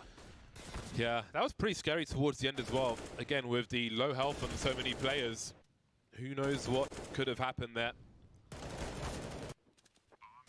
I don't know how many rounds, like solid rounds from either team, I would say that we have seen so far. However, the grenades are absolutely on point for Envy, at least as far as the smokes are concerned. Those are clean, which is nice to see. A timeout from Envy at present, which is just about to expire. Again, back to winning ways are Envy. 2 rounds to the good at present on the T side, 11-9. First map of this series. MIBR now with the M4A4s out. No FAMASs in this particular round, so one might argue they have a better buy than before. But then so do Envy. More AKs out, just the 1 Galil with Thomas. Mihu 23 for 10 at present. We'll see what he can add to that. KNG 8 for 16. We will need him to improve those in the CT side. But first, they need an economy in order to buy an AWP. Got some aggression from MIBR in the lobby. Now, will TRK outstay his welcome? In fact, they realize that the whole of Envy are outside. Envy have no position because MIBR know exactly where they are, so they can just post up wherever they want to. Yeah, they're having to throw these smokes on the fly as well on the MV side, which isn't as easy. You can see Legia at least getting a smoke for main. Oh, that smoke on the right side of garage is maybe slightly missed. But it's okay. Envy have got the yard control. The response from MIBR, though, is actually to have 2 players down secret. Lucas is going to spot early. He gets the information. It's Envy, though, that are trying to wrap round in towards Heaven, in towards Hell, and they're going to be flanked here. Leo's coming up from Secret. Easy kill from behind. Now Envy could get picked apart. It's just chaos. Fights happening all over the place, and Mihu turns it round into a 2v2. VSM dropping down while Calix goes up. It continues, but it's Calix who wins the fight, and it's TRK who opened up the round, who has to try and close it. Dude, these fights are absolutely bonkers. It's also hilarious to watch Leo Drunky because he wants to swing 24/7. That guy does not have a backwards key. It's forward, left or right. Mihu caught with a grenade in his hand, but where is Calix? Looking upstairs, but Calix is lurking down. There he is. Oh, that's the perfect timing from TRK. Another completely bananas round, back and forth affair, which is won by the skin of their teeth. This is the most bizarre game of Nuke. It's the most bizarre. But I'm enjoying it. It's great. Yeah, quite bizarre indeed. Look at this swing. He's just out there afterwards like, whoop, I want to go for a kill. Trades continue. How do you even call in a situation where like everybody's outside or swinging outside like that? It's nuts. I'm almost surprised we didn't see more of those aggressive plays from Leo on the T side. Because in the games I've seen him play on Nuke, he's been going for all sorts of flanks through Heaven, pushes down Secret early, trying to be that sort of space creator for the team. I think we didn't see as much of that from MIBR on their T side. But now that they're on their CT side, they may be able to wrestle back control of this game. Quick note as well, you pointed out that KNG is bottom of the board for MIBR. The same can be said for Envy in that Nifty, their AWPer, is also bottom of the board. Quite rare to see a Nuke game where both AWPers are struggling, but I guess with how this game has been going, they haven't had the AWP as much as they would want, either of them. Yeah. Pistols for Envy once again. The eco rather than the force buy. Mihu and Calix outside. Legia trying to creep. Lucas has got the AUG in the garage. And Calix has got the mini AWP and the Deagle. So there's something. But a bomb's been lost towards the ramp. VSM with some bonus money with the MP9 kills. MP9, very strong CT weapon. I actually never buy the UMP. Oh, same. Because I just go straight for the MP9 every single time. Yeah. MP9 is great. I wish I knew the spray just a little bit better, because it shoots so fast that the spray pattern just kind of starts going all over the place. But if you're close range, you're fine.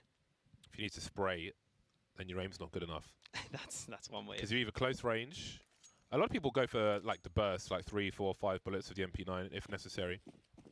KNG has the AWP, worth noting. And he's heading towards the ramp. Round 23, 11 apiece. See if MIBR can stabilize now. If this game will have some normalcy in it. Calix up top, not with the Deagle this time, but with the AK-47. Oh, MIBR are pushing again. They've got a couple of players pushed into ramp right now. KNG's having a look at lobby. They're just going to leave this all posted on this angle. That's going to give MIBR a ton of information early in this round. Smokes down towards Yard. MIBR can start to react, and there's the kill from KNG. Now Envy are going to feel pressured. They probably realize they've lost lobby. They kind of have to go down to this B site. And MIBR a little slow to react. Finally dropping down the vents. VSM is the man here, but he's not ready. Oh, that's difficult to watch. They know he's stuck in the vent somewhere, and that might buy time for rotation. Oh, God, surely somebody's watching this! 4 on 4. KNG with the angle. Right side of the ramp. Control room is smoked off, and the flank is coming. Leo just walks to his doom there, and Lucas will trade. That's the bomb! And now they've got to come back, Envy. Do they have to go up the site? MIBR could even push the B-bomb site potentially here while this is happening. Another crazy round. 38 seconds on the clock. All of Envy outside the double doors of B and Control. And all of MIBR are upstairs. Lucas making his way down, as is KNG. There is a smoke on Calix to try and get a bomb plant here. But how long will they wait? 23 seconds on the clock. And again, MIBR not really in position. KNG's been mollied off. Wallbang shot would be nice. They make their way down now. 10 seconds to plant the bomb. KNG patiently waiting in that smoke. No shot taken. No fights given to him just yet. Envy all sitting back in patient positions. MIBR are the ones that have to go first. KNG's looking at the right spot right now. Oh, the swing comes out, but KNG misses his chance. Thankfully, TRK's got 2 kills in the back lines. Make it a third. TRK just rips them to shreds on the retake. I'm so impressed by what we're seeing from TRK, just individually. I feel like we never got to see this sort of play from him on the old roster, but he's come out swinging. I was looking at the stats, actually. He's been the highest rated player for MIBR since they've switched to this lineup. He's been doing great things, and that 3K must have been very nice. Yeah, that's a nice way to spur on the squad. Nuke the pick of MIBR. They really need to win this one. And they are hyped for every round they secure. Back and forth affair continues. Envy with a lot of utility. Still an eco round for them as their loss bonus rises. Will they be trying to quickly make their way down the vent? Leo Drunky will have something to say about it. Some grenades on the outside to distract, perhaps.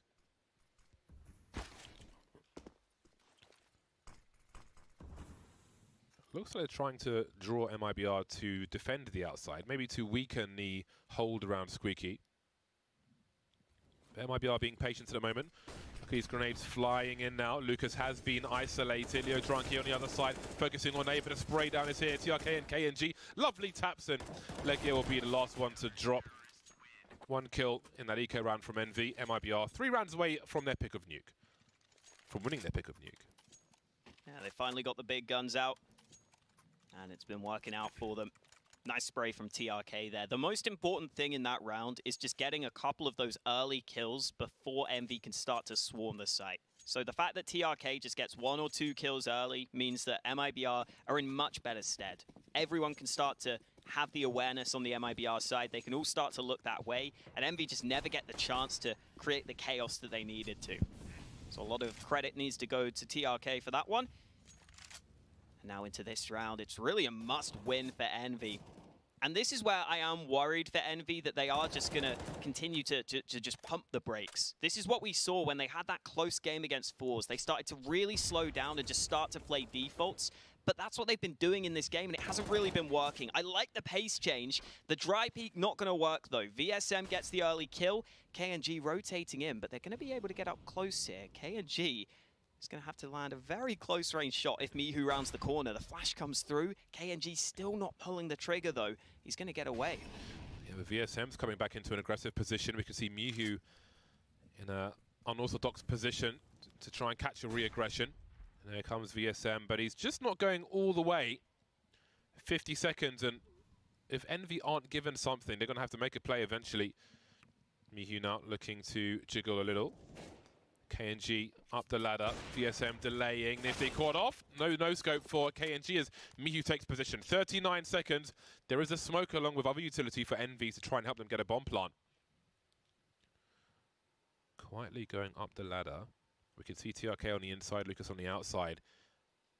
The other two positioned towards B. Now TRK, we saw him get a multi-frag in the previous round. Now Envy are really running this clock down. They've got a flashbang. Oh, that's a beautiful, oh no, it's a team. It's a suicide from Thomas. He cratered with the spray from TRK. Didn't quite make it as far as they wanted to. Well, some did, but very painfully.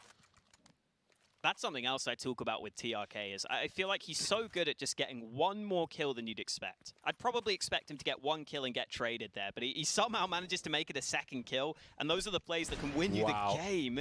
Speaking of plays that can win you the game, KNG, that was very nice. Ooh.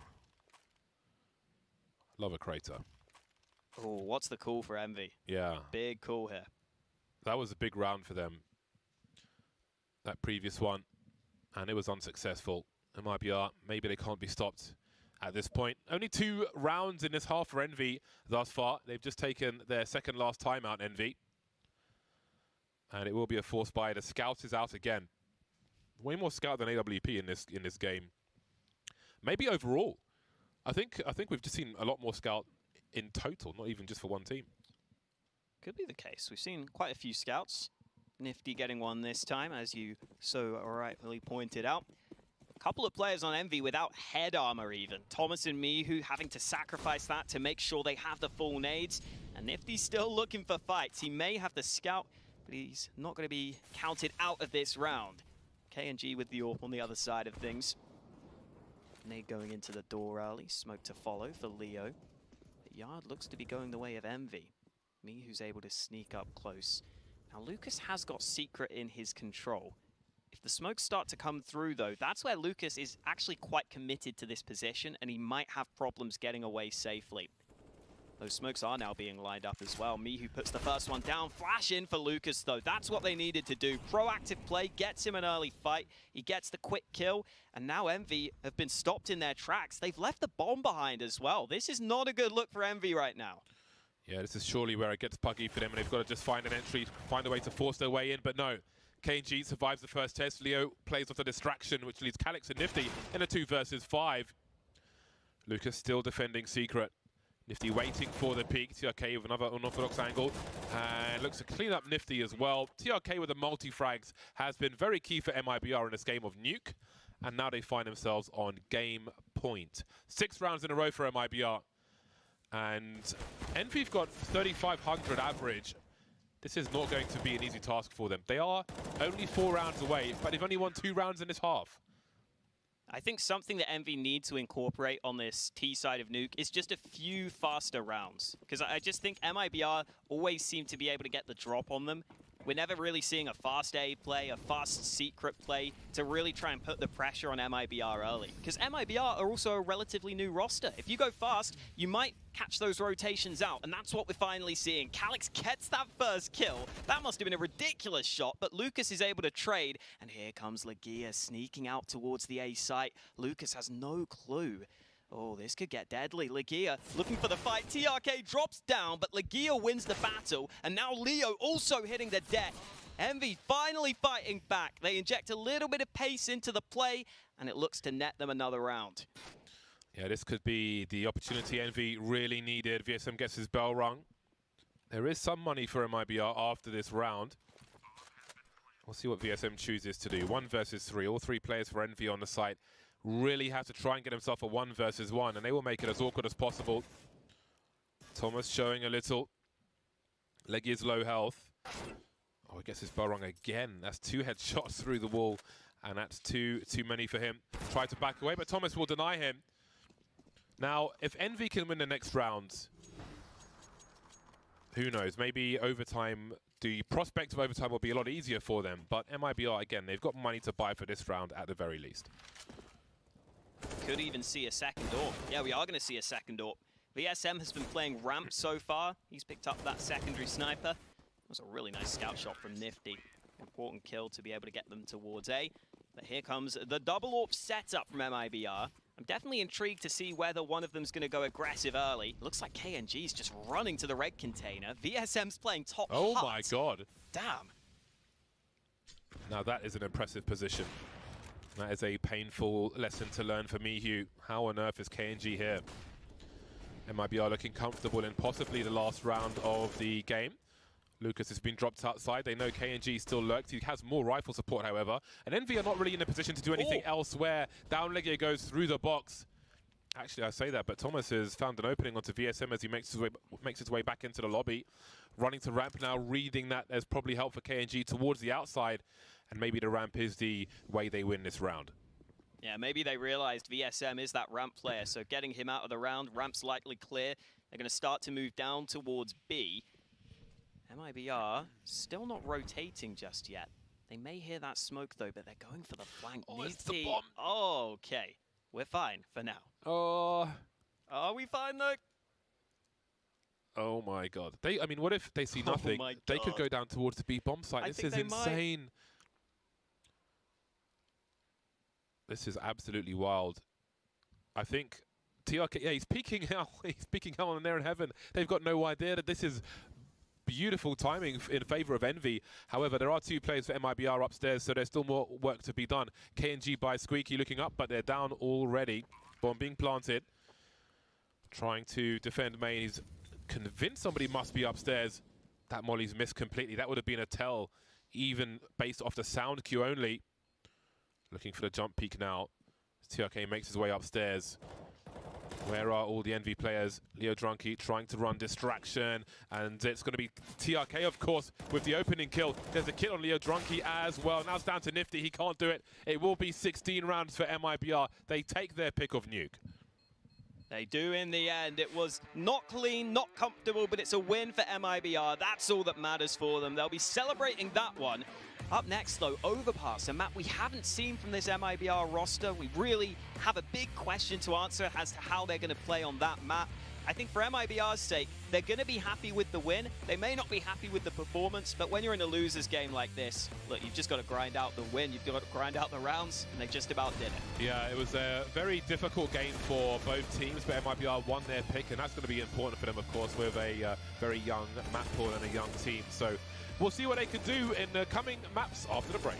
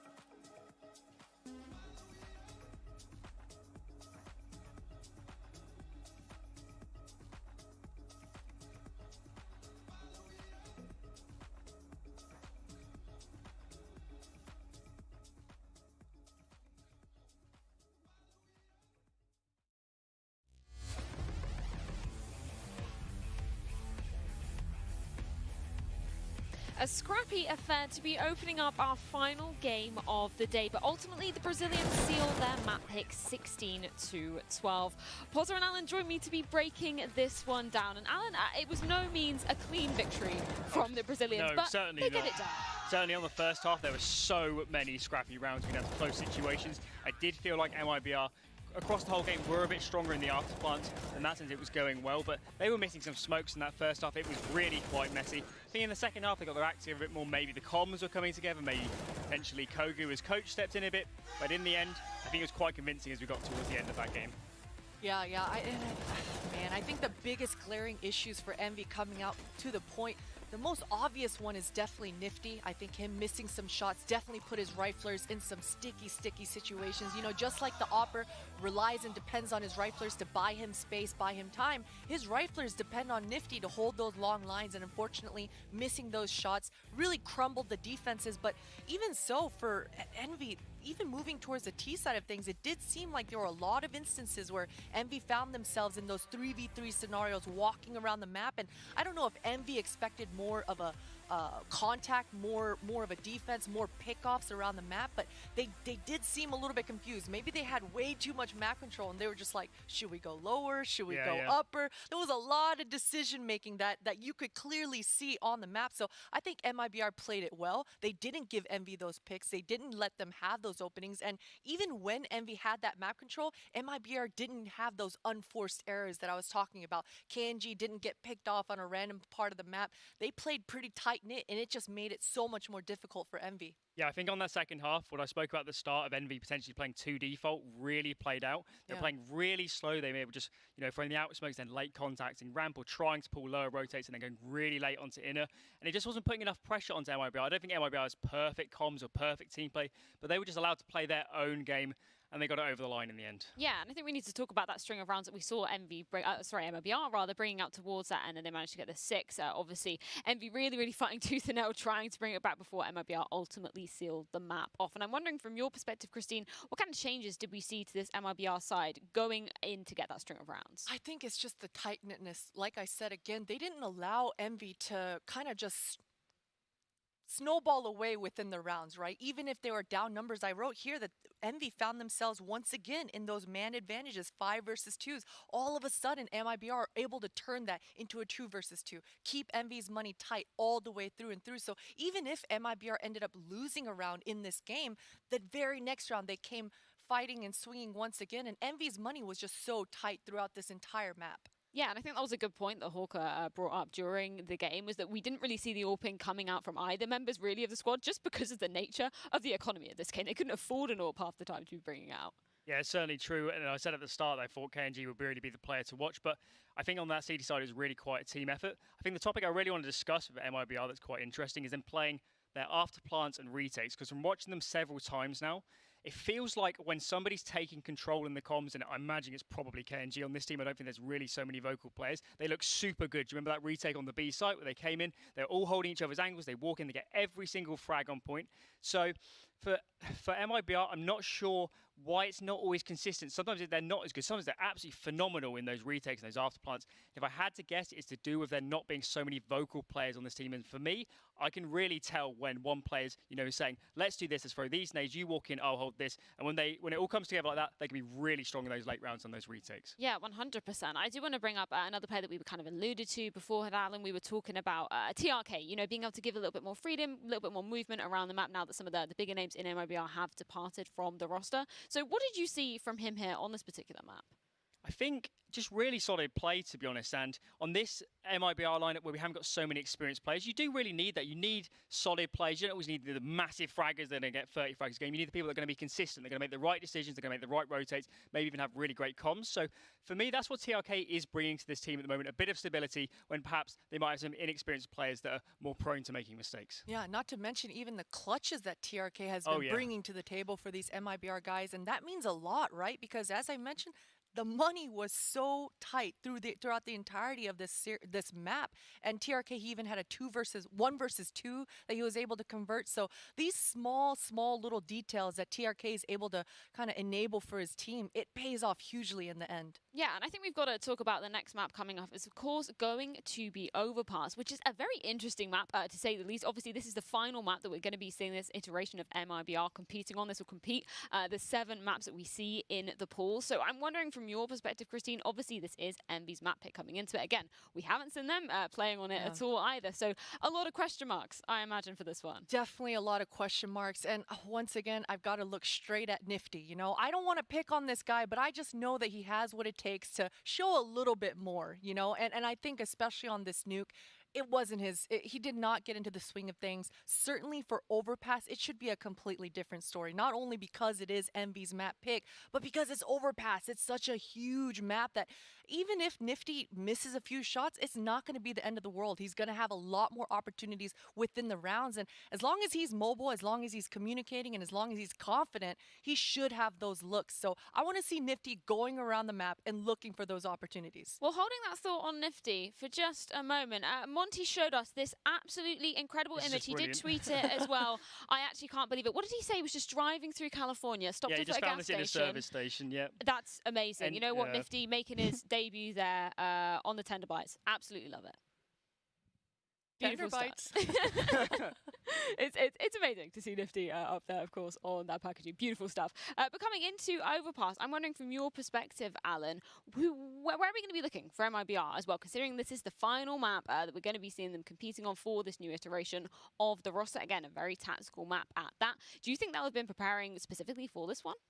Well, we haven't seen Envy on Overpass before, so in that sense, they'd be, coming in trying to play their own game. I think on the T side particularly, I'm not looking at individuals on MIBR. I want to see them playing super contact heavy, particularly towards Monster, just abusing it all in on, getting players out, popping in, taking fights onto barrels, trying to wrap around the site. So that's really what I want to see. And this one from MV's perspective, again, it's got to be nifty, isn't it, on that CT side? We've got to be more mobile. It's got to be everywhere, getting early picks, because if they can't get the early frags and they just let MIBR have all the space, get aggressive, then they can be in real trouble. I think we can also take a look at our updated pinnacle odds going into this next match. I'm interested to see exactly where they are siding for this second match of the series. And I'm also interested, you know, if we're not looking at Nifty specifically as a player to be watching, is there anybody else that, you know, we haven't actually touched on Thomas at all from the MV side. I'm wondering what kind of impact you see him having in this particular match. You know, surprisingly, Thomas has been pretty quiet so far in his debut with MV, but I think it comes along with his role and what his responsibilities are. He's generally the entry fragger, so he's generally not alive at the end of the rounds, even though we did actually see him winning that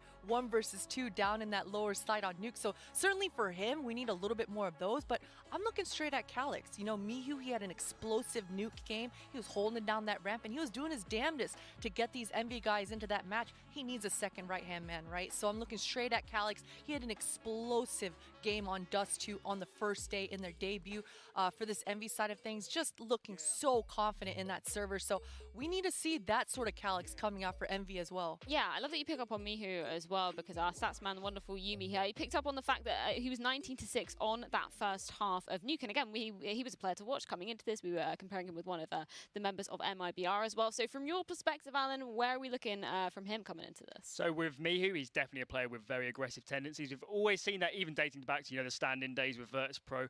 So when I'm building a team around Mihu, what I want to see on the CT side is aggressive takes of map control, especially on overpass. There's so many options towards you know, the playground area. You can even go aggressive towards short water, towards connector. And I think he can kind of be a focal point for those aggressive plays. They can get him forward with the util. And that's where I think Mihu really comes alive, when he's got his teammates backing him up. He's got some good util. He can just go in there and get the frags and put them in good situations. Well, speaking of which, it is time to be heading into map number 2 of this series. It's going to be overpass, and it's going to be the wonderful Hawker and James to guide us through it.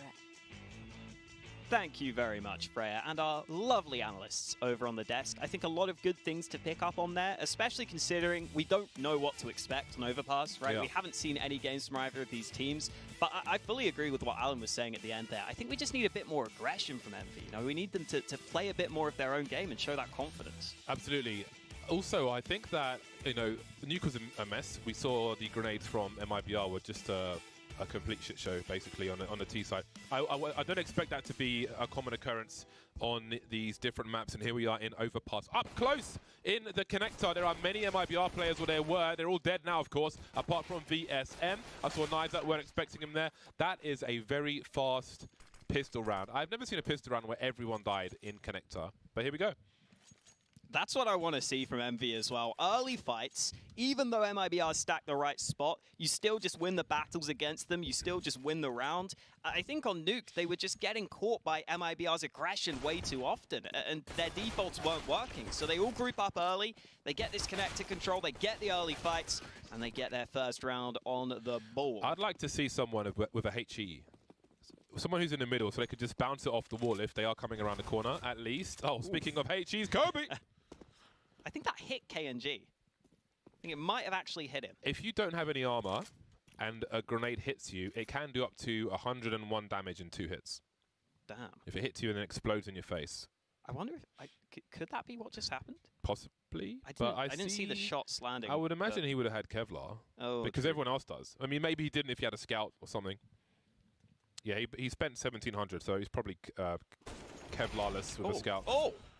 Bloody hell, what is going on here? Leo gets a 3K on long. Nifty landing some shots, but it's into a 2v2. Leo's going to get that AK into his hands. His teammate gets one as well. It's actually weaponry advantage for MIBR. They've got the bomb in their hands. They've got a real chance at causing this upset here.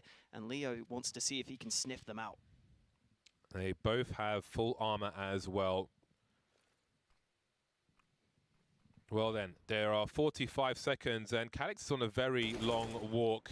He's left Legia alone. The peek comes in from Leo. Leo doesn't like to stand in one place. And this is really going to burn some time for Calix. We can see MIBR moving into the toilets position. Smoke soon to be gone. But they're playing trade frag situation, essentially. Now, with 20 seconds left, I don't think you want to be swinging together. It will work out as long as one of you stays alive. Might be okay, but that'll be fine as well. Well, it seems the wild rounds will continue. From nuke to overpass, the craziness has not stopped just yet. MIBR winning the second round, and they'll have 2 AKs in the third. They really did line up for Leo Drunky there. Now it's the turn of Envy with the Desert Eagles. Nifty will have the scout. There's 1 flashbang, armor on everybody, helmets on some. We'll see what they're able to do. It's a very good position for MIBR with 2 gifted AKs. Yeah, they'll be loving that. We saw TRK specifically do a lot of good work with the AK on the CT side of Nuke. I'm sure he'll be very happy to have that in his hands early on overpass. Nifty's got that scout back in his hands, and one of the positive signs for Envy from that last round, the only positive sign really, was that Nifty did land a couple of shots with that scout. I'd like to see if he could do even more work in this one, but it's obviously not going to be as easy against the rifles of MIBR. Leo here having to back away. So it's Leo and KNG playing this A site together. That strikes me as quite an aggressive A-sided hold from these 2 players. Definitely curious as to how they play this out as the rounds go on. And you can see Leo right now not willing to give up the bathrooms without a fight. Yeah, Lucas is coming upstairs to help them out here, which maybe will help MIBR hold around the toilet's position.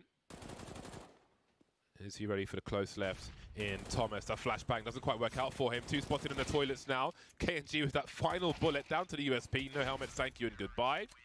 And only 1 player is lost. Absolutely fine for MIBR as they start their CT side. 2-1 now. Eco territory for Envy. A map down versus MIBR, who took nuke, as you can see on your screens there. For those of you flying helicopters, maybe you're just on radio only. It was 16-12 for MIBR.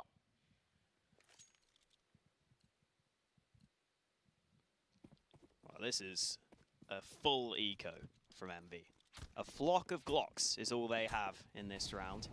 And even though I can make it sound nice, it's not going to be nice for them. KNG actually taking a bit of damage early. This is a really aggressive mid-fight, which they don't need to take. They could lose their guns here. KNG USP with 2 kills. He's going to get the third. KNG pulling out the pistol to make sure they lock it down. If KNG falls there, though, they're losing their rifles, and they could have had some problems, but it's all good. KNG's got it. Yeah, having absolutely nothing useful to fight with definitely helped him out. They gave him the confidence to go for those patient USP shots. Yeah, that is, in some other cases, a round losing situation, but not this time. 3-1 for MIBR. Now Lucas is, he's going to go down in connector, where there is quite some presence from Envy. Smoke up to start things off. You can see MIBR are the ones who blew off the door. This makes it really hard to lurk in short B, especially with the smoke in connector. So if Envy went for a fast play towards a short B position, you know, Lucas is going to dive through the smoke. Anyway, if there was players in short B, the isolation of that smoke allows MIBR to pinch it themselves. So you can often find that happening. Have a look at the monster tunnel though. It seems MIBR are going to be proactive on the B-bomb sites. They don't even have a flash to go through this because there's no one else with them on B. They're literally going to sit in the smoke and hope they have the advantage on the fight, which is what a lot of teams have been starting to do, and it's going to work for them for now. VSM, oh, he gets by safely. TRK's going aggressive, but he falls, and now VSM is alone on this B side of the map. He's going to tuck into the corner, try and spray away, but he's only going to get 2 for his troubles, and the B site will be lost. Look how far away the remaining 2 players are from each other. Got Leo Drunky running in from the back. Mihiu's just making his way towards short B now, so that might happen. That engagement, KNG on the high ground in the meantime. Could try and distract with some grenades or something. See if Mihiu's holding the angle. Not quite. So no one's actually focused on Monster right now. He has an opportunity. And again, if KNG can do something, there's a distraction coming. Look at me, look at me, look at me. In the meantime, no one's looking at Monster. And here comes Leo Drunky. There's no cover whatsoever. Mihiu's coming back from the connector area. That just leaves KNG now with the tries. KNG! 1v1 with Thomas on the bottom left. The angle is awkward enough. Massive holes in the defenses post-plant from Envy, but they do survive. Way closer than it maybe should have been. They almost lose track of Leo, and Leo just didn't quite look ready for that fight. A very snappy reaction where he wasn't able to get his crosshair in the right place. but then they continue to peak. There's the spray from Mihu. Really unfortunate to start the round. Envy, though, able to bounce back. And the nice thing I like from Envy in this round is that they kind of grouped up to begin with, and then once MIBR went aggressive somewhere, they regrouped to make sure they could just spot that aggression and use their teamwork to get them out of it. Nice round there from Envy. And they are grouping up quite heavily at the start of this one as well, this time towards the B side of the map. This boost from Lucas, though, is just almost impossible to spot from the T side. We'll see how long he sticks with it, though. VSM going for the fight, but it's not a favorable one. KNG has the AWP, he's trapped, and he's traded. Yeah, there was a setup from MIBR, but it hasn't been so successful for them. Holding on to short B for the retake position. Oh, the molly, he ran into his teammate at just the wrong moment. That allows TRK to stay in his position. We'll see if that changes anything. Leo Drunky lining up some grenades, as are the short players. A boost up top, Legia down to 24 HP. Creeping out of smoke, but TRK's been boosted. Calyx moving into the water now. While Envy, they vacate the monster position and start to go back, just checking for a flank just in case. They'll focus on a short position now. Maybe nightmares of the flank in the previous round will send them to check. Potential crossfire for the CTs. Not anymore as they both fall to Mihu. Leo Drunky doing what he can with the MP9. Just good for one kill. The trade from Nifty allows Envy to tie the score.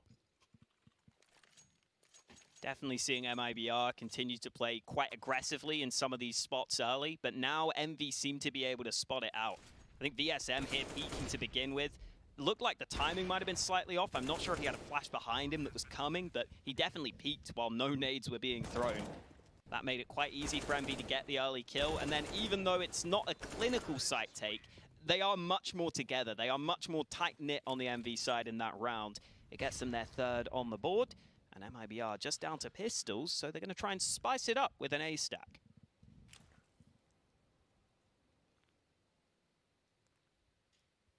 Envy being real careful. They suspect that MIBR could be up to something, so they will wait. This reminds me of the round on Nuke where they sent a MAC-10 fast into Squeaky Door and died, and I think the round collapsed afterwards, but of course different map, different layout, different approach, and indeed a different pace, and it will be fruitful. Two players spotted making their way towards Playground. Nifty completely missed one, going for the biggest flick of all time, not quite getting there. AWP collected briefly, has been lost again. VSM and TRK remain in this eco against 4 players. Won't be easy for them. P250 would pay for itself if he can get a kill, but he won't. So main punch sends his crosshair up, and Calyx will bring the body down.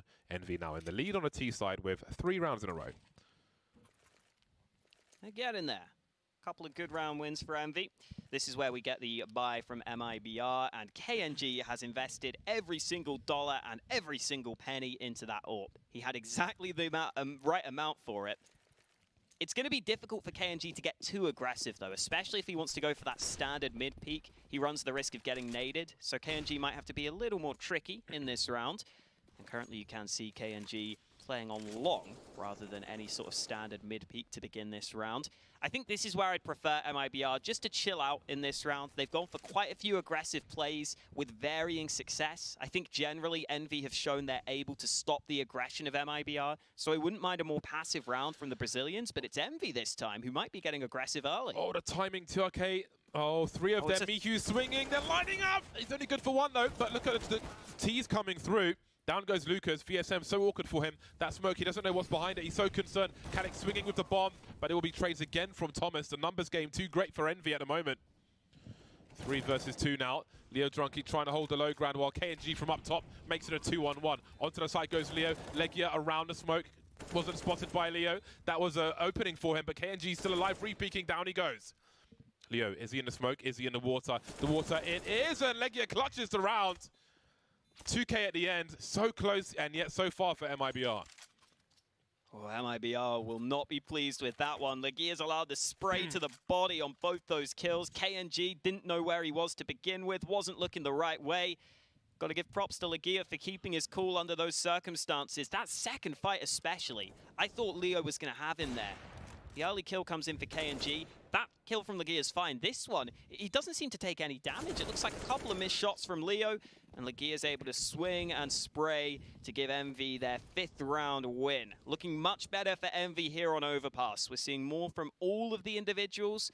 We're seeing just a much faster brand of Counter-Strike from MV as well. They just look so much more confident here on Overpass, which makes sense. It's their map pick, but it's much more of the MV I was hoping to see.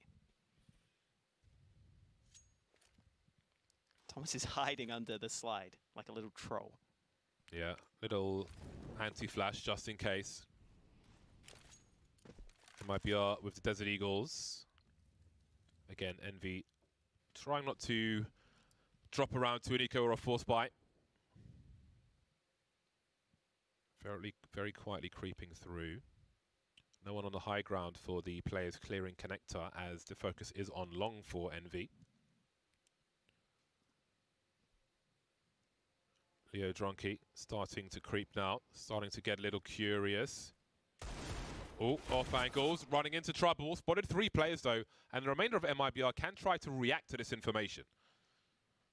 I think you can see how MIBR are just not as aware of all the angles on this map. I was even looking at some of the map stats for Overpass for some of the newer players, and even the guys who joined MIBR didn't really play on their old team much either. So that gives you an indication as to why maybe you're seeing some of these mistakes. No mistake from VSM. He lands a shot right between the eyes, but Thomas is able to trade. This is the first time I think we've really seen Envy fully commit to one of these A-sided rounds. And it's worked out pretty well for them against the Pistols. MIBR will probably just be looking for some exits. Yes, we've often seen 3 or 4 of Envy towards the B bomb site early. Outside monster at the very least. Some fishing from MIBR. It's looking to make it a little expensive if they can. And they can't. Calic's the only person to drop. Envy looking happy on the T side. 6-3 on the T side is great. Couldn't really ask for too much more than that. They did take the pistol, so I suppose they could ask for not losing to a force by afterwards, but nothing too shabby there. Now we see 2 Augs are out for MIBR. The scoped weapons. Interested to see how they will look to utilize them on Overpass. B-Tunnel could be interesting, but where does the second one go? Oh, Lucas just took some damage dropping down into the water on B. That's a bit of a mistake. Double AWP setup as well from MIBR, and both snipers are on the A side of the map right now.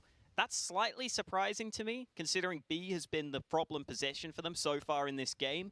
But the read looks right from MIBR. KNG continuing to play aggressive. It's a 1v1 fight that will go his way. Leo is stuck in connector now. He's got to make sure he can lock this position down. This can be a somewhat difficult angle to clear, though. Sometimes you don't clear this, and Leo's got the first kill because of it. Thomas was not in a position to trade, but Leo gets caught with his pants down. He gets so excited when he gets a kill. It's like he has to do something else immediately. He's got so much energy. There's never a fallback. It's always forward, or let's get something else done. Let's tick another box. KNG continues to flank, which allows MIBR to keep the final 2 players on the B bomb site. TRK misses its opportunity though, but VSM is here with the second AWP. Now what is the play from Envy? They're running back to T-spawn. It's good they've done that. They've passed that already, because from the middle of connector, you can actually hear them falling back past the club. You can hear those footsteps. And up top, I think KNG is going to hear these as well. Oh, look at the patience. The trigger discipline is sublime from KNG. They almost lined up for him. And it's Nifty with the bomb now. 24 seconds running for his life. Can't plant default, of course. Goes to the other side. Then Molotov will soon be gone. Now, does VSM peek him? Bomb's been planted. VSM dancing around somewhat, showing some presence. Nifty creeping towards bank. Oh, he's going to go for the fight as well. Nifty not ready for VSM. Really nice patience there from VSM. I was worried he was going to commit to it with the AWP, which is such a big risk if you go for that fight. But instead, he takes his time, sits back, and realizes Nifty probably has to play the bomb from bank there. He almost has to go back into that position. So VSM just makes sure he's got the backside of it locked down. He can wait for KNG to get up closer. He ends up getting a pretty easy kill in the end. So MIBR finally get another round on the board. They break the win streak of Envy, who had won 5 in a row prior to that round loss. Now the question is, can they repeat that performance? It was the double AWP setup that helped them significantly in that round, and they're able to stick with it in this next one.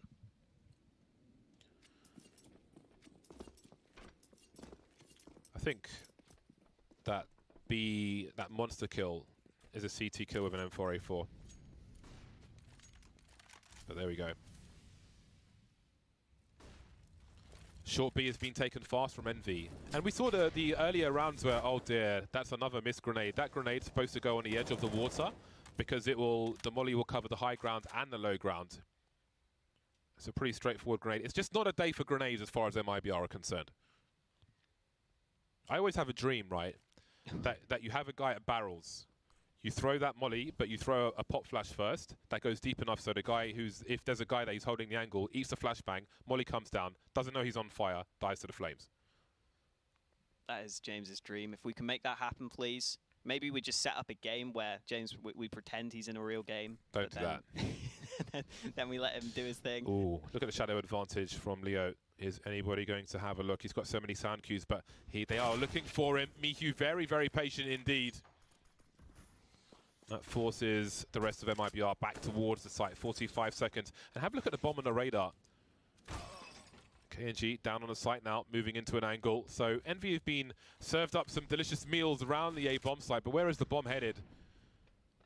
Went round towards T-spawn, into connector, and then back up towards A again, where these picks have happened. Slight shadow advantage for Lucas as they start to swing on him, but Nifty will trade the kill. That leaves VSM and TRK with a lot to do as they try to hold on to what they have. Now the bomb's been planted. It's time to fall away. I am concerned about this A-sided setup from MIBR. I was saying it earlier in the game. I think Leo and KNG are probably the two most aggressive players on this team, and they're both playing on that A site. I think you really probably want an aggressive AWPer on that A side of the map, and then just a really safe pair of hands as your second player who can always be in a position to help clean up. And Leo, you've seen a couple of times now get caught out in the bathrooms, not being 100% aware of all those angles. I think Envy in that round specifically, you could kind of see that they were ready for an aggressive player in the bathrooms. And at times, you have to know when to fall back on that A site. It's very important that you don't die too early there. Otherwise, you give Envy just so much of the map to work with and an early man advantage. And you see that Envy are happy to take their time after getting that early kill. See, they bait him in, basically, to going for that fight. And then KNG is in a pretty poor position on the bomb site. So I think that could be an issue going forwards for MIBR. Right now, the bigger issue is they've only really won one gun round. That's got to change. Yeah, I don't feel like I've seen too many of the various classic setups with an AWP and rifle support on the A bomb site that you could see, some years ago from classic MIBR and plenty of other teams. Seen some in this tournament already here at FLASHPOINT 2. We'll see how it proceeds. This time the AWP maybe offering some grenade support from the A bomb site itself. KNG has been rotating here or there. Mixed results on the B bomb site, having lost a teammate when he could only get that one kill, and then V simply trade frags before he could fire another shot. So Leo's around the toilets, and KNG will be spotting along for the time being. Envy waiting out the current grenades. Monster Smoker's gone now. Mihu will be there holding an angle. Thomas collecting the bomb as Nifty and Legia move forward past the playground. Just under a minute left on the clock, and Envy are still taking their time. Lucas, though, not wasting any time. The aggression is... Oh my god, he doesn't get the kill! That is a big whiff there. Envy end up winning those trades. Oh, MIBR got just the right timing on the aggression as well. I was waiting for some of that CT aggression on the B side of the map, but it's not going to favor them. And now Envy, if they commit to this B site with a couple of good nades, they've got a pretty solid chance here. KNG has arrived on the rotate, though. Just waiting for the peak. Does Nifty go deep enough? TRK in the water. They're coming for him. The two-man swing. And it seems that they're half asleep on this bomb site, MIBR. He was very slow to react there. Not sure if he was looking at the radar or what. I feel like sometimes if you start shooting your rifle before your crosshair is in position on someone, and then you get your crosshair there, but you start your recoil control at the beginning of the spray, but you're beyond the beginning of the spray already, so you never quite catch up with it. This is perhaps what happened there. I don't know, but MIBR may need some sugar on that B bomb side just to wake up a little bit. That was those are 3 kills that were missed, and that puts Envy on 8 rounds on the T side of Overpass. Pretty strong scoreline for Envy thus far. Envy will be pretty happy with how this is going so far. I don't think Envy have had to do anything exceptional, but I just think a lot of the more simple things are much more effective from Envy on this map. You are just seeing, I think, the difference in comfort levels for these two teams on this map. We're seeing Envy always seem to work together, always sticking together in these spots. For MIBR, they're having issues with that. Timeout taken. This is the first tactical timeout taken by the MIBR side. KNG quite vocal right now for the team. Kogu, the man standing behind them. I would love it if he was on one of those segways, just wheeling up and down in a very small area. One of those. There's like this iPad thing that's on one of those segways that some cheesy CEOs use to go around an office. You know, when there's not coronavirus, with their face on it, so they can just talk to people while not being there. Oh wow. 8-4. Both teams on the bye once again, and we've got the old boost. But look at how forward MIBR are. They're not going to find anything from this. But the thing is, oh my god, Envy won't find anything from this, but MIBR won't know what they're doing either. Because again, if you get a kill in that position, it's at least 4 and normally 5 players all in T spawn, so you can take some aggressive positions. Oh dear. Oof. That was a swing and a miss from KNG. He still has a bait set up with TRK. Now, how do Envy respond to this? They've got Calix creeping in the short B position in the meantime. And with the aggressive spots from MIBR around the playground, they may look to make a play in B here as the bomb is collected by Legia. Oh, this is a round that's going to explode at any moment. KNG's pushing through.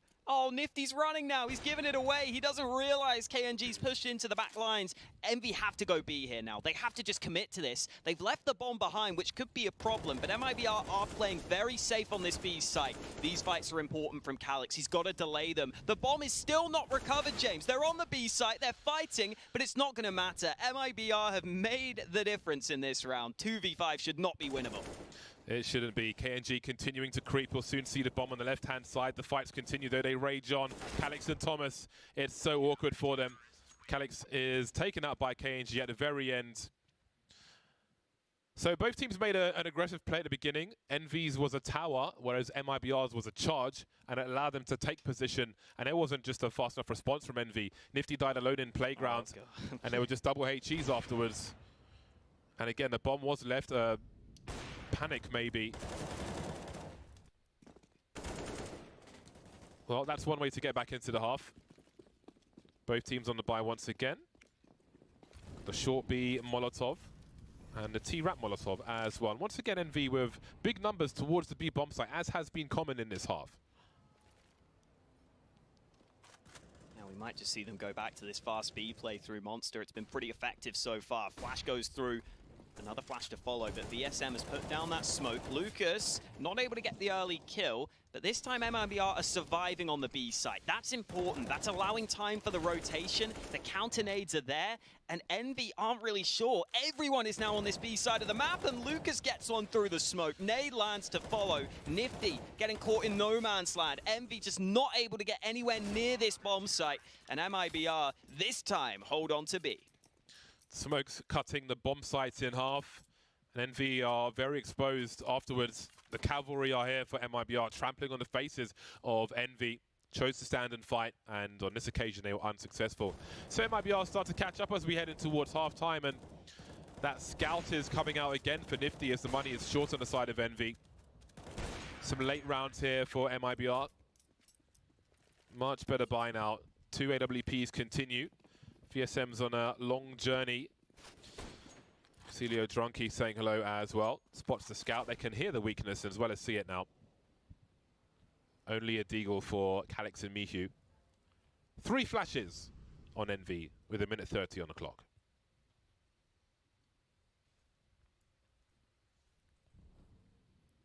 Slowly creeping up the connector.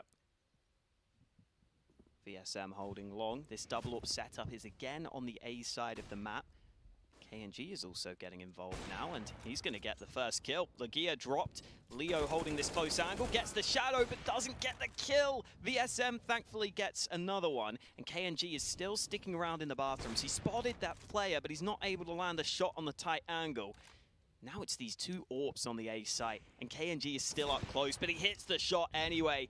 It's only the long players remaining for Envy. Right now, VSM has his back turned, but that's because the rotate has arrived. There's another player up on this A site. There's a molly for long, and Envy have another hard position to come back from.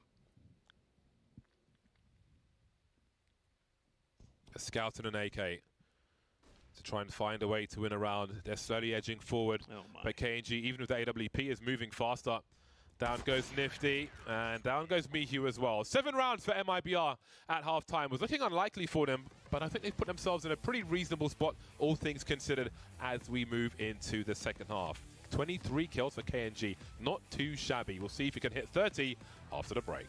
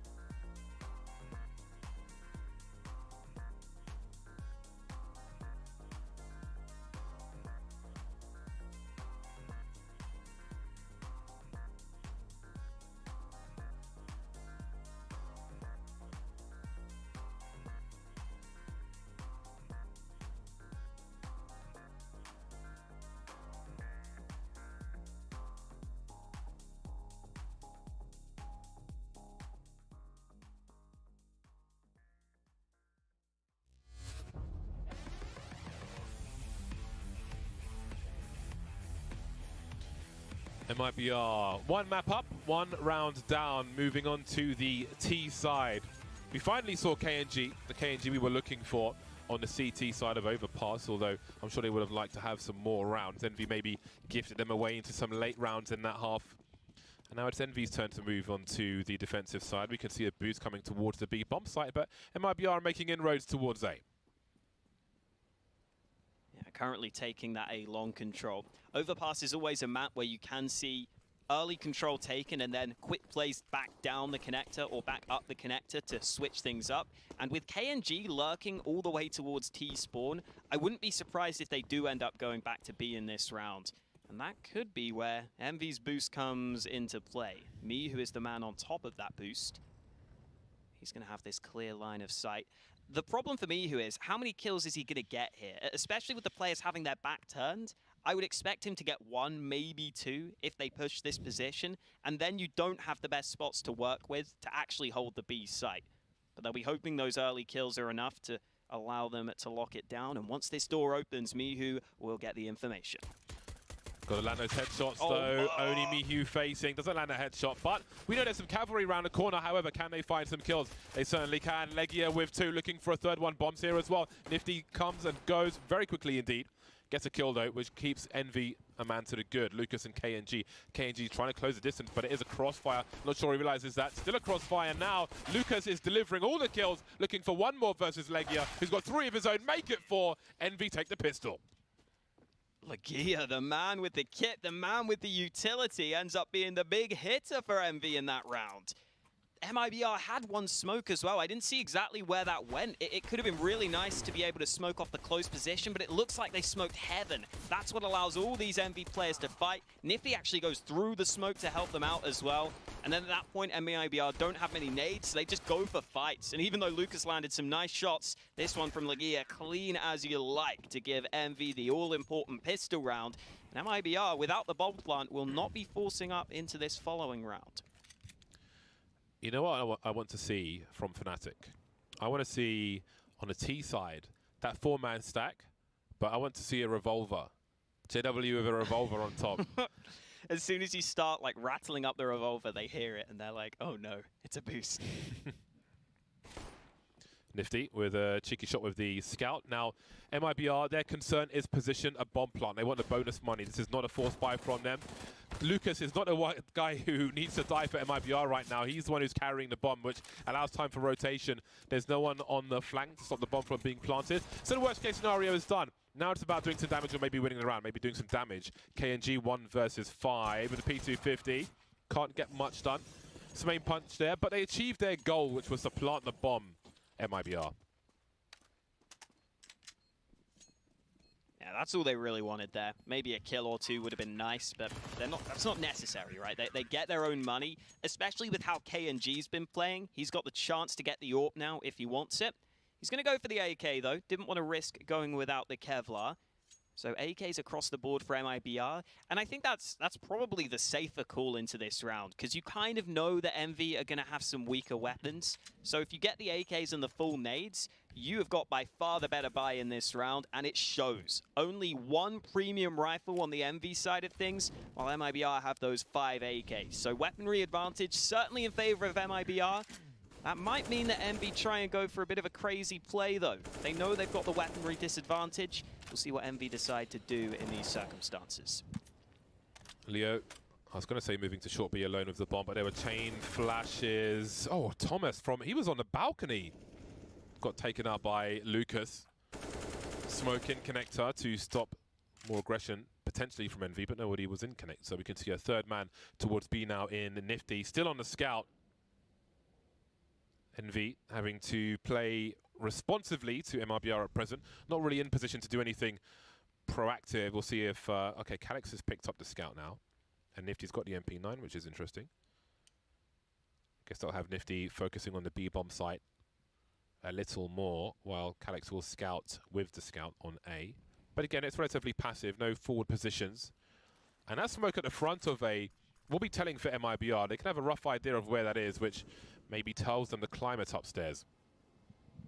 Mihu was deep peeking into Monster. Now that he spotted a player, a third man rotates down to B. They can be a bit more prepared for this. It is a more contact-heavy play for MIBR, though, running into the site. Nifty spraying away, and Mihu gets set up for success. 2 kills with the premium rifle. It's into a 2v2, and MIBR pumped the brakes, but the bomb's been dropped on the site. Legia has not fired a single bullet. They have no idea, but is he going to turn around? That smoke's not going to be there forever. Still focusing on Monster. There was already an engagement in short B, but the laser focus, that's an opportunity missed. Calix now, they see his legs, and that'll be enough. If Legia just turned around at any moment there, and who knows what may have happened. The bait setup was there, but was convinced somebody was coming from Monster. Down to the wire that round. MIBR on 8 now.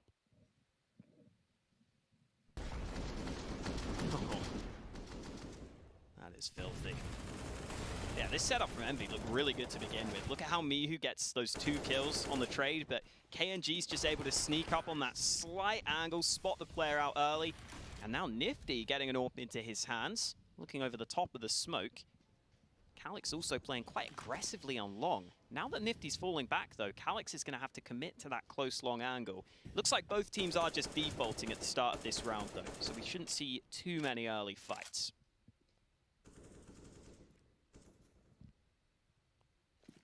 Nifty keeping eyes on Party.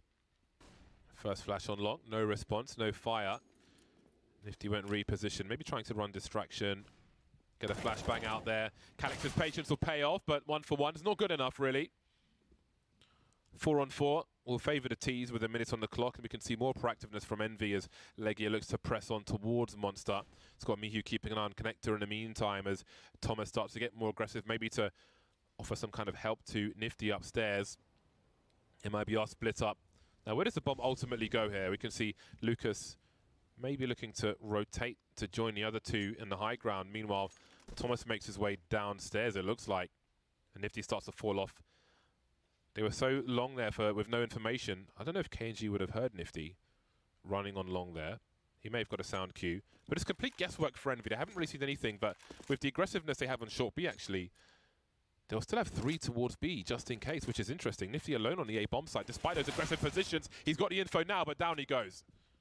Only a 1 for 1 on this A site, and even though MIBR don't have many nades, they're able to get the bomb down. Here comes Mihu, though. Lineup could come through, but VSM wins the all-important fight. That puts MIBR firmly in control of this round, especially now that Legia's been taken out. Thomas can't really get anything going here. He's going to have to save. MIBR with another round win, and I do wonder whether Envy mind games themselves a little bit there. I think because Nifty was so far out in the open at long, it looked like maybe he was assuming that MIBR would only take the A site with that long control, so he kind of played back on A, thinking that long was clear, and then the timing just not really working out there. Even though Nifty gets the 1 kill, he had to try and survive. Was not allowed to do so, and that means MIBR are continuing to grind out these rounds on the T side. This has turned into a very close affair right now, 10-9, and Envy's money is poo. KNG 2 kills away from a 30 bomb, 28 for 10. Got 2 kills in that previous round as well. Meanwhile, TRK, yeah. TRK is 2 for 12, but if KNG is stealing all the kills, that's not the worst thing in the world. If you add KNG and TRK together, they have a 30 bomb. If you add KNG, TRK together, you get KNG, TRK. You do. You're welcome. Thomas with a rifle, the rest on USPs. We'll see what he's able to do. It will be another boost. Oh! A more traditional one. Hello, Smoke. Why have you landed there? Hopping off just in case. This round is entirely about Thomas. Envy, the pistoling players need to try and stay alive, so if Thomas is to find an opening somewhere, they need to be there to try and swarm and cause anarchy, pick up rifles, abuse positions. There's no vision upstairs from Envy, which is fine in a round such as this. They've completely gambled on the B bomb site. MIBR taking it slow, but they're passive across the map. That smoke will land on the site itself. You can see some movement from Envy. Legia's going upstairs to have a look. Oh dear. Ouch. A little too curious maybe. I don't know what they're expecting to do from that range of the USP. So at this spot the rifle doesn't really get to activate. In the hands of Mihu now. MIBR still patiently waiting. Protect the VIP. The bomb makes its way with 2 escorts towards the B bomb site. Monster more or less in control of MIBR for the time being. And Legia will soon go down. There's 1 kill from it. Shame we didn't see more from the rifle, but such is life. 10-10, pair of 10s. All tied up. Anyone's game right now on Overpass. The first map was already quite close. MIBR were able to close it out in a back-and-forth game. This one has been a bit more standard. I think we haven't seen as many shenanigans here on Overpass. And it is now the buyout for Envy. No AWP into the hands of Nifty, just the 5 M4s on the CT side. No kit either for Envy. something to keep track of as this round goes on. If we see that bomb planted, Envy will have to get a move on. And even without the AWP, Nifty is still playing aggressive on this A side of the map. This is the sort of angle where he might be able to get one and get away, though. Great shot from Nifty. He clearly knows his angles. He's going to get away safely. 3 players here, though. VSM only going to get 1 of them. Calyx having to shoot through his teammate to get that kill. But Envy have retained that man advantage. Really tough spot for MIBR as well. Lucas is the bomb carrier. He's dropped it to his right-hand side, having a look to see what's up. But he really can't die here. Envy still with presence in short B. And Mihu makes his way towards the A bomb site. KNG and TRK around the toilets, but they seem to be going downstairs. Now, if they make some more sound cues, there we go. Calyx will hear this. Players are in the connector position. We'll keep an eye on the radar. Perhaps there's a flank coming from Envy up top. An easy kill as the barrel of the gun reveals KNG. More dancing around from Calyx. Very patiently taking his duels. Great burst fire. That leaves Lucas with the bomb. Making his way towards short B. 1 versus 4. Some damage would be nice. There's no money in the hole for Envy. If he can make it expensive, it will be fantastic. Calyx is dead. Makes his way towards B. Grenades are flying in. That was a chunky one, down to 50, down to none. Envy back in the lead.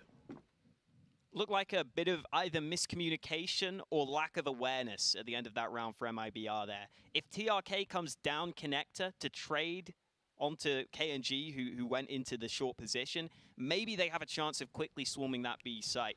Love this angle from Nifty. Gets away safely. And then here, I mean, KNG turns the corner, but he needs TRK behind him. TRK had just gone back up to the top of connector. Calyx is able to get a couple of kills. And you even see here, Lucas almost had a chance to get onto the B site, even in the 1v3. So I think if MIBR had grouped up, maybe they could have at least got the bomb down and put it into a precarious position. Instead, though, Envy are able to take back the lead, at least for the time being. Quick tech pause before we resume. Plenty of money on the side of MIBR. KNG with $8,000. Died unceremoniously in that round prior. They're not too far away, though.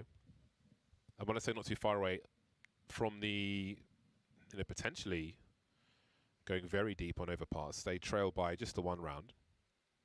But they've got 3 from 6 on this T side.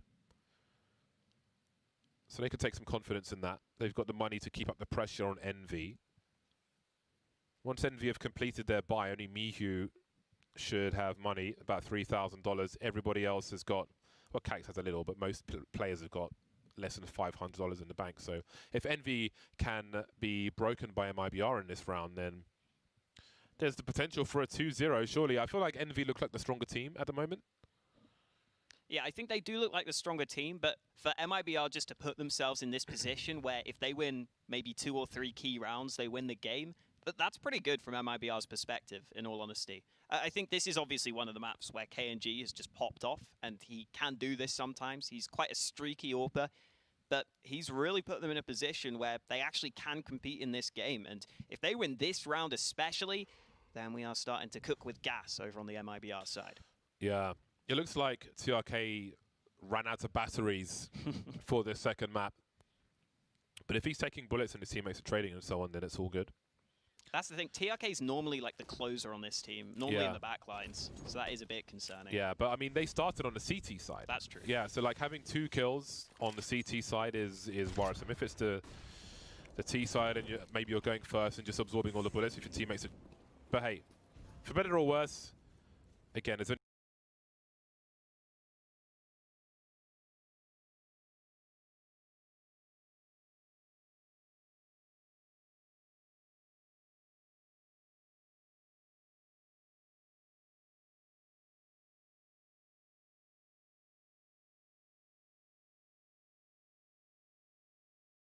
and just absorbing all the bullets if your teammates are trading and you're winning rounds is fine. But hey, for better or worse, again, there's